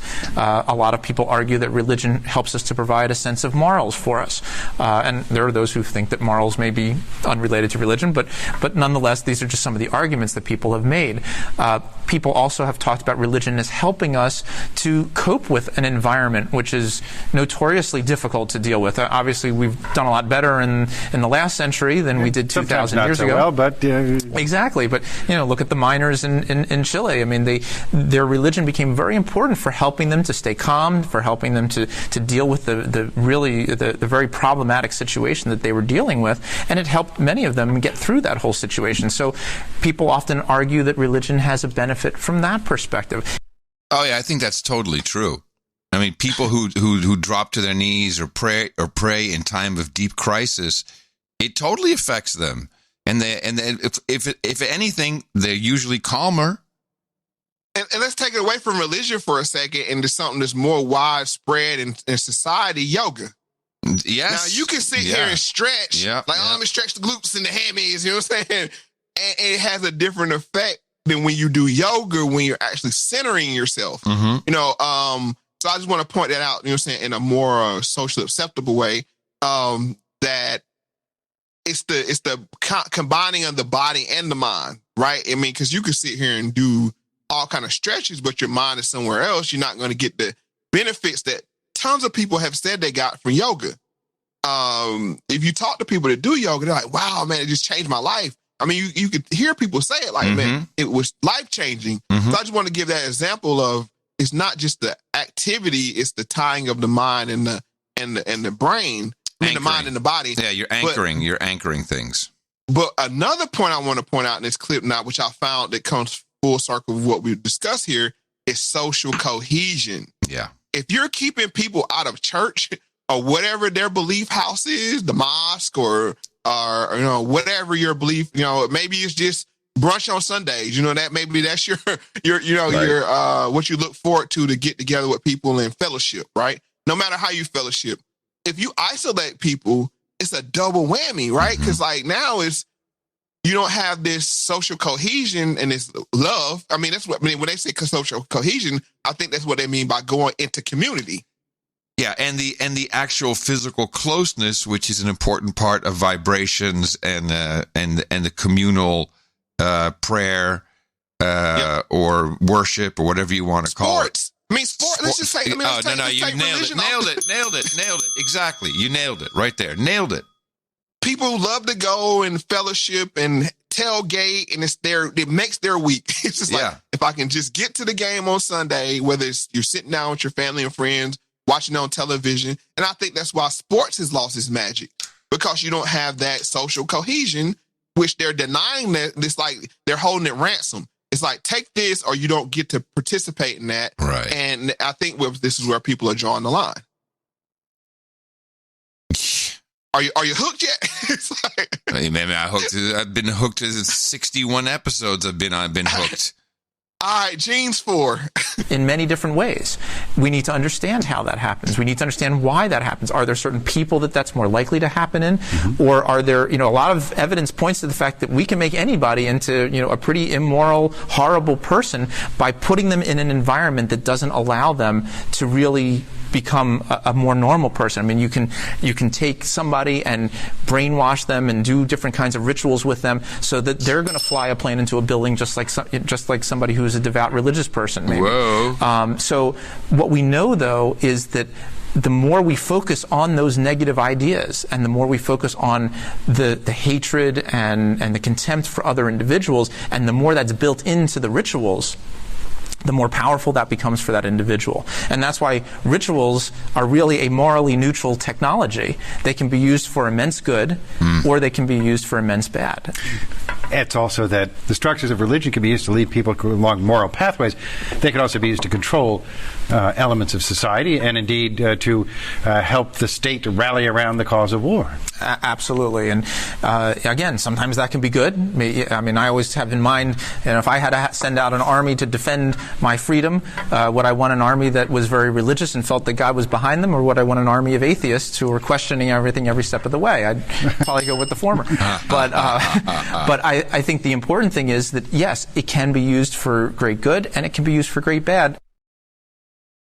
And this is why people, I believe, don't rally around science when you compare them to believers, whatever the belief is, because science has to be proven. But that's why they're making science into a religion, because it's like, if you're just saying, scientific method, exactly. It's like, if it works, it works. If it doesn't. But when you tie emotion behind it, and that's why I think religions and rituals, it's not positive or negative. It's a force multiplier.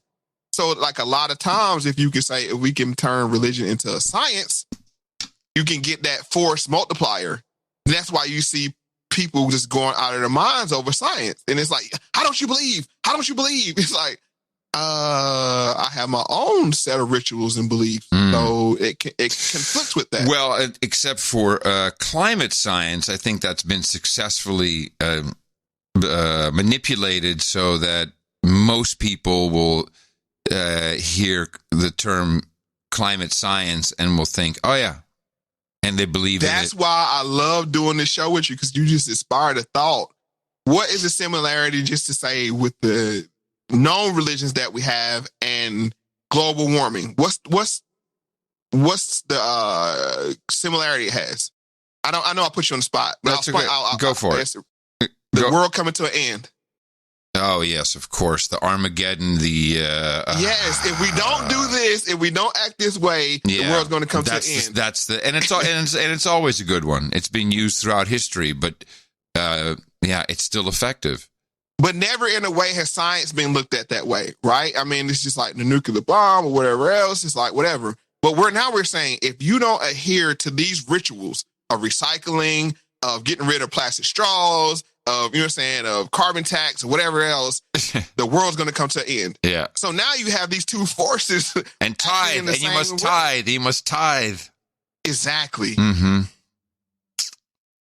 Bingo. Boom, so shakalaka. You can't poo-poo the people's belief in science either, because these people actually believe the world's coming to an end in 8 years, and you have believers that think the world's coming to an end, and they're on this game of chicken.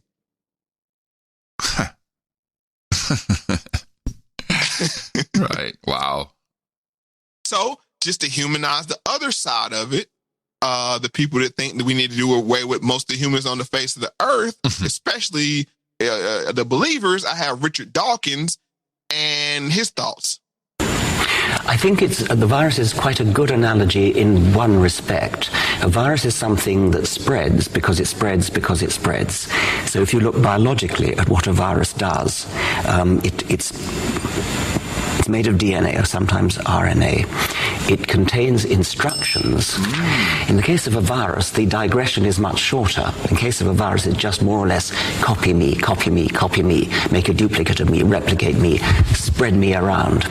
Now, any idea which passes from brain to brain and says, copy me, is like a virus. So an example of a mind virus would be one of those so-called chain letters that you get. You get a letter that says, make 6 copies of this letter and pass them on to 6 friends. Well, not all the 6 friends are going to do that, but it only takes a minority, and it will spread. The virus of the mind. Yeah, my favorite. Yes. So they look at, he's an atheist, and we're not making any claims about any atheist, but his particular brand of atheism is that religion is a virus. And it acts as RNA and DNA. He said these words, not me, that it's just copy and believe. Why I believe? Because I've been copied this way. So I'm being told to believe this way. And this is where religion can be dangerous, because sometimes people don't question. That's why I played that's now you see why I had that Geno Jennings clip, because some people just say, I ain't sick. It's like you have stage 4 cancer. I understand you're a believer, but also God gave us doctors to go, you're saying, get yourself well. Right. So, I mean, there's nuance, but I think when you become a fanatic, it's never good. On either side. No. Because people say I acted in this way because I'm a believer. It's like I'm a staunch believer. So I'll go do this act, or I'll go do that act, or, or I'll support eugenics because it's best, because why would you bring a child to the world of suffering? That kind of thing. So these people actually believe they're doing the right thing, but they only do it because they know that's the right, they believe that's the right thing to do. And they get into this echo chamber. And, and I believe the only thing between religion and science is science has the way of, religion, they'll just kill you. Well, religion, religion, they'll just kill you. I think the overarching point is religion has been used by other elites, whatever you want to call them, throughout history. Crusades, exactly, whatever. To motivate people to do a lot of things. And I would argue, or I agree with the statement that for good and for bad. And that's also just depends on your perspective. It depends on if your head's being chopped off or you're doing the chopping. And if I want to play the devil's advocate, I would say that the science way is more humane because you don't kill the whole human. You just take out their belief operating system. Yeah, just remove your testicles. It's the same thing. Yeah, just carve it out, right? I mean, we'll they still get to live life. But do you really want to remove the religious belief part? Don't you want drones that will continue to believe in whatever you want them to? If you remove it, then no one can use it. No one can abuse it. Here's the thing: if we can save 10% of the population in their real state, right, i.e., the ones who don't get the vaccine, right, and then pretend to on television. Right. So you get rid of them. I mean, you keep them, and then you say we get rid of all the fanatics on either side. Okay, so you say the fanatic. I mean, because this is how the 1% thinks. It's like, okay, we'll get rid of the religious people by giving them a vaccine that kills their gene of belief, and then the people that are believers in science, they won't have kids. So we'll get rid of both sides of the fanatics. Right. And then we'll just start over with a more intelligent race of people.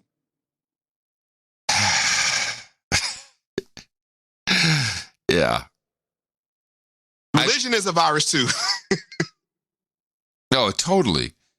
What flashes through my mind is just all the people I know who have already taken this vaccine.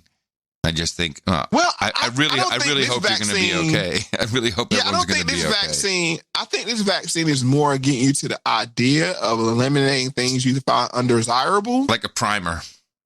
Right. Like a sample, like a sample chocolate. Well, I think I mentioned this before on the show, and I know we're probably going a little long, but I'll just make this last point. They couldn't make the jump from cabbies to driverless cars. You had to go smooth transition. Yeah, right. So you had to go from cabbies to Uber drivers. Then Uber says, you know what? We have self-driving cars, so we no longer need drivers. Mm-hmm. And I think that's the way they move. It's just like, it's incremental. It's very incremental, but I think this is the beginning of the end. Sorry, folks. The beginning of the end. Okay. Well, the beginning of the end of life as we've known it. I mean, no doubt about it. No doubt about that. No, a lot of things are changing. And this is, in fact, a great time to be a podcaster.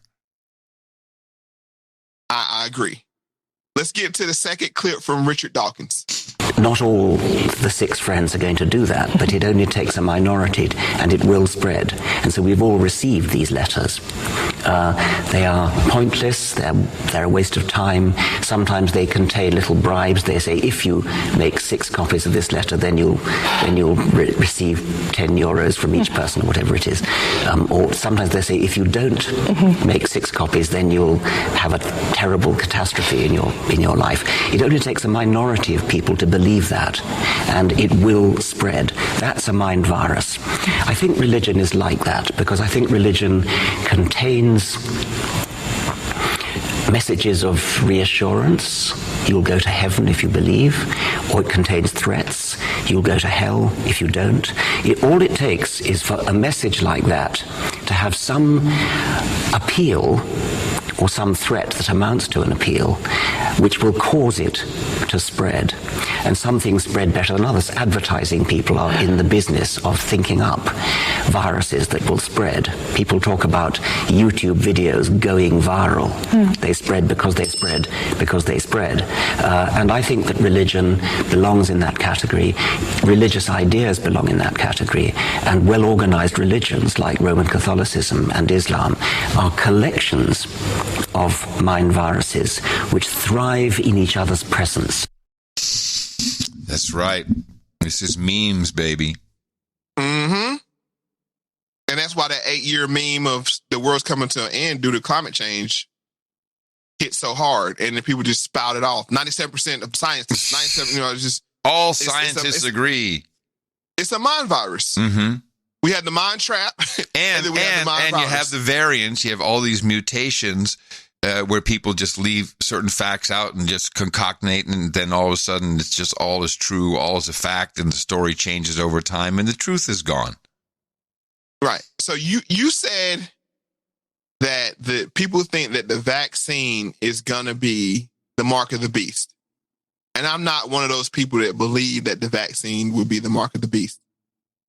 I believe your status where you took the vaccine or not will be the mark of the beast, because that will stop you from that's what the Bible says. It says that, and other books of belief say, when you can't do business anymore, that's because you have the mark of the beast. Either you have it or you don't. If you have it, then you can do business and you can move and you move freely. So what I believe is the mark of the beast will be, well, vaccine passport. Vaccine passports. Are we going to need those? Man. Arthur Kaplan's here, professor of medical ethics at the NYU Grossman School of Medicine. Arthur, thank you. Practically, they make sense, obviously, but ethically, what are the pros and cons of these immunity passports? Hey, Shep, thanks for having me. Well, the downside, a lot of people are going to know where you've been, where you're going. Government will know. Obviously, the health system may know if they have to verify the shots. So you're going to lose some privacy. And the downside is I'm sure some folks are going to get into forging and lying and trying to, sell a vaccine passport. But I don't think that's going to stop this. I'll make a prediction. We'll have vaccine passports here by the fall, certainly by next year. Airlines, cruise ships, hotels, gyms, bars, they're all going to say, look, in order for us to tell our customers that it's safe, we want to see that passport. Absolutely coming. Well, okay, that's your mark. Yeah, you hit me hard with this one, because now I think we were already talking about a health pass, or we joked around about it be a freedom pass coming probably back in February of last year, because it's such a logical conclusion, and it's also always kind of been part of the whole idea. And proof of vaccinations is not entirely new. However, this opens up a whole new avenue of thinking for me, because, first of all, big tech is implementing this. This is not big pharma. I got to be very specific. This is IBM, Microsoft, Amazon. And all three of them are already involved in multiple businesses with pharmaceuticals. So they are, in fact, looking to swallow up the business of the other biggest business in the world, but certainly in the United States by far. So, it's telecom, it's Silicon Valley, and it's so the Google and Twitter, et cetera, the FANGs, and then it's pharmaceutical. So there's your Antichrist. What if your Antichrist didn't come in the form of a person, but it came, as David Bowie said, when asked about the internet, he said, "We have no idea what this is going to be. This is an alien beast that has landed amongst us, and it's going to be the craziest, wildest ride ever." And maybe that is truly, and you can interpret Antichrist any way you want. Certainly not a good thing and an enemy, and it fits with all the viruses, all the memes. Everything comes back to that. They want this passport. They want to issue the mark of the beast. And for me, the vaccine was one thing, but I've said, I'm not going to deal with passports. I'm going to fight this. Everyone's very simple to capitulate. You even heard in that clip and say, well, it'll be easy to falsify. Not the point. I'm sure we can falsify it. I'm least worried about that. But if we get to that point, we've lost, and now is the time to fight, not when we have to be falsifying. That's my point. It's not the point of the vaccine. It's the point of they're saying, did you do what we told you to do? Yeah. And one, it'll be a digital passport or some kind of app. And they're like, well, what if you leave your phone and you get all the way down to the Starbucks and you got to turn back around and you got to go back to your house and get your phone just to get in? Why don't you just get this little chip? And then you ain't got to worry about it. Well, and then the chip becomes a tattoo. And then the tattoo is like, swipe it. And did you see this thing now where they have the businesses where you have this seal on your door and it's like approved? Yes. These companies are approved or not? I forget the name. I posted it on my social media. It's the well something. It's the one that wellness. J-Lo's advertising it. Yeah. Right. So that would be the complimentary thing to the passport. It's like, well, we say we don't take people without the mark. Yeah, it's segregation. That's why I told you these are freedom papers, baby. Yeah. You're gonna have vax and anti-vax water fountains in bathrooms. Well, they're certainly going to try it. I don't want to go all in and say that's what's going to happen. No, that's where they're headed. I mean, I'm not saying it needs to be fun, but now. Okay, first of all,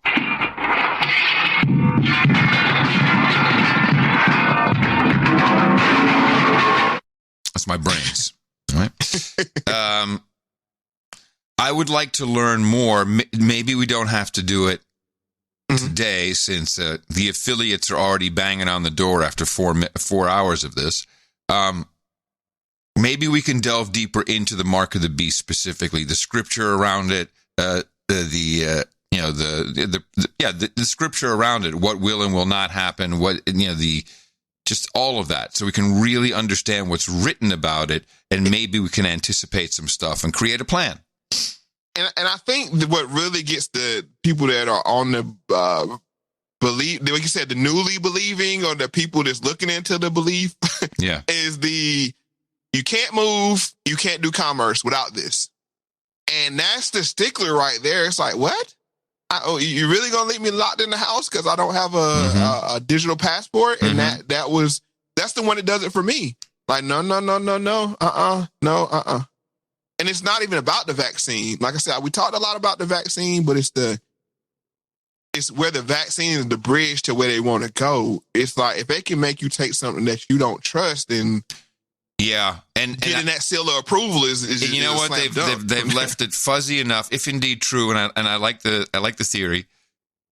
Then they've left enough room for, okay, it may not work this time. We may only get New York City. They're the ones that seem to be ahead of the pack with the IBM Excelsior Pass. Maybe we only get them to participate, but then we'll just release a new crack in next year, and we'll do some more lockdowns. We'll have another vaccine, and then we'll expand it some more. These things don't necessarily always happen overnight. They go gradually. And then once you start having celebrities, especially black celebrities, making it a status symbol. Yeah. It's like, oh, look at my mark. You know what I'm saying? Look, I got the Nike. I got the Apple. I got the Apple tattoo. And then it's. Oh, man. Well, I like this episode, Mo. I especially liked it because we have action items now, and we really have something to look out for. And I had a couple of holy crap moments myself. So thank you, as always, for doing this. This has been a lot of fun. And as I always say, pay attention to everything, and the truth will reveal itself. I look forward to talking to you next time, Mo. All right. Talk to you later, Adam. Remember to boost us on those value for value apps and check us out at mofundme.com. Till next time, everybody. Cupid, draw back your bow and let your arrow go straight to my lover's heart. For me, Cupid, please hear my cry and let your arrow fly straight to my lover's heart. For me. Now, I don't mean to bother you, but I'm in distress. There's danger of me losing all of my happiness. For I love a girl who doesn't know I exist, and this you can fix. So, Cupid, draw back your bow and let your arrow go straight to my lover's heart. For me, nobody but me. Cupid, please hear my cry and let your arrow fly straight to my lover's heart. For me.